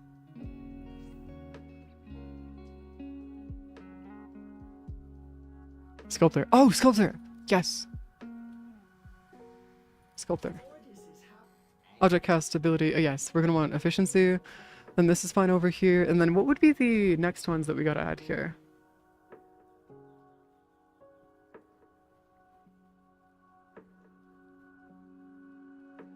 Okay, so what would be the other stuff that I want to go for this build? Because I know that there's going to be this here. Sight's 1, 2 proc, I was be spamming it. Because like the reason why I don't like Sight, the only reason I don't like Sight is because their one of their abilities is only in one spot, and that's why I don't like it. Like their primary thing that they do is only in one place, and I don't like that. And that's why I don't like using Sight. But it could work outside of that. Hold on, let me get over to here really quick and get my strata relay going, so I can actually show you guys what I mean. Archon shards in one of the arcanes built on 3 forma. Multi-augment, energize if you have sculpture. Okay, cool. Sounds good. And then I'll do that instead. So we'll have to switch that into multi-augment instead, just for the extra ability strength, which honestly I do agree would probably be better. Hold on.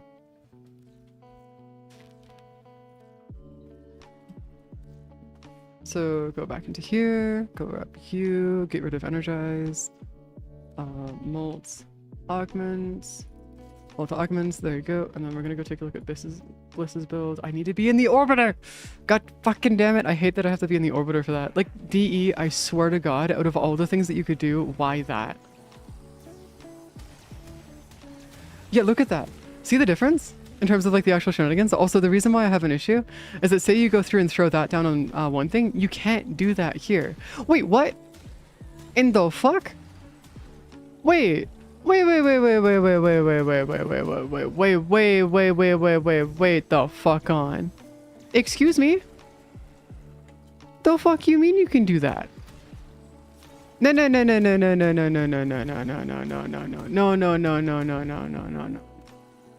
Huh.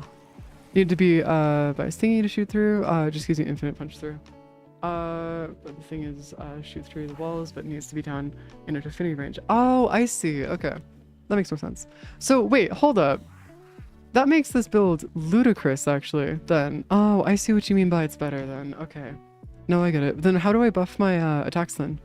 Because if there's a way for me to buff it even further, then that would make sense. It's just literally being able to see them then. That would do it. Okay, so let me go look at your Side 09 build. Hold on. Let me go grab this real quick. Let me go grab that, throw that right there, so I don't need to worry about this. But you can just shoot through walls. Yeah, if I use my first ability, yeah. With an affinity range, I can just shoot through walls. That's great. Prime continuity. Okay, cool. That's fine here. Oh, we need stretch. Stretch. I need stretch. Overextended, blind auger sequence. Wait, why not?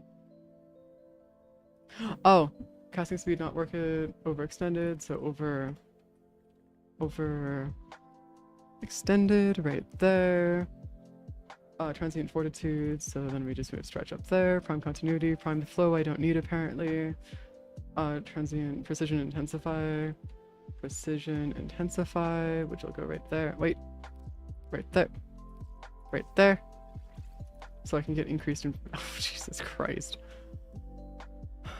Transient fortitude, and then I need transient fortitude, so transient fortitude, right there. Increase range, okay, cool, that's damage and range. Augur reach, which narrow-minded I don't think I need, right? Yeah, I need to get rid of narrow-minded, so I need to get augur reach right there. Actually, hold on, let me do something real quick. Actions, swap polarity. You can be moved over onto here. No, we want to move you over there. Yeah, there you go. And then we want to do augur reach real quick. Yeah, augur reach down there. Right there. And then we have precision intensify, which will be right there. Action, swap polarity. I'm just copying it verbatim what you have, by the way, just to make my life a little bit easier. The Curious, and then Augur Secrets. That's not the right one. Augur Secrets right there. And then that's gonna give me that. So what's our current thing? 61%, okay. And then what's Immobilize do? Mobilize. Oh, this is literally just, okay. Oh, look at that. I copied your, I copied it perfectly. Then I'm guessing Arcane Ice, Arcane Ice Storm. What's this do? On enemy frozen, gain 2%. Oh, I see. Yeah. So this is your build. This is just straight up your builds that you have for your Side 09. What was the other one that you have? Oh, you just use this as base. Oh, that's not even for the, Nourish then. Or like a Nourish Roar build. I figured it's drop the Ice Storm because it's subsumed 4 off. Yeah, okay, that makes sense. So if I go test this out, the damage though has got to be a lot less. That's the thing that I'm kind of worried about though, is because if the damage is less, then we might have a couple problems here, because it's one of those ones where it'd be nice to have, but I'm kind of worried about my damage output. 14 to 18 card. What? I don't know what that means. James, what does that mean? You're speaking some gibberish over there, homie. I don't know what that means. Oh, I see. Purple shard will handle damage, actually. Uh-oh, we might have a problem then, because I need more purple shards. Because say we go over here. So like, if I just do that real quick, throw that down onto the ground here. Well, actually, I could just do this instead. do that instead. So we've got the stuff here. Okay. Change the valence as Sobek so it's electric. And then use electric ammo on site too. Okay. And then we need to go invisible here and then turn nourish on. Yeah, my damage isn't high enough for this though. I mean, I can still execute them, but still, like, that's like, Yeah, I have it set to electric right now, but I don't think that's gonna, hold on, base of operations. Hold on. The caveat is with electric ammo. Wait, but why would you need electric ammo on an electric valence already though? Because if you already have the electric valence already working, then that should be fine, right? You should already have the electric procs. You shouldn't need to have the electric ammo unless that there's like some kind of like synergy there that makes it even more worth it.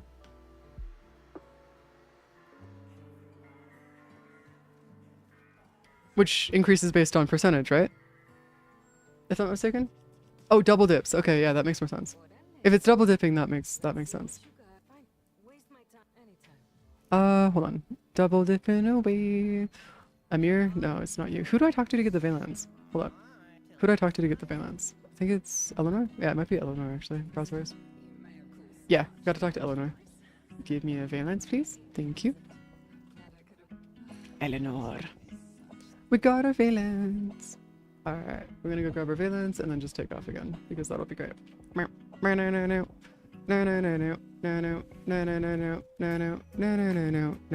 my upgrade for my Cyto 9 build over here. Sobek, we need to go attach this here.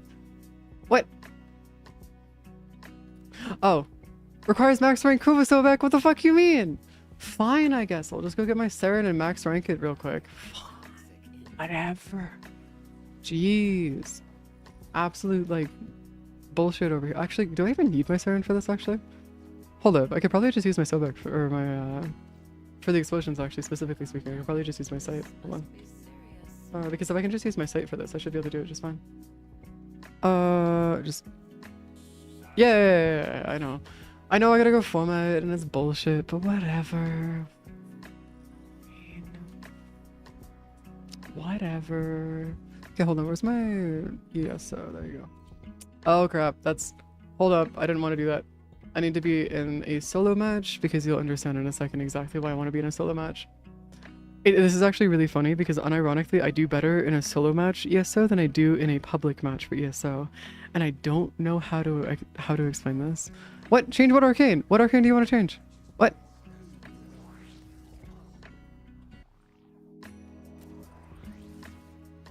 What? It's because the enemies, so if I do a public mission in ESO, they'll actually kill the, they'll actually go through and kill a bunch of the dudes. I don't need Ice Storm. Ice Storm is useless for me because I'm not using the fourth. That's why. Yeah, I didn't add ice. There's no ice there. Also, my survivability for this is atrocious. Holy shit, man. Yeah, I don't know. I didn't copy it. So what I did was I took a screenshot and then copied it out the hard way.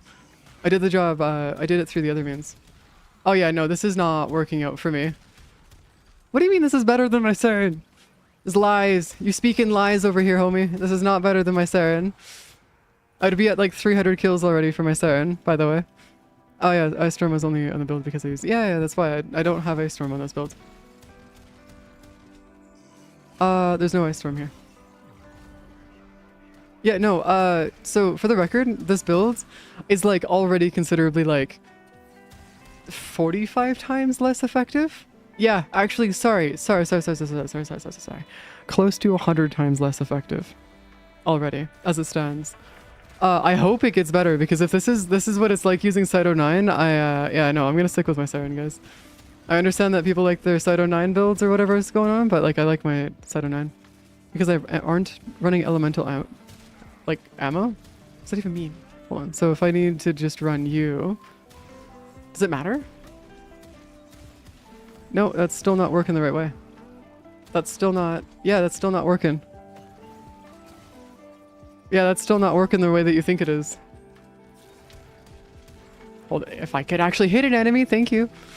Sight, if you had hold down, you choose the electric ammo. Oh, that's cool. So does it just stay permanently as electric? Oh, it does. Oh, I see. Okay, that's still not working at the prep. Wait, okay. Maybe that might work a bit better. The problem is that, is it? Is it though? The problem is I don't know if it is actually working better. That's the issue. So by this point in time, ow, Jesus Christ. There we go. So I do need shards. Okay, so it's working a little bit better now, but it's still like not doing great for what it is. Okay, so the thing about this is that while I do understand that this would work normally, I would have maxed out both of them already. The Saren build that I have is able to get me about 1,000 kills per room in ESO. 1,000. I'm currently sitting at 249. That's what I mean by the Saren build is a little nuts. When you have it built, Saren Sobek is a little spicy, to say the least. Like, I do understand why people would like why they would like this, but just being able to shoot through walls, in my opinion, would not be worth the crap, I just set myself back. Oops. Would not be worth the effect of having to go through and actually do this the old-fashioned way. What do you mean not ready? Hold up. Yeah, no, the Saren build is just considerably better. Unless the shards make it so... No, the shards wouldn't even help though, it just increases damage, which in this case, damage doesn't matter. Oh, the build shines when you have the chance to camp out. Yeah, I mean, to be fair, ow, fucking hell. Also, I need to work on the survivability of this build as well. Because, like, this is not looking great right now at all. Need more energy for that? Fine, whatever. There you go. Got any... What do you mean do I have any PC parts for sale? What? What does that mean? Like, as in, from my old stuff? Like, any extra PC parts that are just, like, in my inventory, as in just, like, lying around that I'm willing to sell? Is that what you mean? No, I don't have any extra PC parts that I'm willing to sell. All of my parts are there as replacements for what I currently have. That's what I do with all my parts, by the way, and what everybody should do is not sell their old parts. GPUs, CPUs, RAM, or anything else otherwise, because you actually do need to keep it in case it's like replacement parts and stuff. That's it. That's why I keep it, because I can't spend $800 on RAM or anything else like that right now. And I mean that literally. My RAM right now is worth $800 in both my PCs individually. So I've got like $1,600 in RAM just in my PCs right now. It's atrocious. Like, actually atrocious. Okay, there's got to be something that I'm missing here, because like Cyto9 dying this often is like, I can understand why you like him, but like I don't know how to tell you this, man, but just keep my evade up. I feel like that's like not actually gonna help me here. Hold on. I feel like that's not gonna actually help me here, because like, yeah, look at that. So, wait, what? Oh, does it reset every single mission I go into? Oh, that is actual fucking bullshit. Okay, that's gonna be annoying. Yeah, no, if you don't get enough, then it goes on cooldown. It went up 500%. I have $1,000 worth of RAM on my computer now. Yeah, it went up wait, if it went up 500%, that's even worse, because it's like $2,000 worth of RAM on my computer right now. That's what you're saying, that's actually what you're saying right now, unironically. Oh, Jesus Christ, you can recast 2 anytime. Well, yeah, I know that you can recast your 2 for it. It's just... Yeah, same. Kelshi, I did too. So I bought my RAM as a part of a bundle with a... You remember this, you were here for it. I bought my RAM as a part of a bundle for $1,200 for CPU, RAM, motherboard, and AIO. For $1,200. I got my RAM probably for anywhere between $200 and $300 out of all of that, if we were actually going to talk about the actual thing here. So yeah, no. A bundle of RAM is spare for me right now. Oh god. It is better than Bitcoin. Yeah, exactly. You could just like fucking... You could 100%... What the fuck? You could 100% go through and actually just like do that instead. Just change. Yeah, no, that's not gonna work out in our favor here. Yeah, what's the survivability option for this though? Because like that evade just... That does not seem right. Because the drain on that for the amount of energy that's drained is just not worth it. Like, objectively speaking, that's just not worth using. Unless there's just something that I'm misunderstanding here. Yeah, there could be something I'm misunderstanding about it, but like, yeah. It's just pinch. But yeah, that's why I'm saying I got my RAM for the same price as you, is because I got it through a bundle. Otherwise it would not have been the same prices, yeah. Authorability site just headshot kills for evade, and then you're invisible. Is just headshot kills for evade and then you're invisible? What? Does evade just auto proc when you get a headshot? Is that how evade works? Because that feels weird. That feels like that shouldn't be the case if that's the case. Hold on.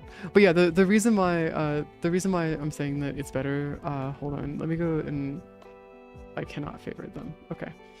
Let me just grab my Saren really quick. Let me just show you what I mean. So the reason why I'm saying that my Saren is considerably better in just every possible way for this right here,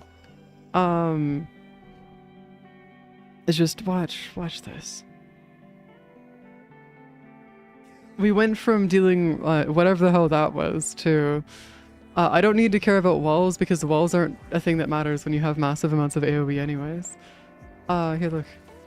So if I go over here, grab that, proc this, ba-bam, ba-bam, ba-bam, ba-bam. It just works consistently. So the reason why I like the Saren a lot more is because it primarily focuses on DOTs, which means the enemies have a chance to move around after they get hit with the procs, which means that I can get even more kills, and I've already outperformed the Cyto 9 builds. So as much as like I do understand that the Cyto 9 builds may be useful, it's not as good for doing AoE kills and or other stuff, just in general, because like, as you can see, yeah, I'm at 300 kills right now. So like, I do understand where you guys are coming from with Cyto 9, but it's not anywhere near worth utilizing in terms of that kind of stuff. Also, yeah. Yes. Need to get back in that. What? So you can cast evade, you can jump back and turn invisible for duration, cast every 600 headshot, weak point kill will increase duration by set amount. See, the problem is that when you're nuking stuff to this degree, weak point kills aren't a thing that you can do with this build. You're basically just going to be nuking out the entire map anyways, so there's no weak point kills anyways to begin with. Okay, there you go. But yeah, see? It just kind of works. It's great. This room isn't actually that great though for this, unfortunately. Yeah, unfortunately you're back in ad prison. It's okay. It'll be fine. It's okay. Ad prison shall return. There we go. My god. I just want to get my Sobek maxed out because that would be actually kind of nice. Just to have my Sobek ready and set up for the Valence fusions and stuff. It's too bad that you actually have to wait till you max out your Sobek, not just like 5 Forma is what lets you do the Valence fusions, because it is kind of sucky that you have to go through and do it that way, but I understand, but also it's bullshit. A build will outperform Saren if you're capping it, so context of RBs. Yeah, but even then it's like, yeah. Because like I can hit the entire map with this though. The thing is that I would need you guys not to be killing anything, and that's kind of just how the Sobek build works, is that the less people there are killing things, the better. For Sobek specifically, because you can actually just go through clear things very, very easily. And if you're just going to be going out camping things anyways, I'd imagine that there's better options for it than using Sobek. I'd imagine at least. But yeah, see? 841 kills in a single map. I still need to go through there. Excuse me? No! Overwolf? Shut. Get out of here. But also, I can one-tap level cap though with this. So like, that's the thing about this, is that I can one-tap level cap with it. So like, that's the other part about it, is like where I'm like, okay, it's kind of iffy though, because the main issue with Sobek is that you need to make sure that you get that one kill, or the beginning kill for this. And the problem is that if you can't get that beginning kill, it's GG's for that Sobek build. And why I'm saying that Saren Sobek might be better is just because I can actually one-tap level cap with this build. We just ran, there was still things that Saren weren't killing because they couldn't reach them. Yeah, but at that point, as a counterpoint, that's where you get the other people in the build or in the party to be able to take care of. It's like, well, I do understand that you can just go through and use that. That's like where you just like, you pinpoint the ones that the Saren can't get to. It's because Saren out DPS's Cyto 9 very easily. It's just that Cyto 9 has more accessibility in terms of being able to shoot through walls. That's about the only difference I can see there. But you take that at a loss of losing a lot of damage that you could have normally already had to begin with. So that's also where I'm saying like, it would be much more efficient and or just better just to keep your just to keep it going. Regardless. Also, Cephalon, I'm gonna kill you, like personally, nice and slow. I'll make it extra slow for you, okay? Nice little present from me to you. Like, it'd be perfect. Absolutely fucking beautiful. Also, why the hell does he do that? Like, why does he go through out of his way just to be like, alright, cool, we're just gonna nerf you real quick? It's like, no, dude, don't nerf yourself. Like, don't nerf us, man. I'd love you not to do that, please, so I can actually get my XP out. But yeah, I'm gonna stick with my Siren Sobek, just because it's not my forte. Also, to be honest with you, if I had sit still and I wasn't moving around, it would have worked a bit better. So me moving around like this actually reduces the amount of damage that I can do utilizing Siren Sobek. I actually want to be sitting still with Siren Sobek. I know it sounds weird to say that, but you actually do want to be sitting still with her. Because that happens. What it lets the enemies do is it lets them spread out more, which means that you can kill more of the enemies at a single time. And so the more this, the more enemies that you can get to spread out, it's better. So you do actually want to camp out with Siren. It's just that me moving around is what caused us to have enemies around. So comparing a complete Siren build as a Soda build that can't, we didn't finish. Well, yeah, but then at the same time, if you're relying entirely, like this Siren build can work without shards. Why do I have a Nourish? Is because it has a higher damage output. It made my damage go from like what it was doing before to about 3 times my damage, if not 6 times in some cases. It's actually like quantifiably changed my damage so much that it's actually visible. It's actually really cool. Like you can actually see the difference here, like heavily, which is actually really, really, really good in terms of like actual damage output and stuff. Though there's also the other side of things of like, while I'm mentioning this, the Siren build you can do without shards. And that's also why like we have the build already set up on Cyto 9 without shards, and there's what the difference is. It's just that the only difference between Siren and Cyto 9, or the current difference that Siren can't do without her shards, is that she can't go to level cap very easily. She still scales and she still goes to level cap. It's just that you suffer a little bit from that. Is that you can't go to level cap very easily, and that's all it causes. It just makes it a little more difficult, but you can still do it.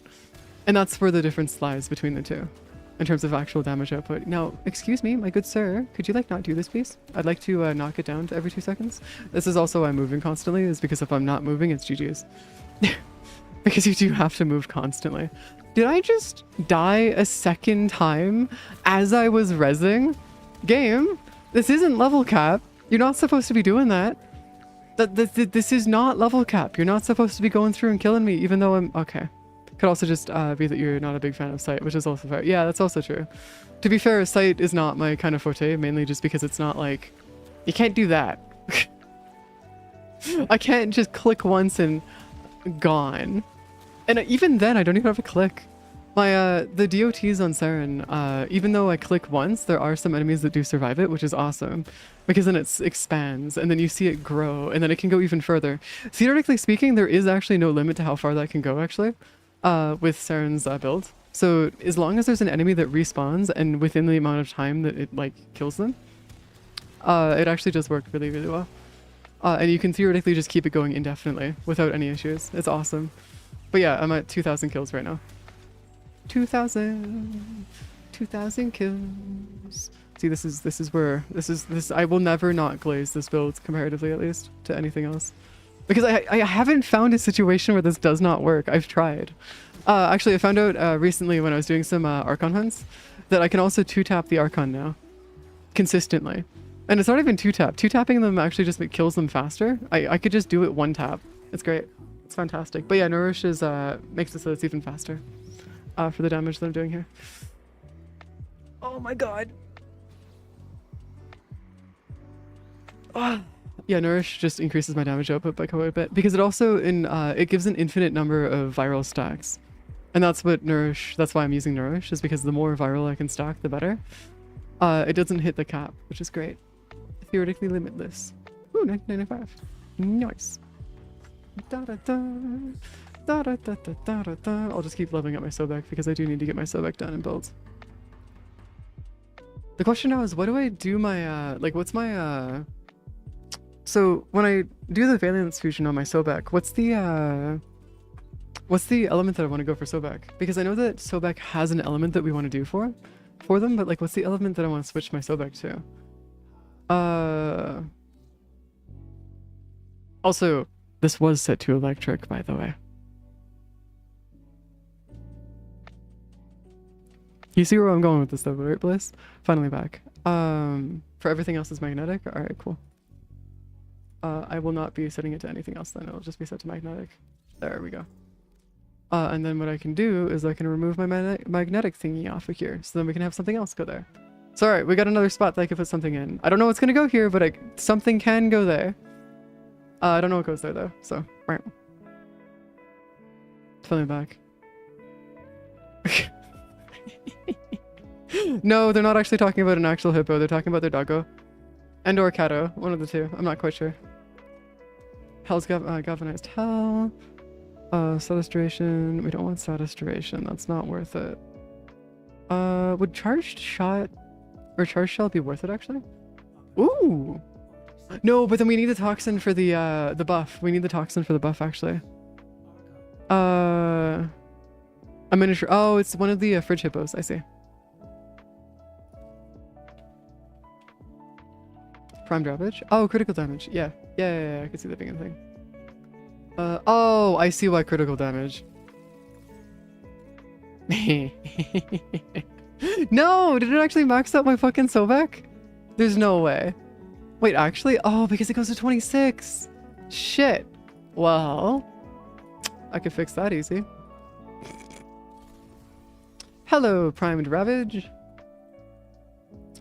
Primed ravage, go over here, legendary core, yeah, sure, max it out. What? The fuck do you mean it maxes out? What are you talking about? What? Huh? Yeah, fine, I'll just uninstall it. What do you want? Oh, because it was on a different build. Okay, never mind, we're good. To swap around toxic barrage? Wait, what do you mean by toxic barrage? Swap around it?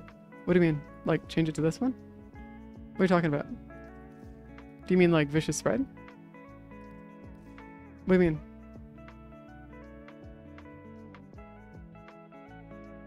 Well, yeah, but nothing can out DPS fucking Hildren.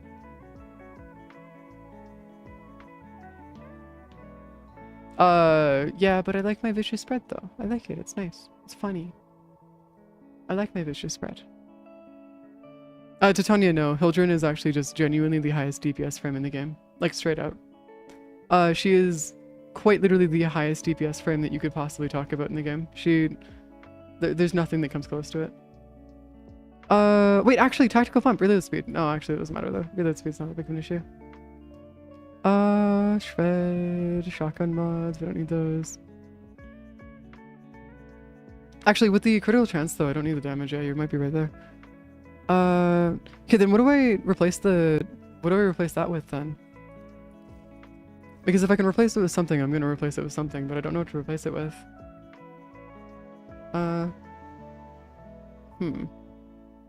Wait, hold up, critical chance. Oh, critical decelerate. Yeah, there you go. Yeah, we have critical decelerate right there.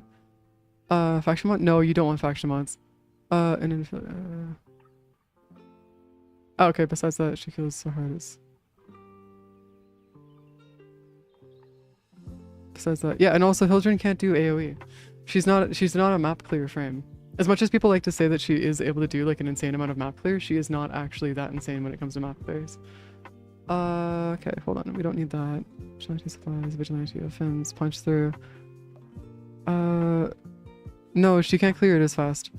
I have seen people use Saren, like a fully built Saren for it, and she cannot clear it as fast as Saren Soba can. She does have the DPS, and she does have AoE, yes, but she does not clear it as fast.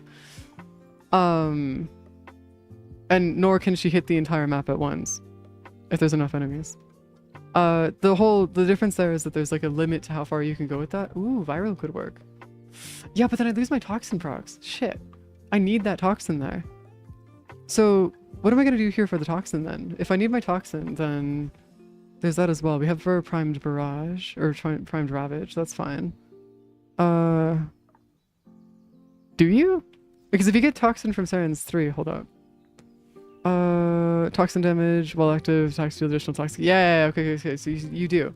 So I can just go viral then. Oh, then I can just build my viral into here. Yeah. Hold on. Contagious spread, no. Actually, hold on, we're gonna switch that to contagious spread really quick. Critical status per projectile. Oh, because I increased that over there. Hold on. Okay, so that's fine. Chilling reload. What? Oh, thank you. Chilling reload real quick. There you go. What was the other one that I had here? The contagious, contagious spread. Oh, I see. Contagious spread. Oh, but that's what I have there. Wait, hold on. Just toxin. Toxic barrage. Oh, status chance increase. Yeah, there you go. That way we have our viral stats, we have our puncture, magnetic, slash, and we have all that here. Prime ravage is there. Critical chance is there. We have this here. Reload speed reduces that by quite a bit. Okay, cool. Let's go test this out, actually. I do want to see what happens here. I am gonna do one very stupid thing, and it's gonna be really fucking funny, but also stupid. Oh wait, didn't I already? Oh no, it's already on right. Never mind, we're good. We're fine. We're a-okay. There we go. Go back into our... Oh, there's a disruption mission now. Nice. I don't even care about it though. I need to go to ESO, max you out.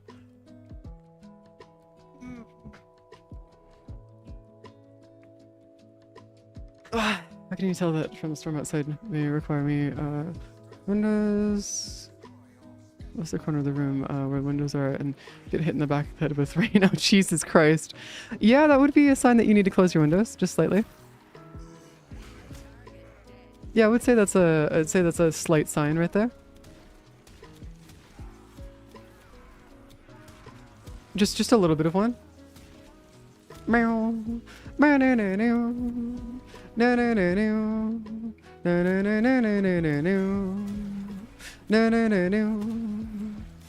Alright, there we go. Everything is slightly damp. That's fine. I mean, to be fair, that's more than okay. Also, I'm gonna be honest with you. I haven't been in like an actual storm in a while. I wanna get like into like an actual thunderstorm at some point. It'd be so cool. Granted, I also have this like psychotic thing where I fucking love thunderstorms. Like it's one of my favorite things in the universe. Like nothing gets even close to it, like at all. But you know, it's just how it goes. There we go. Sending you up to the shadow realm. Man, I really wish Sobek would oh, there you go, maxed it out already. We still have a minute left! What the fuck, man? We still have a minute left on my timer. I'm already maxed out my... Oh god. Alright, fine, whatever. Yeah, this is why I like this here. We're 709 though. What? Got you? Interesting. Very interesting. Yeah, no, so it will not be a part of my roster, unfortunately. I understand why people like him, but no, he will never be a part of my roster. Where's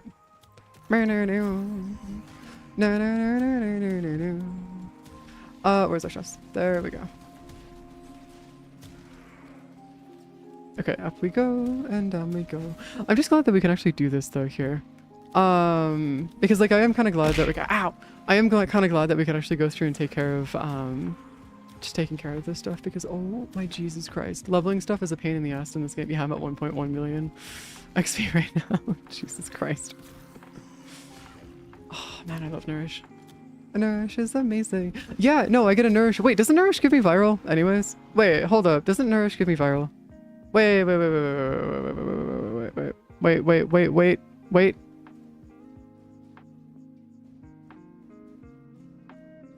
Wait, so I don't even need to... I can add something else to this then. Like what, Blast? Wait, would Blast work for this? Wait, hold on. Can I add Blast to this? Because if I can add a Blast Sobek to this thing, wouldn't that be really good? No. Wait, why wouldn't that be good though? Would that fuck with it? Would it break something? Like, is Blast Sobek not considered okay? Like, what hold on. What would I want to add to this then? Blast is too slow? Wait, what do you mean Blast is too slow? Isn't Blast, like, immediate? Isn't it instant? What do you mean Blast is too slow? What? Is it just the order of things? Is it like, basically just order weighting and stuff? Because, like, I can see that being an issue if it's based on the weight of things, but, like... Then what do I replace my viral with then? Because like as it stands right now, I don't need my viral unless it's a kill shot blast proc takes. Really?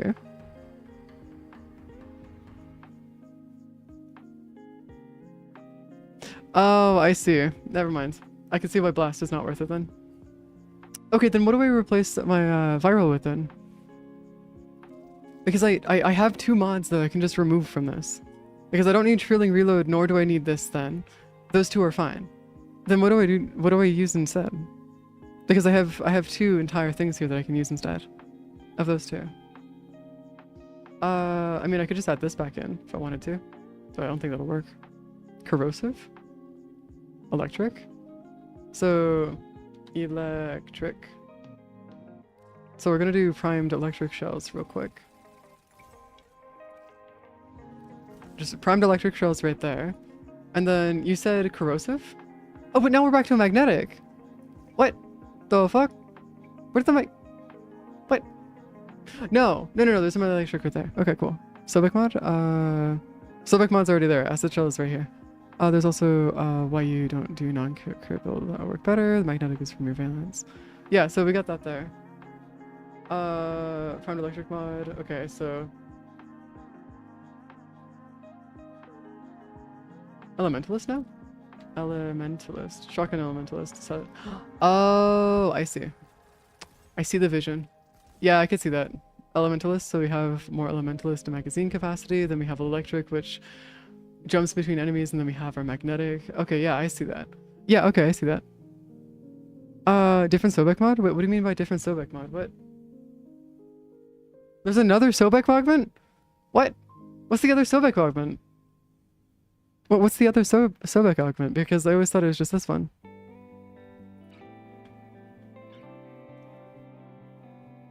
Next magazine has status chance and multi-shot increase per shot and landing a current magazine. Max 15 stacks. Wait, hold up. Isn't that like nuts? Yeah, that's like actually nuts though. Wait.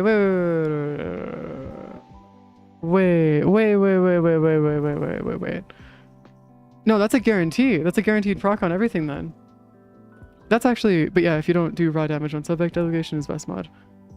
Yeah, no, I'm using DOTs and stuff on this build. So yeah, no, that I could definitely see that being a thing.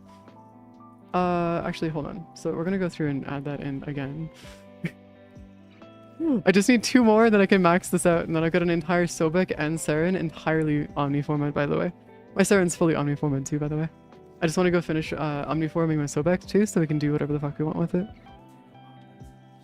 Doing it through shells though, delegation doesn't buff acid shells. That's fine, that's okay. Elementalist probably will. We can go test it actually if you want. We can go double check it actually.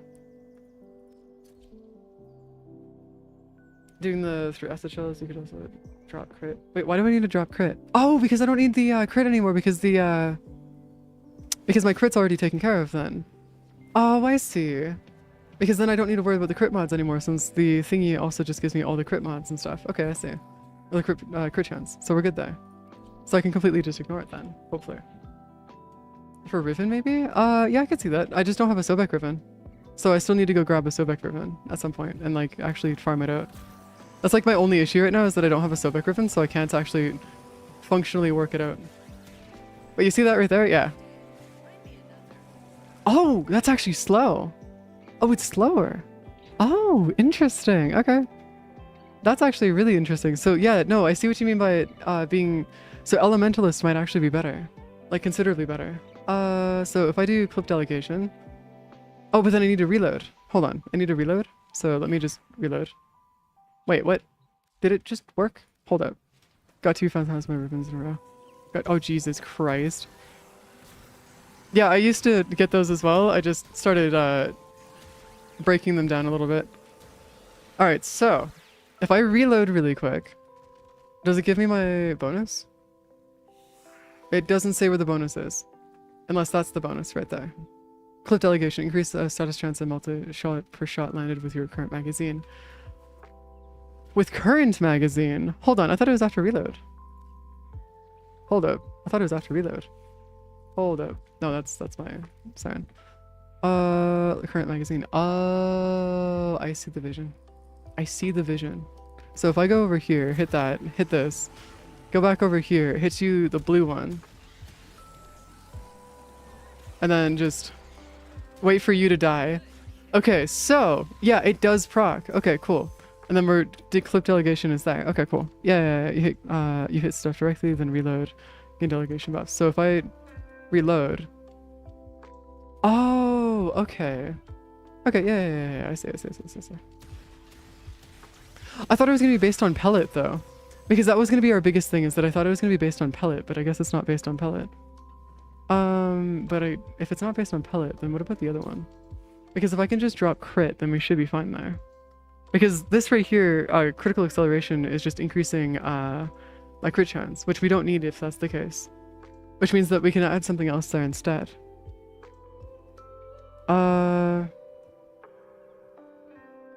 Cold? No, but then it just gives me more magnetic, which I don't need. Health chamber multi-shot? No, that's health, galvanized tolerance right there.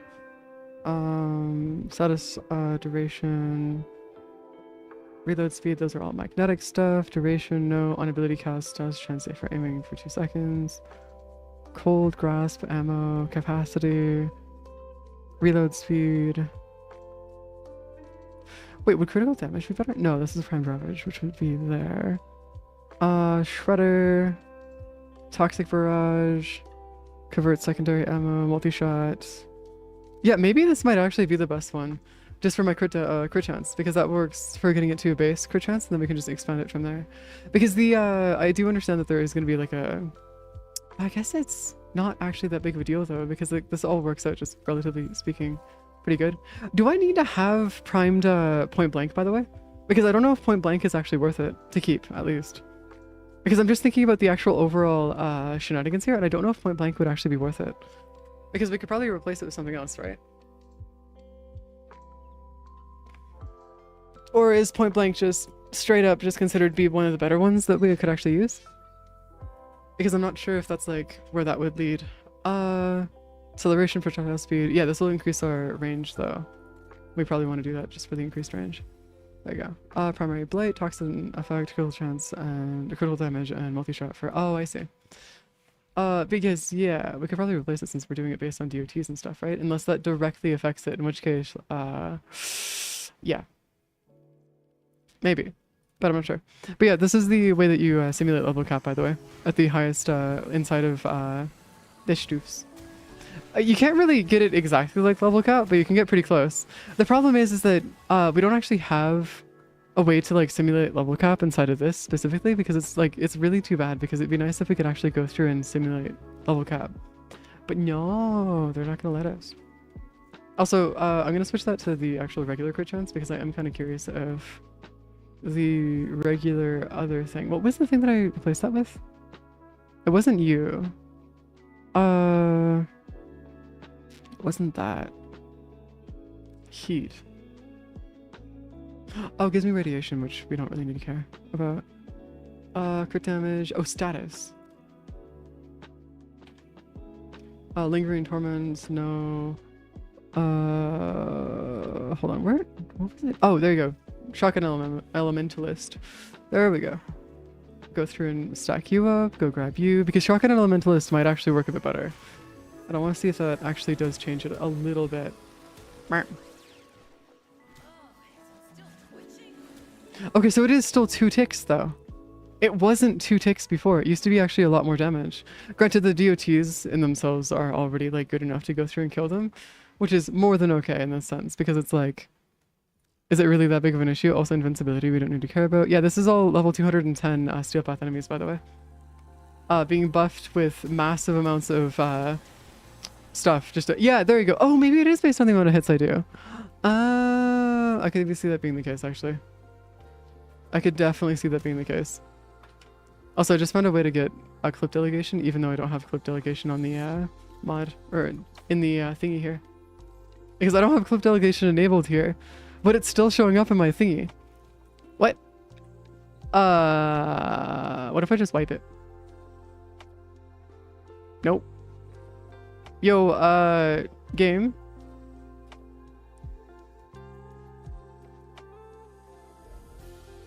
Game.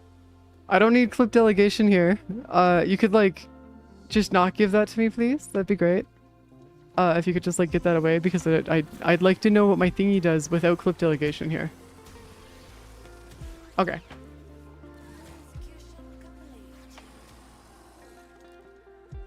Yeah, honestly, maybe that is fine. Maybe that is okay. Because like the damage there is more than okay. In terms of just like overall just wrecking them, which is more than okay.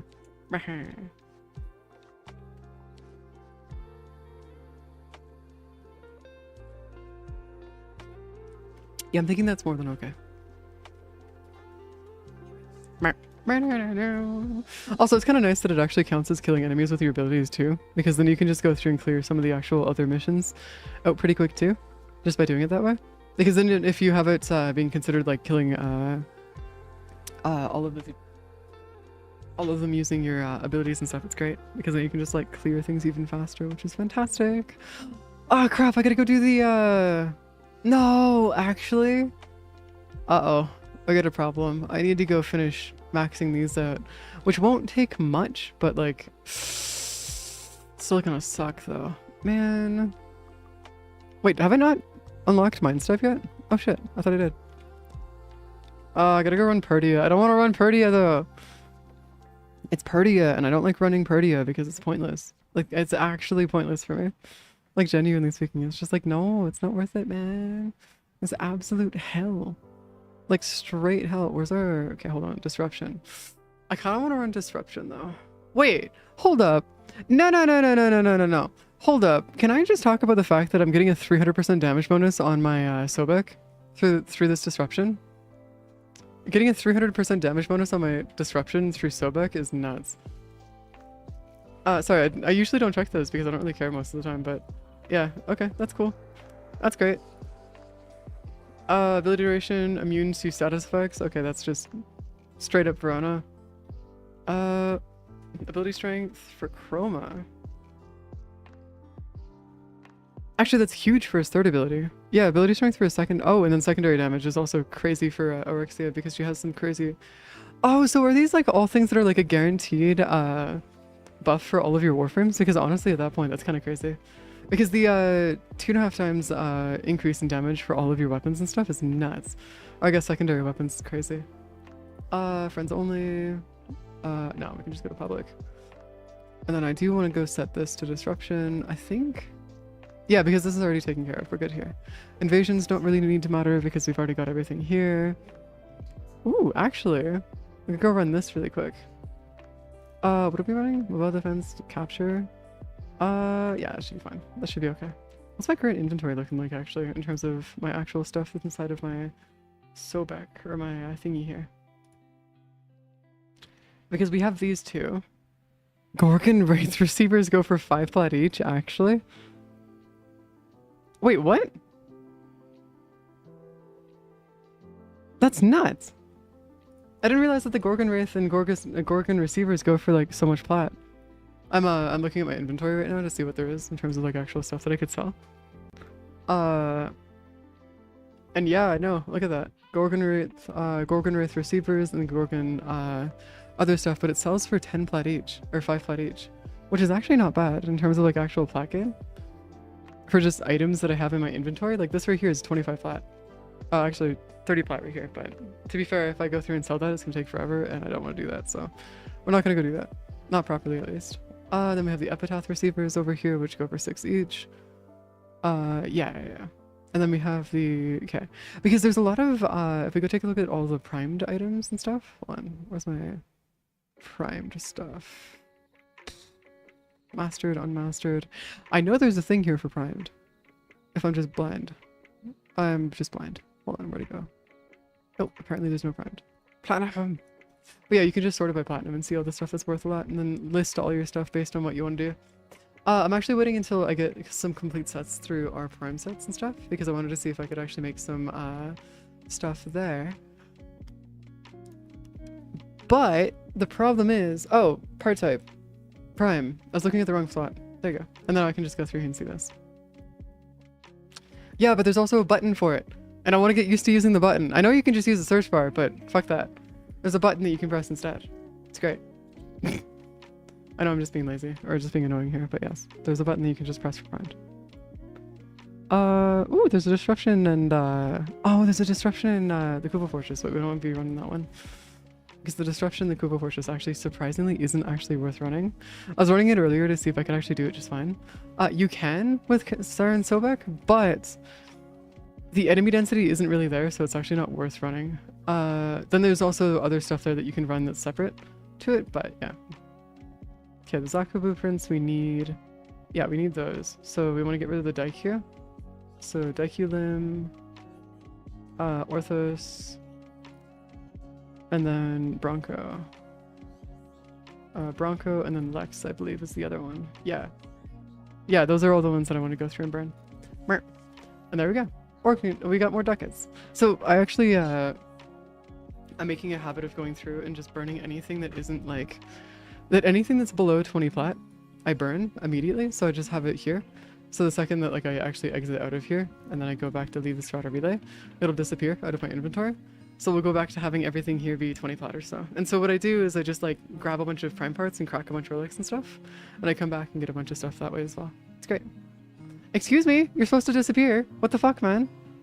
What are you? It's decided to be weird today. All right, thank you, game. I appreciate that. Or thank you, Leica Frame. You're great. Why are you being weird? What the fuck are you doing? Why are you being so off? No, you should just like disappear. Come on. Come on, Leica Frame. Update! No, it's not updating. Perfect. Alright, so I guess it's just not going to let me know which ones I have there and which ones I don't. Prime's off, prime's on. Prime's off, prime's on. Yep, no, it's just not going to do it. Alright, cool. Whatever. It's fine. We're fine. We're a-okay. Though there is the other set of things that I do need to work on the survivability of my Saren, because I don't know if my Saren can actually survive. Though at this point, it's more of an issue of me just being annoying. Than anything else. Hold up. With this. Hair color, no sigil, Sayandana. That's that. No, I'm inside of that. The wrong thing. Because I don't think I can actually fit anything for survivability outside of like my stuff that I have here.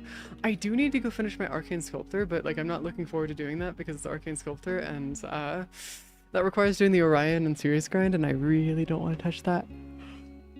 Just because like the Orion and Sirius grind aren't actually worth it. Gravity, okay, we just can get rid of you. Augur Secrets. The duration 80%. Oh, this is what it does. The Augur stuff is that right there. And then we've got the Endurance. Oh, I think I actually have my, hold on. Yeah, I have this set to all the Augur stuff, so I can have all the Augur things going. And then if I go over here, I don't think there's anything here that I actually want to do. No, I don't think there's anything here.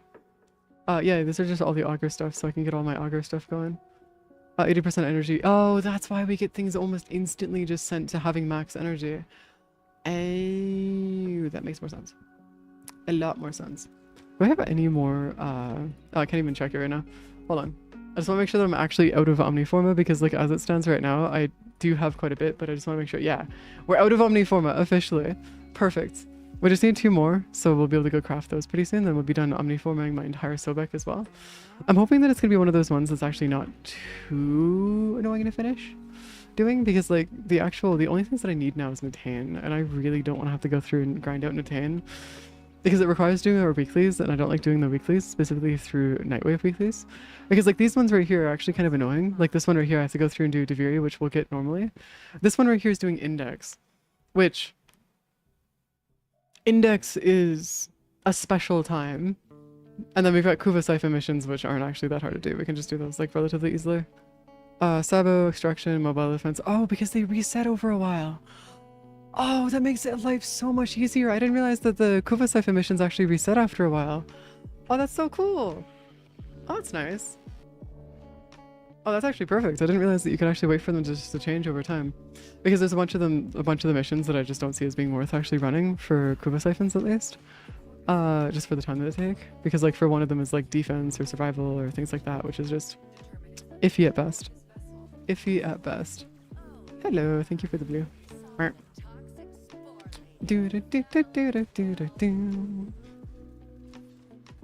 Siphons aren't worth running. Yeah, no, they aren't worth running. You can just get enough stuff from through other means anyways.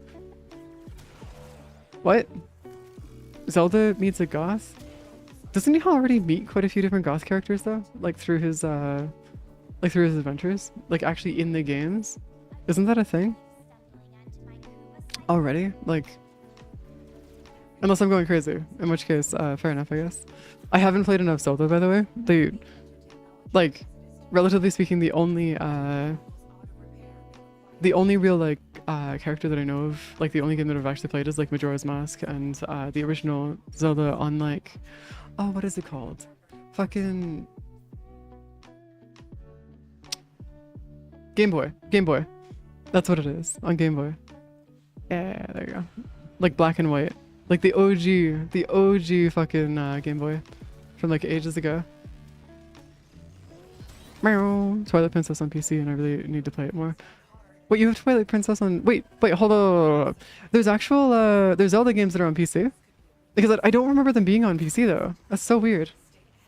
Like, I genuinely don't remember them being on PC. Unless it's just Nintendo letting us actually have it on PC, or through other means, which, fair enough. What? My guy. What are you doing? What do you want? Oh, I see. I see. No, it doesn't actually require finishing Siphon. You can just finish the mission and you'll be fine. You can just let it be. For the most part.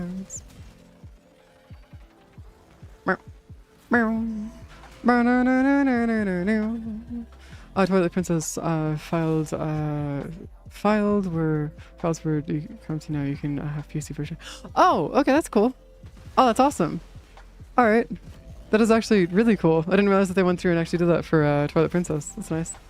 Though, it'd be nice if freaking Nintendo let us actually play the games on PC, because the games would run so much better on PC. Like, considerably better on PC.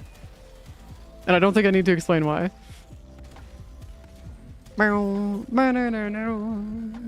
Wait, Braid's destroyed. What are you talking about? Oh, those are for the thingy. Those are for the actual Kubo Siphon thingy. You could go run the Kubo Siphon mission for the actual siphons themselves if you want to, but you just don't get enough out of it for it to be actually worth it.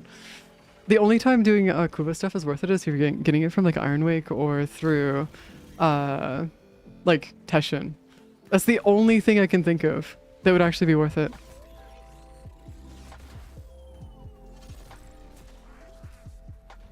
It's because Nintendo wants their content to become lost media.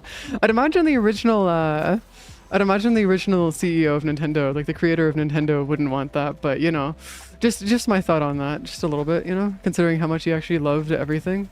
Just my thoughts on that, just a little bit, you know.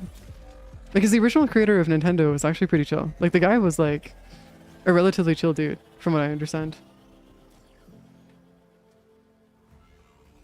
Though I could be very wrong there. I'm pretty sure he was, wasn't he? I feel like the original creator rolls in his grave every time the company makes a stupid decision. Yeah, honestly, you know what? Yeah, no, I could see that. I could definitely see that. You know, I still find it funny that we're doing the worst possible, like, one of the worst boss missions in the game, specifically just for time-wise. It's like the game wanted to spite me or something. It's wild. Actually making my life nigh impossible here. Yeah, just send it through. Hello. Oh, would you look at that? 3 Iota stars in a single mission. That's great. That's great. That'd be great. Essence only get, let's see, 190,000 Kuva.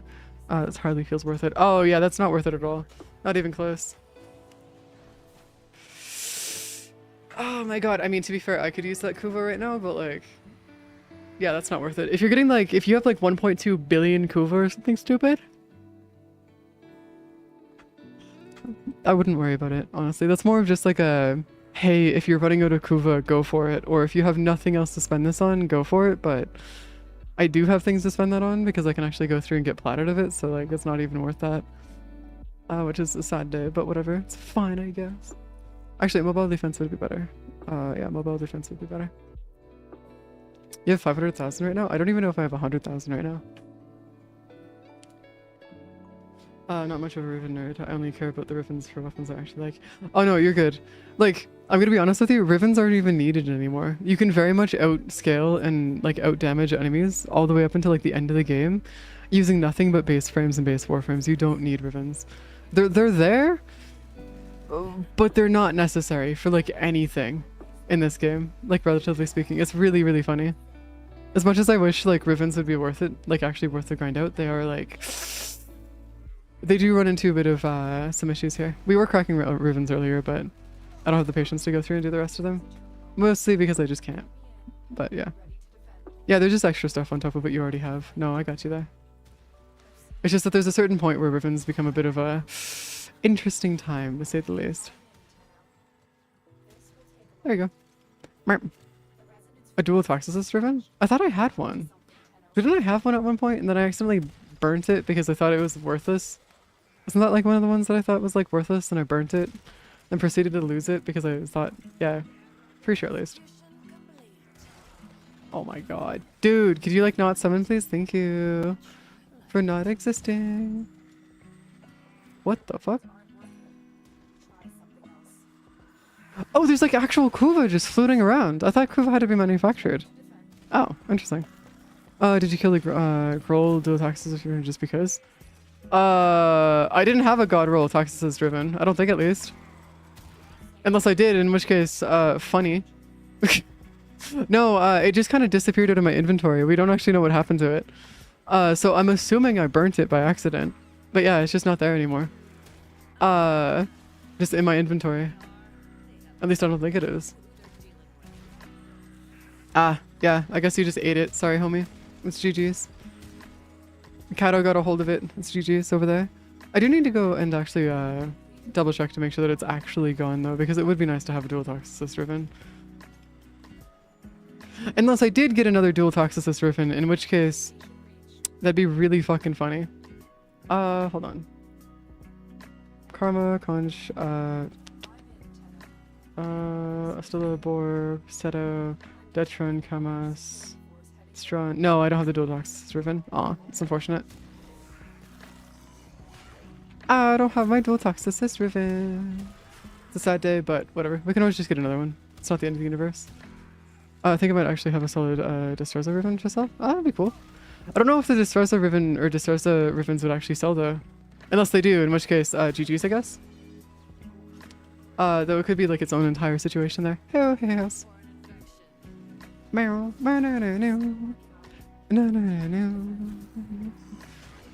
again, it comes down to one of those things where I don't know how Riven selling works either. Like, I know it's a thing, but like I got nothing past that. Like, I got no info. I just list my Rivens on the Warfare market and just like hope that they sell sometime eventually. That's about all I got there, which is unfortunate because it would be nice, but yeah, it's Pange. That's what this is. Disperser Incarnons are really good. So sure, someone would want it. Oh, okay, cool. That works. I mean, you know what's even funnier? I have a thing that I can actually sort through my Rivens with now, so I can actually show you guys like what I have for Rivens, which I'm not entirely sure there.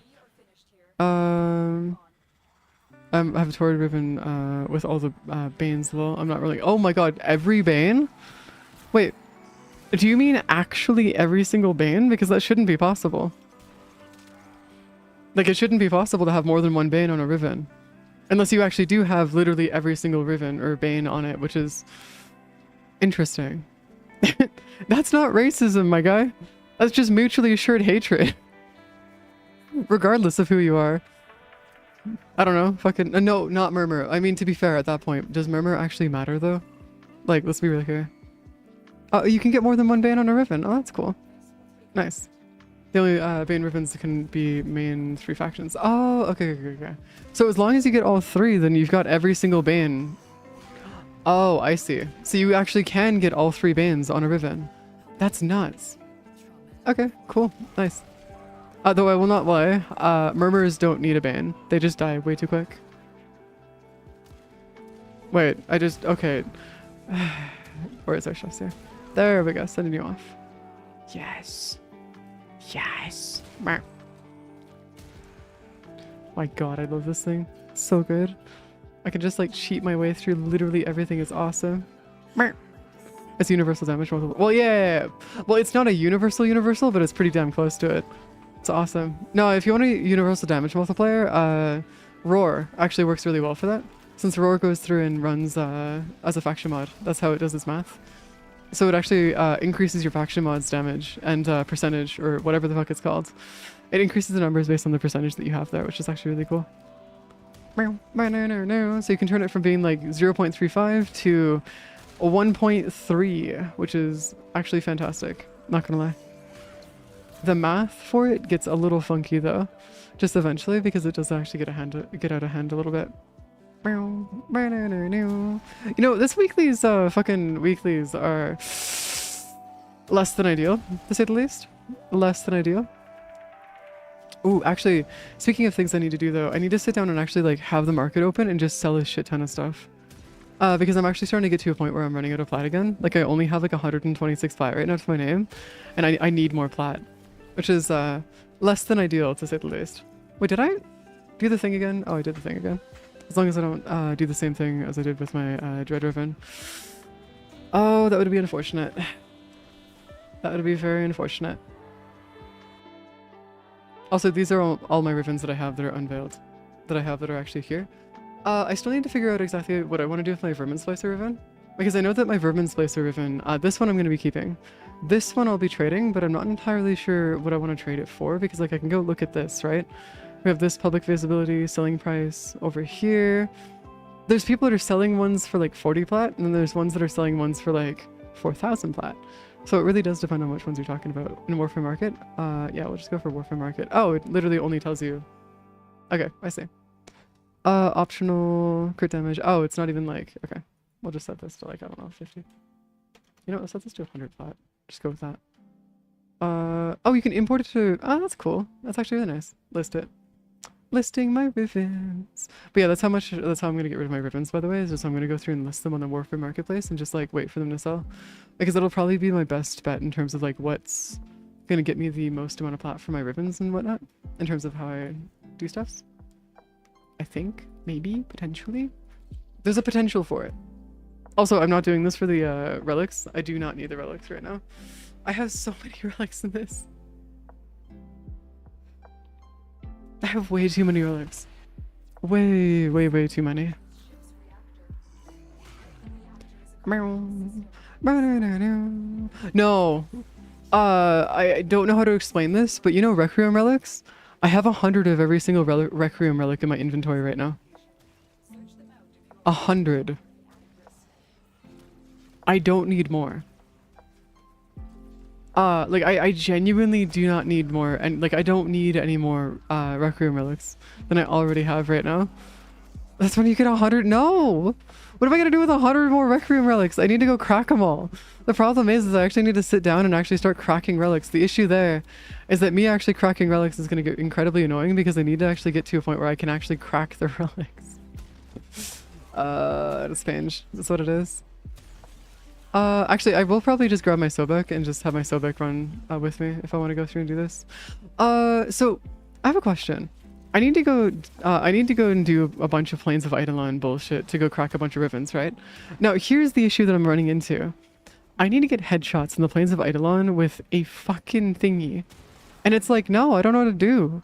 You get 121 out of 124 Riven mods?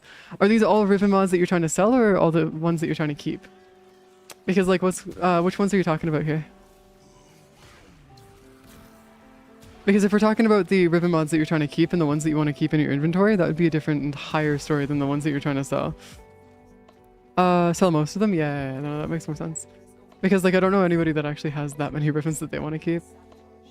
If you're trying to actually sell them though, Rubico or Vectus? Wait, what? Rubico or Vectus? In terms of Rivens or both? Oh, no, I can't. Not with shotgun Rivens. Unless there's a shotgun pistol that goes through and works as a... Is there a pistol that works as a shotgun? That I can put shotgun Rivens on? Because if there is a pistol that works with a shotgun Riven or like a melee, I might just do it that way because that would be really nice. Use the Nell? Wait, does that actually classify as a shotgun? Well, no. It's because I can't use the Vectus for the headshots on Cetus because it takes up the slot of the primary weapon, so I don't have it. That's why I'm curious about which ones would work. If I'm going to use the Nell, though, that could also work as well. So I have to go through and figure out a way to work around that issue. Normally, I just use my Vectus for it. Or Rubico. Actually, no, I use my Rubico since I have a Rubico Riven and stuff. For the headshot stuff. But I don't, since, yeah. The best...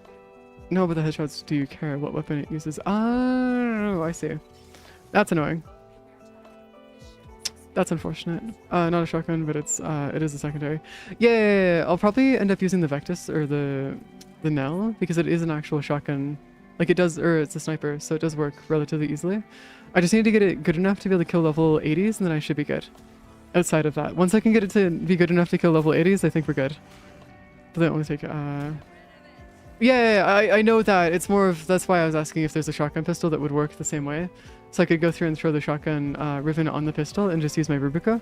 That was my original plan for that, is just so I could go through and do that. But turns out, no. It doesn't exist. So it's okay. Fair enough. That's okay. My god, we actually are getting a crap ton of 10 stars out of this.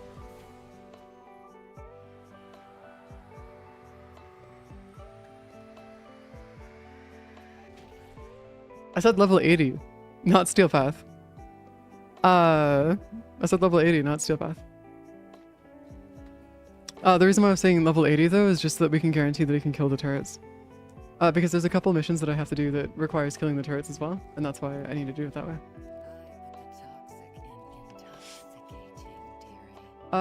Hold on, where's our stuff? So normally I'd be using that, but I can't, so I need to go through and use my shotguns.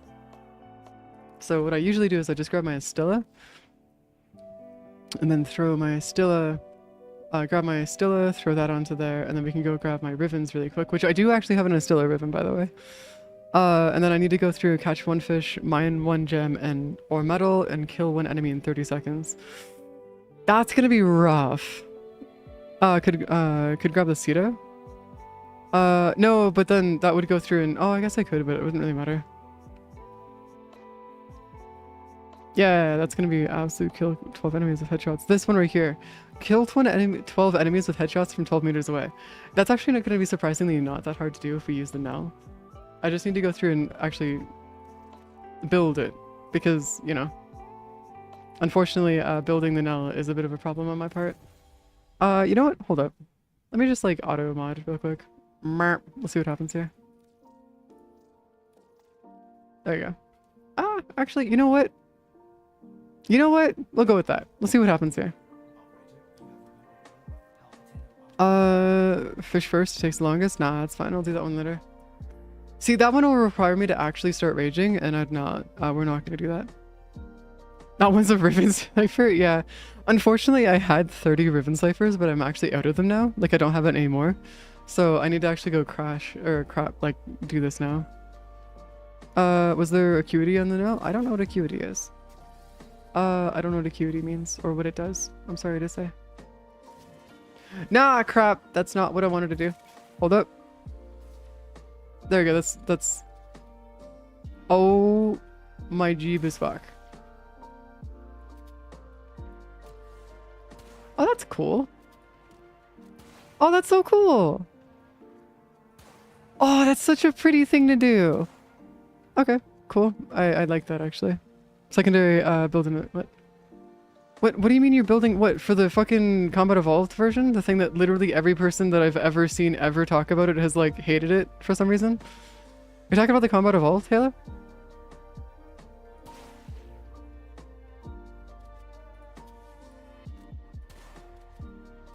Like I have yet to see a single person actually say something nice about that game. Like straight up. I've yet to see a single person say anything nice about it.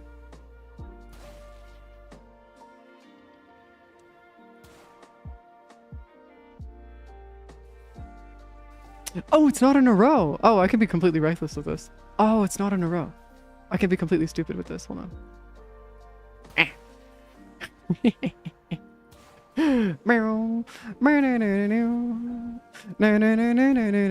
Yeah, the new Combat Evolved is like super hated by the community.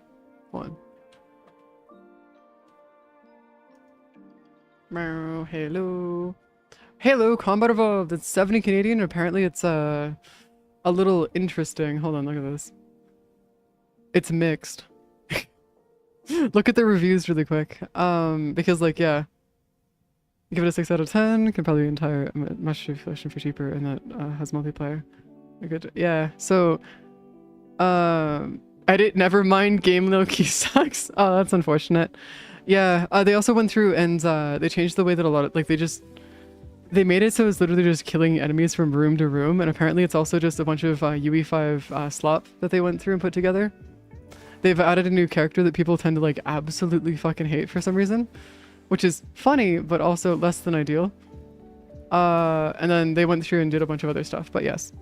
Yeah, they made the game like absolutely just atrocious, apparently. Also, I don't know if you saw that, but that was a thumper on the lowest level you can get the planes. Excuse me, you're not supposed to spawn for like half an hour or 45 minutes, not instantaneously, my guy. God damn it, I don't need the corns. Well, I mean, I'll take it, but like, god damn it. Don't need the corns. Fine, whatever, we'll take the corns. Mission and other things and pacing got fucked. Yeah, no, they did some stuff to the game that I really wish they hadn't done. What, you'll take the corns movement actually? Because I'm not a corns enjoyer. If you want it, you can take it. Because I'm not a corns enjoyer. Corns like how it's... What, you'll get corns how... What? Okay, first of all, peacefully? Damn, I see how that's gonna go. Literally the best sounding shotgun in the game, actually. Oh. Needs more base damage. Oh, I gotta use the Lex. Okay, yeah, I can switch my Lex. I have the Lex and Kanno, by the way, so I can just use that. I have my Lex and Kanno that we actually built for higher level stuff too. That's great. Which apparently decided no, it wasn't. No.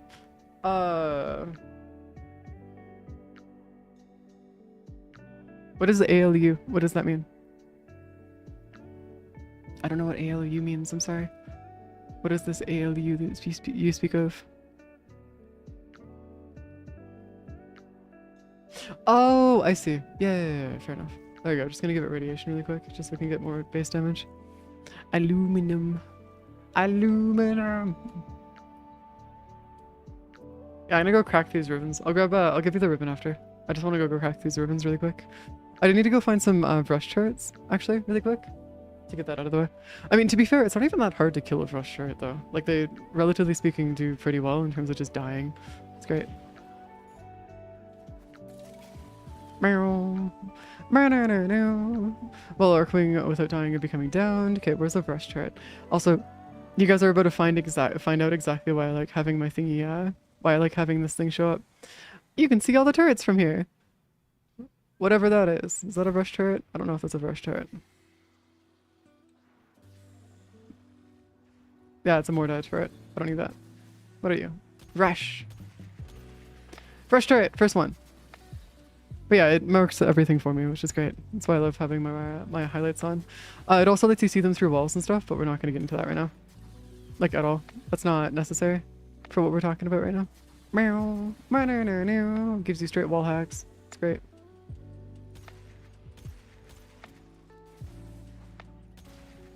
And there you go. That was that ribbon complete. Come on, just give me my Sobek ribbon. I swear to God, if you don't give me a Sobek ribbon, I'm gonna lose it. Just give it to me, man. Just give me my Sobek ribbon. God fucking.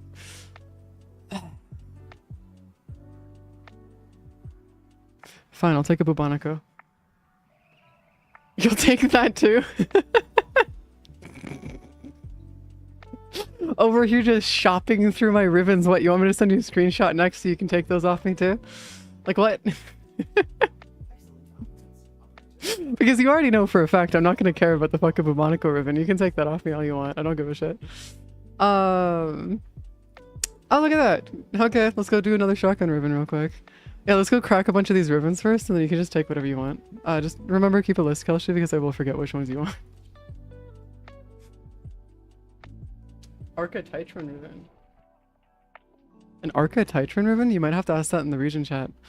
Because I don't even know what that is. Wait, is that a melee weapon? That might be a melee weapon, actually. Yeah, that might be a melee weapon. Okay, ballistas with headshot. Yeah. By the way, this one's actually ridiculously easy. The Titron ribbon? Maybe, I'm not sure.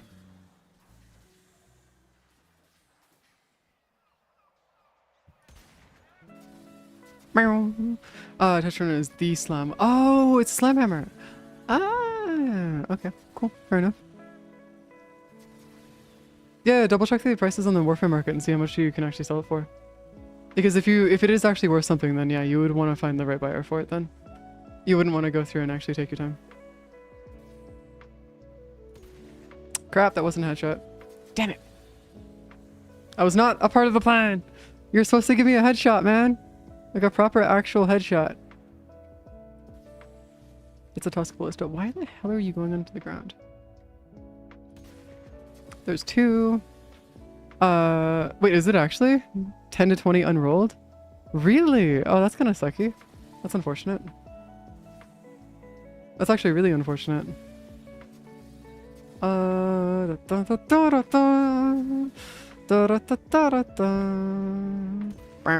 That was not the right one.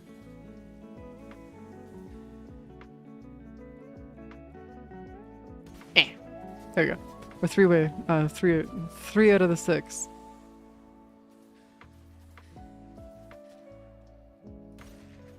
That's 2. You know, the fact that killing them right next to each other does not alert them is something special, to say the least. Oh, the prime's coming. Oh yeah, keep that until after the prime comes then. If that's going to be the case. No, like straight up keep that until after the prime comes. Because you could probably sell it for quite a bit once the prime drops. No, those guys have been alerted. Damn! Alright, I guess I'll just continue working towards my other one. I'll go to a different site. Fine. Whatever. Okay, where's my stuffs?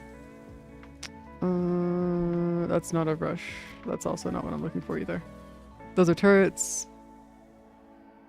Leechioximus, Tusk Lancer, that's also a Lancer. Damn, man, where the hell are all the Tusk Ballisticas? Am I killing them too quick? I might be killing them too quick. Crap.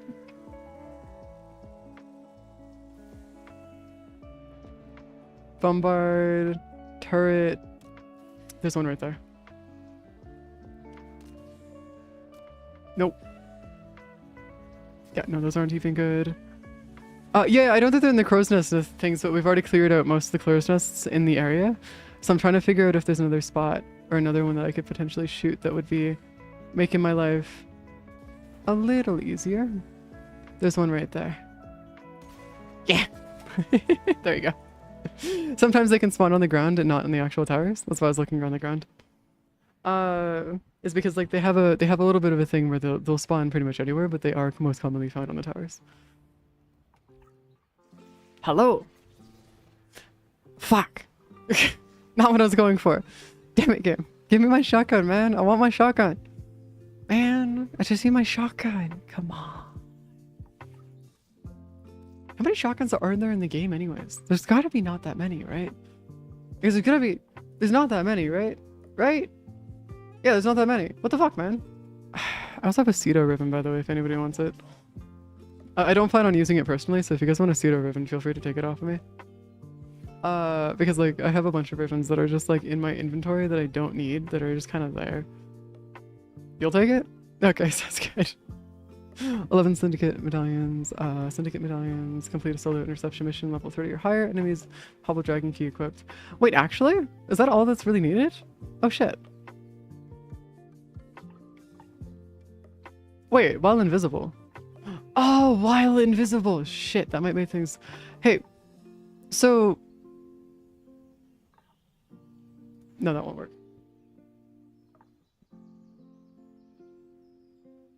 Oh, you just got a Dex Furious ribbon? I have like, what, 2 of those, I think? Do I? I don't have a Furious, unless I already sold it. Yeah, I used to have a Dex Furious ribbon, and then I probably just sold it. Yeah, I might have sold it. Pick up 9 syndicate medallions, pick up 11 syndicate medallions, pick up... What is up with them wanting to pick up all of these freaking medallions, man? Like, why are they doing this to me, man? Like, what's the purpose? Just destroy the dropship, with them all in it counts. Oh, yeah. Just use my, I could just use like a... Oh, but then I can't use my bow. Oh, that's unfortunate. I was hoping I could use my bow, but apparently I can't, so... We're gonna have to suffer just a little bit. I'll get this ribbon out of the way though, just really quick. There's a spot that I know of where to go to that'll give it to me, so it should be fine. Multi-shot Perigo would do the trick. Oh, that's true. You could do that, yeah. This is true. This is very true. But that's also not a shotgun and not a secondary, so I wouldn't be able to do it through there either. And the Kuvokome, if I'm not mistaken, is the... Is it the secondary? Is it a secondary? Because isn't the Kuvokome a primary weapon? No, I said, it's the Dex Furus. Dex Furus has one. Oh, yeah, no, Kuvokome, primary shotgun? Is it? If I get a comb riven, I swear to God. I've already gotten another comb riven, and I don't need one. I don't need a comb riven. They're useless to me. Actually fucking useless to me. I don't want a comb riven. Just don't give me a comb riven. Don't do it. I know it's fantastic, but it ain't my fucking Sobek. And I want my Sobek.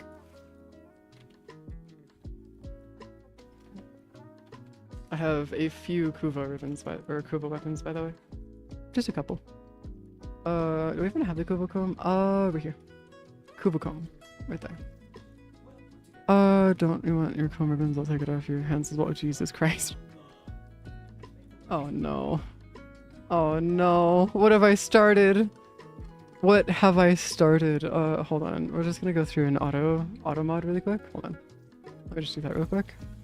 Actions, auto mod. There you go. And then we're just gonna throw in our shotgun riven mod, which is gonna be for our kill 14 enemies and dropships. There you go. Of course you have a Kuvocomb and no, I'm missing one weapon. Only one. And I refuse to do it. I don't have the patience for it, so I'm just not gonna do it. There's only one weapon that I'm missing. It's the Kuva Seer, and I don't plan on ever touching it again. The Mighty Seer. Yep. Oh, it's because no. It's just the Kuva Seer. That's it. That's the only weapon in the game that I do not have in my inventory.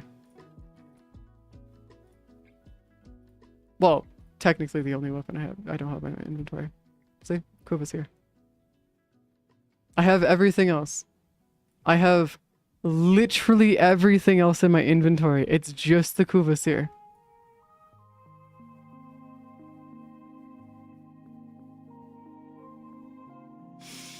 I'm not sure if that's is that a GPU or a CPU, Lippy? I don't know what that means. Or what that is. Sorry, I'm like atrocious when it comes to that kind of stuff, specifically speaking. That's a GPU? Is it considered decent or is it like mid-range? Because it seems like that might be mid-range then, if we're gonna go based on the numbers at least.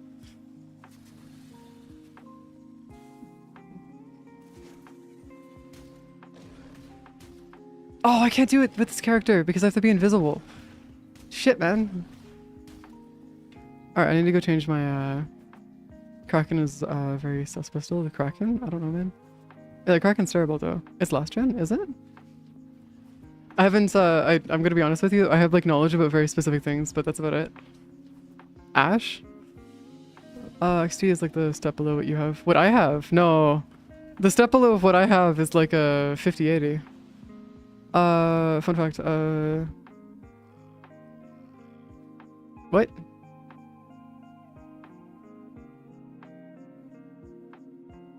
That is a bot.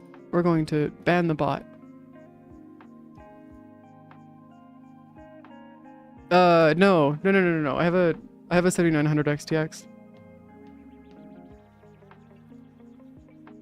I have the XTX version, which makes it boosts the performance much further than you might think. The difference between the 7900 XT and the 7900 XTX is like quite that. Like it's a huge difference. Like we're talking like massive difference.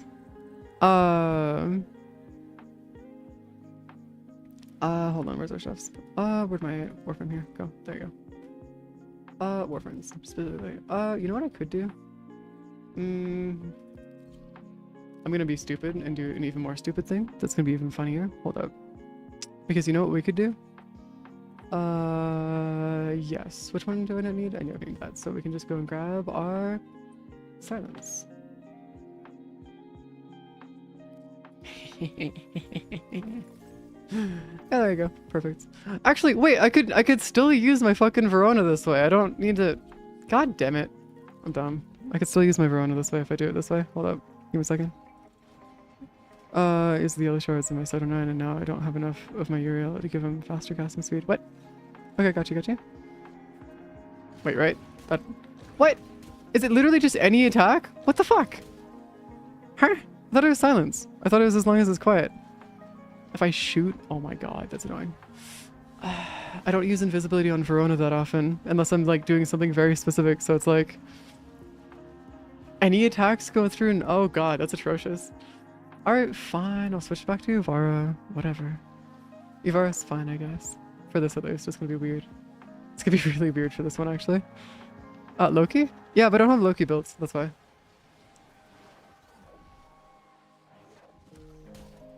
Okay, yeah, we're good. We are good. Loki should be great for this. Yeah, that's why I brought up my my Ivara. My Ivara has like 45 minutes of invisibility, by the way, on a single charge. Which makes it nigh impossible for me to actually run out of energy after this. It's actually kind of great.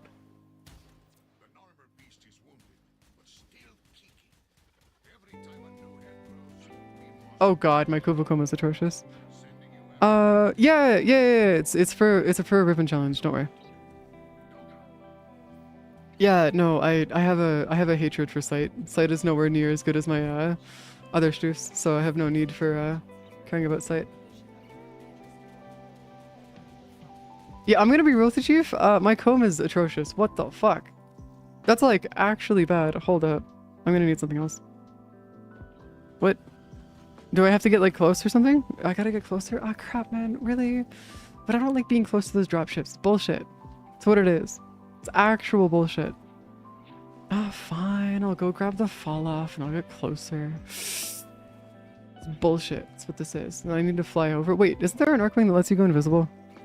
Yeah, isn't there an Arcwing that lets you have invisibility? But the shotguns are snipers. But that's pushing it.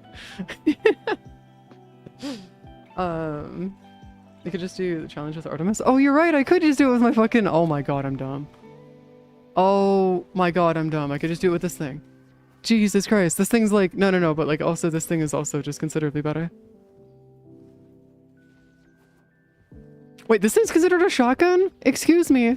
No. This is not a shotgun. I will not take this slander for my bow. No. It's bullshit. That's what that is. No, that ain't no shotgun right there.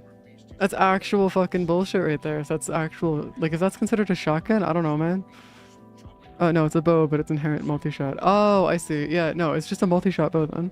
Not a shotgun. I will crash out if somebody calls this fucking a shotgun. I will, like, actually fucking crash out. No. Oh, because Artemis has built-in split fight?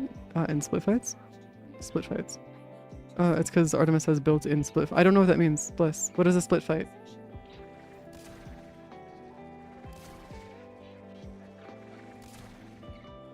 Did it just... Am I just a terrible shot or is it just doing no damage? Am I just getting really unlucky or is this just unable to hit things? No, it just does shite damage. Did I not build this? I swear I built it. No, I did build it. Okay. Split fight says mod that gives bows a fuck ton of multi-shot, but kills the accuracy. Ah, okay, I see. Oh, hi, Thumper. I don't need you, but hello. Hi, Thumper. How you doing? You're being annoying, so we're gonna leave you be now. Wait, do I have to sit still for this? Oh my god, I have to sit still for this. Fine. Yeah, I have to sit still for this. Not really. Split fights on Artemis, since split increases multi-shot as you hit things. Oh, yeah. Where's the... Usually whenever I start an armor mission, I get like swarmed by ships and stuff. There's no ships here though. What? What? The only weapon requirement for Rivens is what kind of weapon goes on. Opening it can use any weapon. Most of any shotgun Rivens I can open using a pistol. Well, no, but you can't equip it to a pistol. That's more the issue that applies here, is that I can't equip it to a pistol. That's why. Oh my god, it is actually the fall off. Shit. Turn it into a bazooka bow. True, I could turn it into a bazooka bow. Well, yeah, I know that, Kelshi. But what I was mentioning earlier and why they're mentioning this now is because I was having... Some people were saying, oh, you should use the sniper or the Rubico for your Rivens. Or for cracking your Rivens. Problem is I need to have it on a shotgun and equipped. I can't use my fucking Rubico. And that's why I was saying that I was asking a question earlier, is if there's any pistols that could work. I know, that's why I was using the Nell earlier, Kelshi. But that's also why I was asking earlier, and where we got this whole conversation started, is there a pistol that I can equip a shotgun Riven mod to? And that's what they're responding to. Which happened like half an hour ago when you were here, apparently. Where the hell is the ships? Where the hell are the ships? They just don't have them. Could yeet my shit with, yeah, true, but like there's no, what?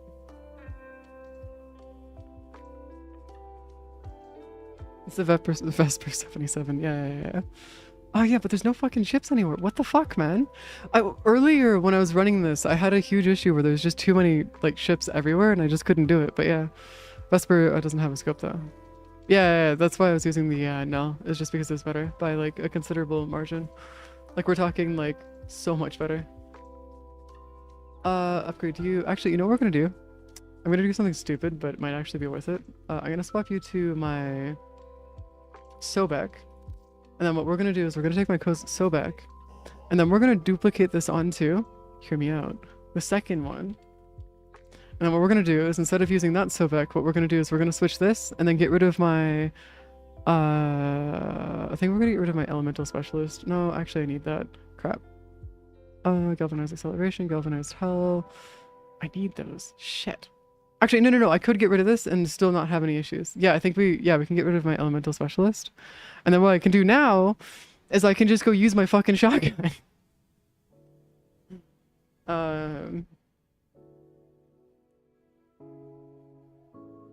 Where's our...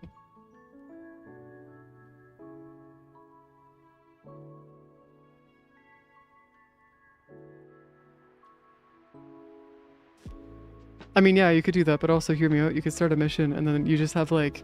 Earlier when I was running submissions earlier, I ran into a situation where I was being swarmed so much because there's so many enemies everywhere and so many fucking dropships that were dropping that I was actually running into an issue because of it. But as a counterpoint to that, I'm just gonna go run some other missions instead because I'm gonna get pissed off if I try to do that. So we're just gonna go do this instead. Yes, you are missing something. There is no such thing as a secondary shotgun. It's same thing for melees. There is no melee shotgun. There's no any other shotguns. They're only primaries. So you can't run them as a secondary. Not in terms of the actual Rivens though. It doesn't work for the Rivens though.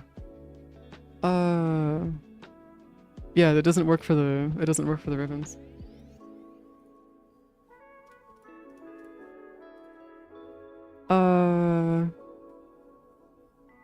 Where's our chefs here? I think if I go up here, yeah, because then I can just do these missions. Yeah, I can just run these missions instead. What? Okay, I have changed my build like 18 times now. I'm gonna keep my build as it stands right now because I know that my build is fine. I know that my build is okay. So I will not be changing my build anymore. This is not up for debate. This will be staying as it is. I know, but I'm not just listing pistols that are... Oh, yeah, no, that works. But also, counterpoint as this, we need this for the Rivens, not for the overall shotguns. Because it doesn't work! Because they wanted to do other shit instead, because they decided that it was better if we just did other shit instead.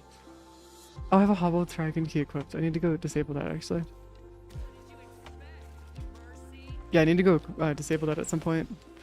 Just so I can get my shenanigans going. Hello, duder. Hey, could you like... Oh my god, dude. Just die. Oh my god. Dudes, thank you. Holy crap. That was pain. Actual fucking pain. There you go. There you go. Thank you. Yeah. Also, by the way, I'm starting to get a headache from my glasses being crushed into my head right now, so like... I'm gonna start crashing out a lot more than I usually do. Because I don't do well with headaches, like at all. So there's a pretty good chance that I'm gonna start actually crashing the fuck out. Hey Smell! Hello! Yeah. We'll end at 5 hours. Just to cover it, like an even 5 hours there. Or I guess not even 5 hours, but you know what I mean. Lawful. Ow! What the fuck, man? You could always use a cipher. I don't have any ciphers. I know I want to use ciphers. I want to, but I don't have any ciphers. I've already run through 30. Not specifically for the Sobek Riven, but I have run through 30 ciphers. I have a few that I've run through already. I swear to God. but do anything else. Also, do not join my party, guys. I need this to be completely separate. I need to be in solo. Or solo. There you go. Brought into Teshin this week? Wait, Teshin has some? Hold up, Teshin has some? Excuse me? No, we're gonna go check on Teshin. Hold up. For finding the medallions, the hex and Zariman treasures count too. Oh, do they? That's actually kind of cool. Oh, that's super chill. Wait, actually, if the hex treasures count, that's actually kind of nuts. Because you could just do it through doing caches. If you want to do it that way, at least. You could just do caches instead. Also, I just realized I wasn't technically in solo, so it didn't count. Ah! Bullshit, that's what that is. Actual fucking bullshit. No, actually it did count. Never mind, we're good. Where's Teshin? Teshin, where are you? Teshin. See how much fucking steel essence I have. Steel essence, path armors. I only have, oh. Oh, there's only one though. Shit, I want more though. Why is there only one? No! Shit, man. I was hoping that I could get more, but no, there's only one. Ooh, counterbalance. I'll take that though. I'll take that extra mod there. Stance forma we could take, but not really worth it for me. 50,000 Kuva would actually be kind of nice, but we're not going to worry about it too much. Visit Ironwake? Yeah, I already visited Ironwake. We're good. Unless you really like farming Kuva. Weekly cipher from Ironwake. Yeah, I've already grabbed it. I've already grabbed both the weeklies for them, at least. So far, at least. So they're out of the way. We're done. Wait, you can just buy as many of these as you want? What? What do you mean you can just buy as many of those as you want? What? I thought stance forma were like this, like super rare. Not realizing that, okay, you can just buy as many as you want. Okay, I'll just buy 10 then. And fill out the amount of forma that we have in our inventory then. That's cool. I don't get the point of stance forma. It's basically just, it's an omni forma, but for your melees. That's what it is. So if you're looking to go max out your melees by omniforming literally every slot that you can possibly omniforma, it would be through your melees and stuff. But you also don't get the point of regular omniformas either, Kelshi, so it's not kind of surprising on that one. It's not too surprising to me that you don't get the point of stance forma either. Shotgun. Riven mods. Hold on. Where's our kill for enemies that are dropship while invisible? Yeah, we're just gonna cipher that real quick. God damn it! I don't want to Tigris either! I don't need a Tigris Riven. Ah! God damn it, I don't need no Tigris Rivens either. Pain. This is what this is. Actual fucking pain. Yeah, I just got a Tigris Riven. I don't want it though. I already have one. I don't need a Tigris Riven. I already have a Tigris Riven, so I don't need it. Stance forma are readily available ones, because most stances are shit, and we actively need to change them for some weapons. Ah, okay, got you. Got you. Sounds about right. I mean, it's not surprising that they would have gone through and accidentally nerfed it, which is fine. Oh, hi guys. How are you feeling today? How about no? Yes, beautiful. And if any of you guys want this freaking take us from, feel free. I have no use for it, so.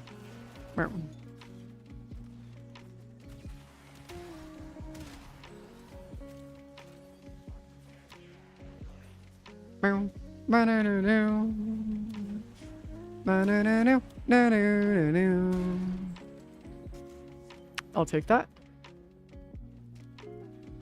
I'm actually not going to finish the mission, by the way. I don't see a point in finishing it, so I'm just not going to finish it. As much as it'd be nice to have the medallions and stuff, but I just don't see the point. Because I can just like abort and max that out separately. So I don't need to care. It's absolutely fantastic. No, you don't. This is why Rivens are actually cool, kind of cool, especially if you're doing these ones specifically. Sorry. If you want to complete it, you can go through and complete it through getting medallions and stuff, but you don't have to. That's only if you want to keep the medallions, by the way. Thank you.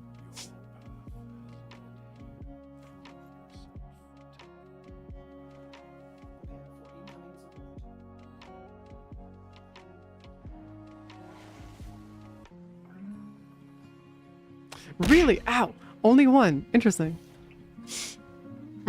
Sorry, I'm allergic to bullshit. Kind of sense that there's some bullshit being talked.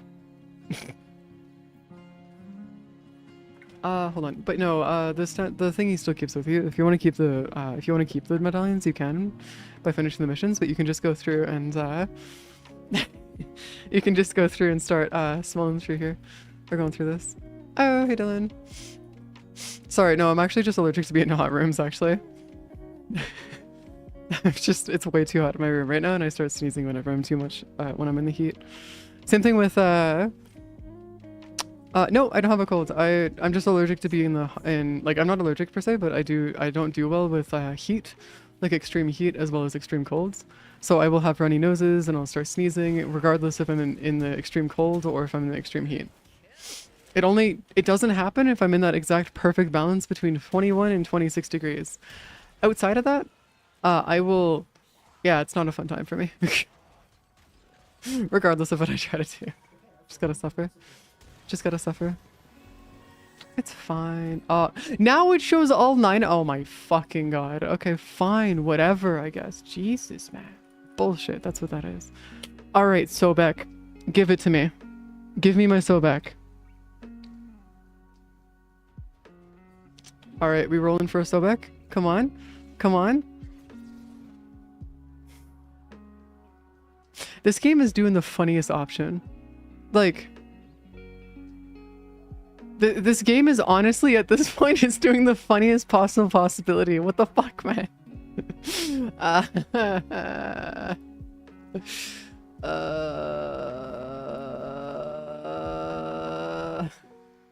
Yeah. So back when I used to work on a stables, what they used to do is or what I used to do specifically is I would drench myself using a hose, and I'd drench my hair and stuff using a hose. But I can't do that when I'm inside of a building. I can only really do it when I'm working outside, because I was working outside in the heat the entire day, and that's why it would actually be worth it for me to do, is because then I could just go outside and drench myself. Outside of that, no, it's not worth it. I still need to Grundle for Hemlith and go to... Yeah, but even then I was still allergic to the heat. It's pretty bad, actually. Especially with all the dust and stuff from being in a barn, it was actually really bad. It didn't work out for me that well. I only did it for that one summer, though. At least at that barn. I did actually have jobs elsewhere, working at different barns, or different stables and stuff.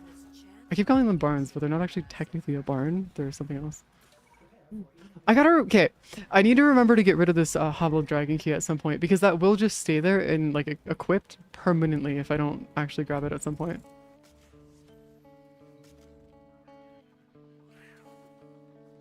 Yeah, so stables and a barn. Stables and a barn are two separate things. Barns are usually just meant for like livestock and stuff and storing stuff. Stables would just be mostly just for horses, which horses could be considered livestock, but we're not going to get into that right now, because then it gets more complex and stuff. Sorry, what? Game question. I still need to get regular Grundle for Hemlith. Get the thingies from RB. What do we do now? There's on Jupiter, there'll be some missions on Jupiter that you need to go do. And then once you run those missions on Jupiter, you should be good. Those will give you the different parts. There should have also been a mission that shows you how to do it too. Like in your codex, there'll be a mission that shows you how to do it. Unless it just decides not to, in which case, GG's, I guess. There's a mission in Europa, no mods allowed. What? Are you talking about the one that's like a... Oh, I see what you mean. No, like actual... Yeah, different thing. Different thing. Also, what does a hobbled dragon key even do? Wait, is it on Europa? I thought it was on Jupiter. No, because it's left of Jupiter. Never mind. My bad. My bad. If you want to guaranteed 5 to 6 medallions, show up once, do the hex defense. Got you. Yeah, I mean, it's not the end of the universe. It gives me a chance here to just talk and yap. Because as I've mentioned before, what I do here is professional yapping with a side of Warframe. That is no joke what we do here, by the way. Oh, it slows move speed. Okay, yeah. So like as like a little bit of a thing, it's not really worried about, I'm not really worried about too much about like doing things the most optimal way. Granted, if it's something that's going to take me like 6 hours to do, I'm not going to do it for obvious reasons, but yeah. It's one of those things where I can, if it's just going to take me a little bit longer, I'm fine with it. That's okay. I'm less than, like I'm more than okay with it just being a thing, because it's nice and easy this way. Also, I don't care about my completion stats, by the way, guys. My completion stats, I have so many missions logged anyways, it's not gonna matter. Like, I might move it 1% every, like, 3,000 failed missions total at this point. And that's not a joke, by the way. I mean that literally. I've done, like, hundreds of thousands of missions in this game. I've done too many. Or maybe, like, tens of thousands, not hundreds of thousands. I could see it being hundreds of thousands. Grinding Dante. Oh, Dante? Yeah, Dante's gonna take a bit. I mean, Dante's actually not the worst grind, though. Like, he does take a while to get, but he's not too bad, though. There are worse grinds, like Citron, for example, which I will always die on the hill of. Citron being the worst grind in the game is always going to be the case, as much as people may deny it. I have an 11% quit rate. Sounds about right. But it probably won't budge, regardless of what I do. So, it's fine. It's almost like I use quitting missions as a way to speed up the method of doing quite a few different grinds. So it's fine. Yeah, even if I were to have 1,000 missions that I failed, it wouldn't be that big of an issue. It would move it 1% at most. There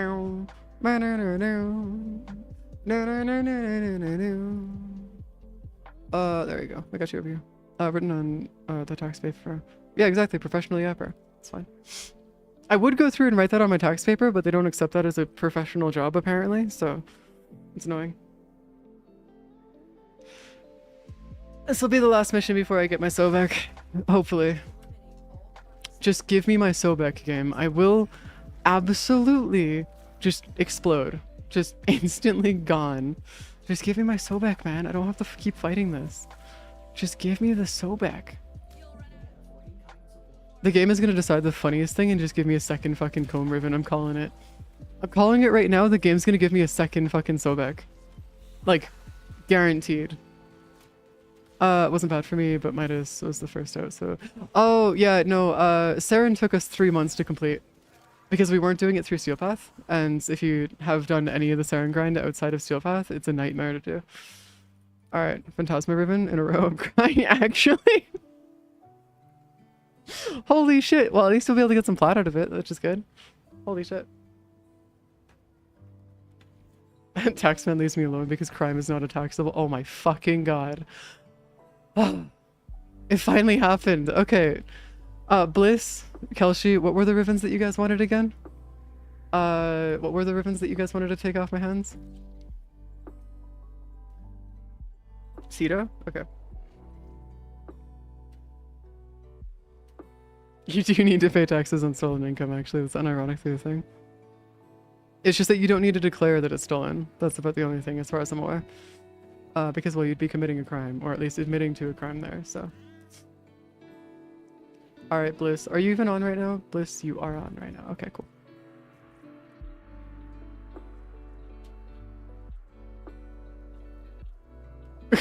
Taxes aren't real and they can't hurt me. As an American, checks out. Well, as you being an American, check out. Don't forget they got,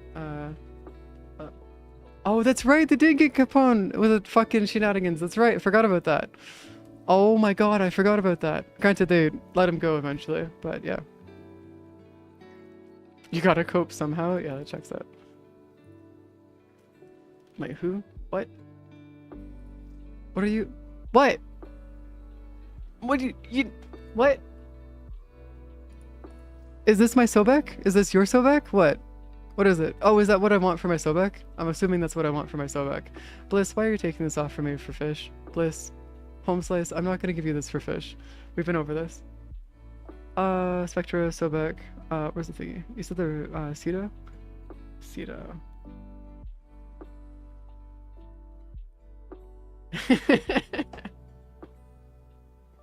They can't prove I stole. Yeah, exactly. They can't find it because they can't prove you stole it. Yeah, because they can't see it anymore. Yeah, I can see that. Where the fuck is my Cedo? Isn't my Cedo supposed to be here? Yeah, my Cedo is supposed to be there. What? There's something fishy about this deal, homie. Just slightly fishy, you know?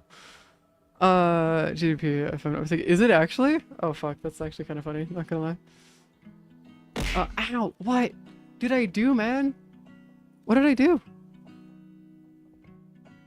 Home slice, what did I do? Exactly? Oh, Prime Resurgence. Ah, yes, I love seeing that all be green. It's great. Finder, Unveiled Rivens, Veiled Rivens. I have a bunch of Veiled Rivens too, by the way. Just a crap ton of them here. Just existing. Festival Riven, Melee Riven, pick up Syndicate Medallions. Oh, wait, it sorts it by the amount of Syndicate Medallions and stuff. Oh, oh, that's actually so cool. I have no idea. How much does a pseudo Riven actually cost? Guys, we're gonna need some, hold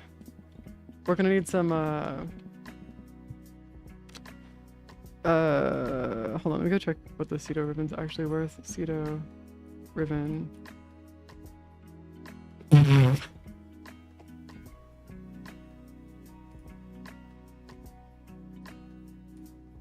Okay, so say like 50 plat, I guess, or 35. Yeah, they're going for about 35 to 50 plat is what they're going for. So whatever you want to do with that, I guess. One ammo crate, take it or leave it. Is that even a thing? Can we even do that in Warframe? I don't even know if ammo crates are even a thing. Thank you. Yeah, no, I'm willing to give you guys literally anything else in the game for like an actual, like for fish, but like when it comes to Rivens, I don't play. Oh my god, it's an actual ammo case. But when it comes to Rivens, I don't give you guys it for fish. But for literally anything else, I'm willing to give it to you guys just for fish. But for Rivens, it's not worth it. Kelshi has gone offline. Bro, isn't there, hey Kelshi? Isn't there like 2 different Rivens that you wanted off of me, Kelshi? That you wanted? Yeah, pretty much. I don't mind helping you guys out and stuff. Oh, you were joking. Okay, cool. Just making sure. Because like, yeah. Oh, do you actually? Okay, okay. Yeah, makes sense. But you have 2 Corns Rivens? What the fuck are you doing with 2 Corns Rivens, dude? What the hell, man? That's nuts. Akicore Corns. Actually, can I even see my Corns Rivens here? Pseudo. Okay, so my pseudo is showing up and my Corns Riven's right here. So if I go through and trade this, oh shit, that actually sells for quite a bit. Shit. Corns level 0. What if I just like list that for what would I want to? Hold on. What if I want to go see this on Warframe Marketplace? Because how do I read this? Because I don't know if that actually shows on Warframe Marketplace or not.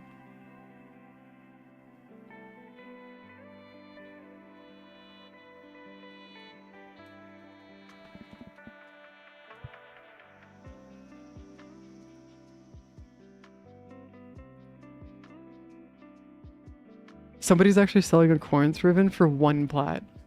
That's actually insane. Like, straight up. What do you do with Rivens no one uses? You just burn them, basically is what you do. You don't want to keep them, so you just burn them. That's how you usually go about it. Okay, the Pseudo Riven's been burnt, so we're good there. The Comb Riven. How about I just burn this instead? Send this to the fucking Shadow Realm. Oh, actually I got 2 of these. Nice. Multi-shot. I got 1 of these, so I guess I could just like list this for like 100 flat or something. Oh, hold up. Now with Incarnons. Yeah. No, that makes sense. That checks out. List no more from Marketplace.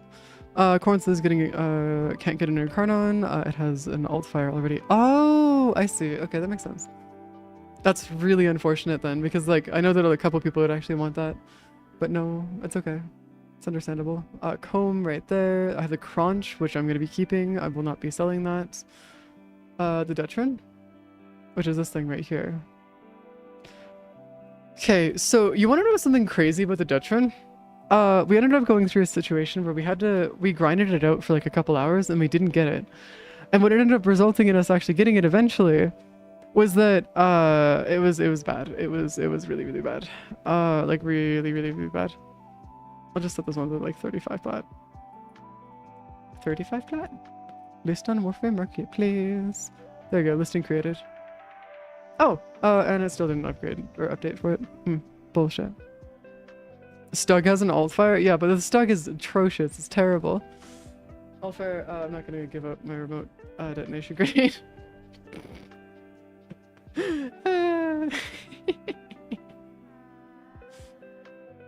But yeah, usually you just go turn them into other Rivens that are unveiled, so you can go through and use it that way. Usually is what you do there. Outside of that though, it's not too big of an issue.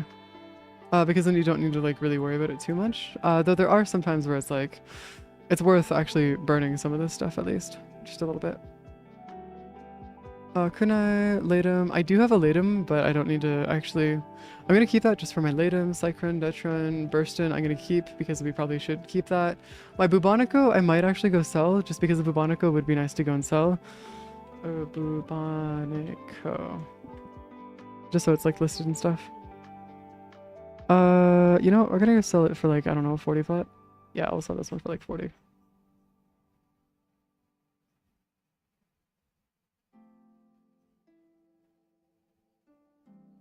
Oh my god, people are selling for some of these ribbons for such a high price, it's nuts. Holy shit. Yeah, I'll just sell that one for like 45. Right. List on marketplace. The Stug, we love to hate. Well, no, the Stug is fantastic. It's one of the best weapons in the game, unironically. Now with the Incarnon it has at least. Because now that it has an Incarnon, it actually does really good. Basmo? I don't actually know. Yeah, good ribbons on Bubonico are actually kind of valuable. Wait, really? That's kind of surprising though, because oh, I guess because of the actual status chances and stuff. Oh, I could see it. Yeah, yeah. Ribbons are good, yeah, but them being popular is a different matter. Wait, is it? Oh, for status farming. Yeah, for status farming I could see that. Yeah, just because I'd have to go through and actually do all the statuses and stuff, which would make sense. Any more of these that I have that would be medallion wise? Okay, so what do I replace my, what do I replace, like, what do I do for adding my, hold on. You know what, let's go roll this Sobek ribbon, see what we actually get out of it. Really, really quick. I want to see if we can actually get something decent out of my Sobek ribbon, because it would be nice. Sobek. There you go. Sobek ribbon, give me something decent. At least something broken. Punch through, multi-shot, and reload speed. Okay, that's actually, unironically, much better. That is actually considerably better for what we were going for. Alright, cool. Fair enough. I'll just take that real quick. Yeah, no, this is like actually surprisingly good. Is the multi-shot actually worth keeping, or do we like... Is there anything that I could like reload that would be better than this? Because if there's anything that I could reload that's better than this, then I might actually just reload and just like see if I could keep rolling. Kuva... Stats on Kuva variant? Wait, what do you mean by... What do you mean the... Oh! Swap it! Oh, wait, what do you mean? So like down here? Wait, can I? Wait, how do I swap it though? I don't think I can, right? Bottom right corner, show ranked? Show unranked, show ranked. But you said to swap it, right? I don't know how you swap it.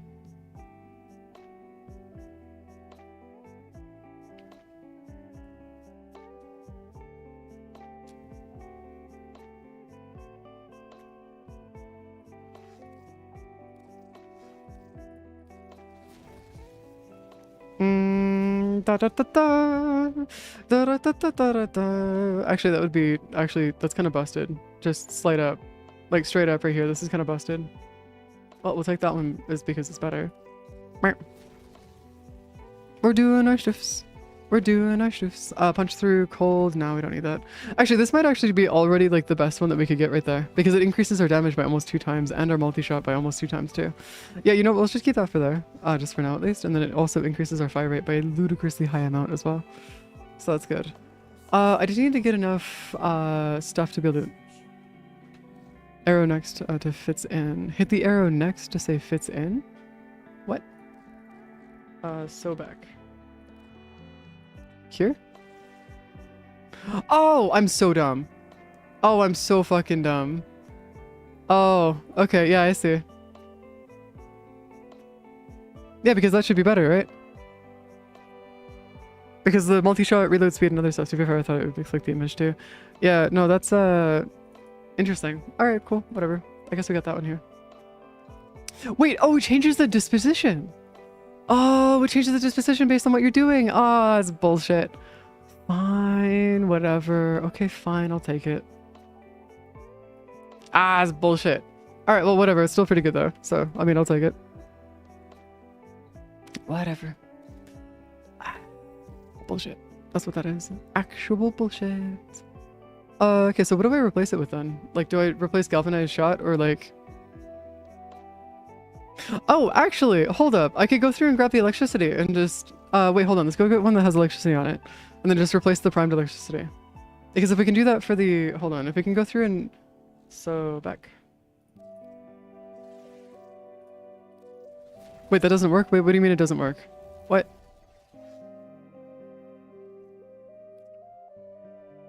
Reload speed, magazine capacity. No, we don't want that. What do you mean it doesn't work though? What? Using electric on it because it's prime damage mod. Wait, is that why? Oh, and it has a dot association. Yeah, but that's why I'm saying like we could just go through and just put electric on it instead using the riven. And then get some more statuses out of it other than just the riven itself, right? Unless I'm going crazy here and that's not what we want. That's a bad idea. Because certain did... so you'd be looking at replacing Elementalist on the crit build. Oh, so then we want to go through and replace Elementalist, so we want status chance then. Status chance and crit chance is what we're going for then. As the two that we'd want to go for then, right?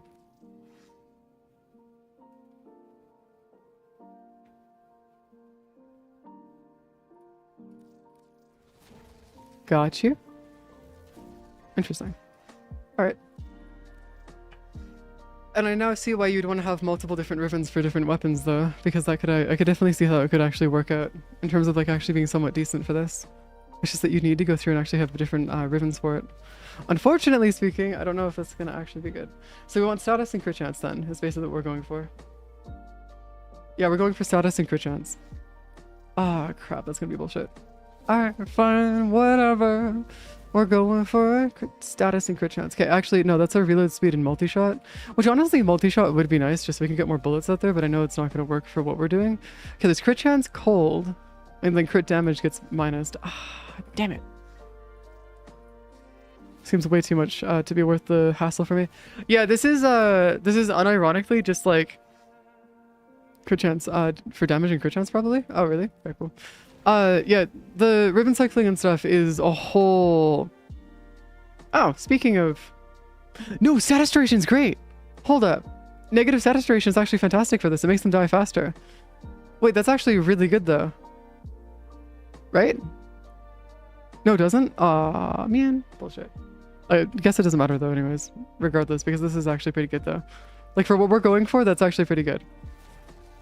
So we just need one that gives us 4.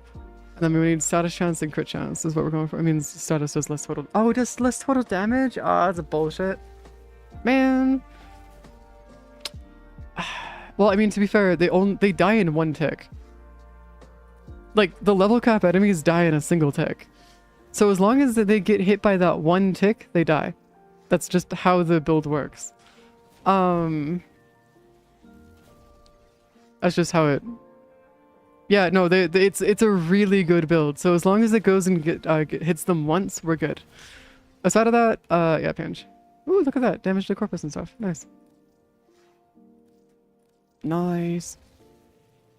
Oh, it's nice for blast. Oh, I can see that working for blast. Yeah, I could see that. I could definitely see that working for blast. It's just unfortunate. But yeah. Also, we're gonna have to run some saturation punch through. No, we don't need to worry about punch through. One of the things that we're gonna have to start doing is running cascades though, because we do actually need to run cascades. Specifically steel path cascades, just so we can get actual steel essence going and stuff. Because it would be nice to actually be able to get a bunch of steel essence for the steel path cascades. Though granted, at the same time, as much as I like understand that that may be a thing, it's just gonna be atrocious.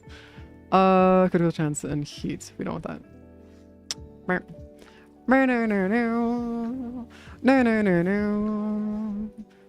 Yeah, no, not worth it.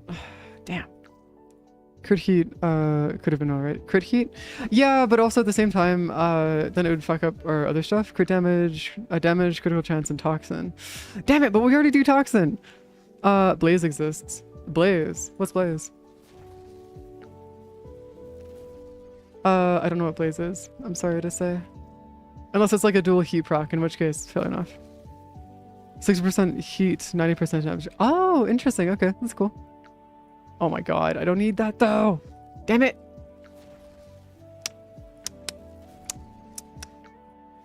Damn, I'm gonna run out of Kuva.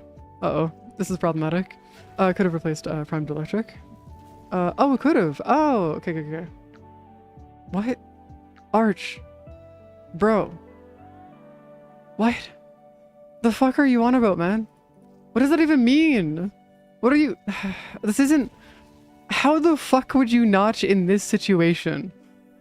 I'm gonna need you to, like, actually explain that one, because there's no such thing as notching in this situation. Gotta be, run Kuwait missions now, too. Oh god. Ooh, look at that.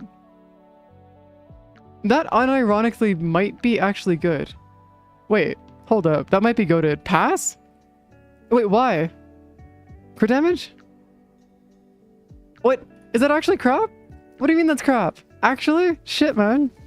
Oh, it's minus crit damage. Oh, I see. That's, I mean, I could see that being an issue. Heat and status chance? Oh, this one. Because that should be fine, right? Because increased status chance is what we want, right? Because that increases our overall damage, I think, right? Right? Unless I'm going crazy.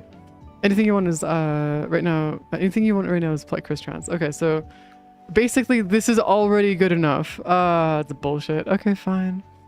Literally anything else other than this. So we need these two and then something else underneath it. Ah, crap, which is going to be incredibly rare.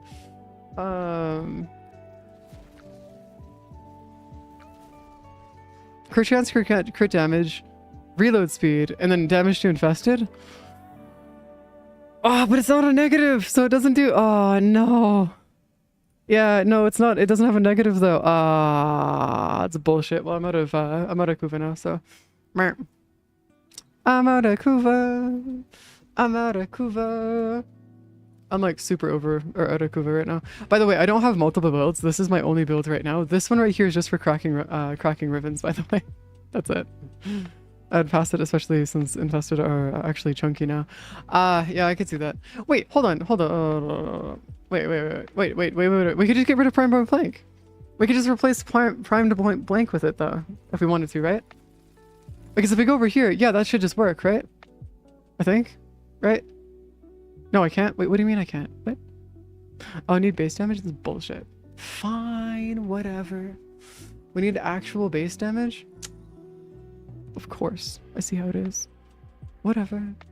Let's go talk to Maru real quick so I can go burn some of my treasures that I have. Is it ideal for Sobek base damage, crit, and crit damage? I'd assume so, yeah. Based on what Kelsey's been saying, I'd assume that's probably the three that you'd want to go for. Yeah, honestly, don't need crit damage on it. Wait, really?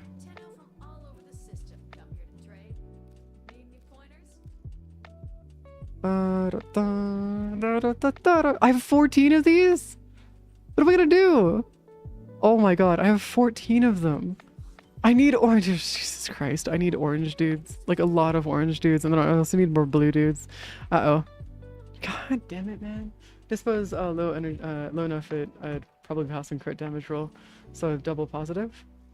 To have a double positive, so base damage crit multi-shot? Well, I'd assume, yeah, maybe. Multi-shot makes it so you have an increased... I already have like 10 bullets out of it, so it's... Multi-shot can actually get out of hand pretty quickly. But the real question here is it actually worth it for us to use? Yeah, there you go. So, real question now is, what do we replace with this? Like, what do we replace with this? Because we want to keep these. We want to keep all our galvanized mods. Deceleration could be crit chance. Elementalist, really? Oh my god, it's going up to 7 times crit damage? Okay. We're getting a 2.2 times boost out of this. Okay. I see. Fair enough. Magazine has gone down to 20. Oh, because the magazine doesn't increase. Okay, yeah. And then status, projectile. Yeah, so that should be fine. Alright, so how much does crit chance did that net?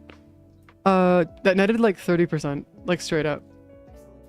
We went from like 50 something. Here, hold on. 63 to 81%. Yeah, 63 to 81%. Yeah, it's actually pretty good. So I mean, to be fair, if anything, it's worth it because we have the extra set critical chance. Which means it's almost a guaranteed crit chance now. Ah, my god. That's great. We could go test it really quick. Actually, no, we cannot. Damn. That's unfortunate. Whatever. It's fine. Okay, so, real question. Oh my god, it's a defense right now? Really? Game, why are you fucking with me? Game, I have to end. I don't have to deal with this bullshit. Oh, I have another Tigers? Okay. I have multiple Tigers. I could probably sell both of these actually for a decent price. I'm not gonna lie. Yeah, I could probably sell this one for like 100 plat, actually. 100. Let's not actually, you know, let's set this one to 200. List on marketplace. And then sell this one as well for 100 plat as well. 100 plus plat. Of course, it's a defense when I sit down to eat. I don't know, man. It's pretty good though. It's pretty chill. It's pretty awesome. I'll take it any day of the week. Also, if you guys, I didn't mention this earlier, guys, but I have a 50% off coupon right now for plat, and I'm kind of pissed because I can't afford it. But I'd be able to get 2,200 plat right now. Do you know how much Omniforma that would be?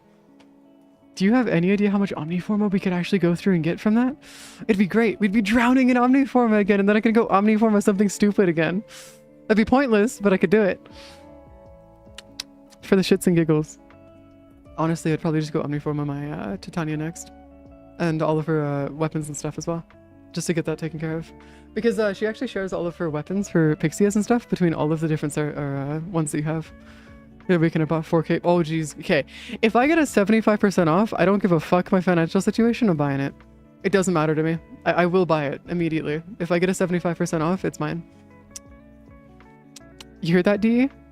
You hear that? You should give me another 75% off again.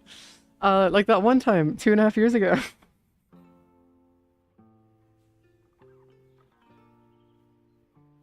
This isn't a joke, by the way. I haven't had a 75% off in like 2 years.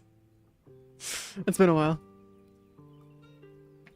I will be taking the 75% offs at all times.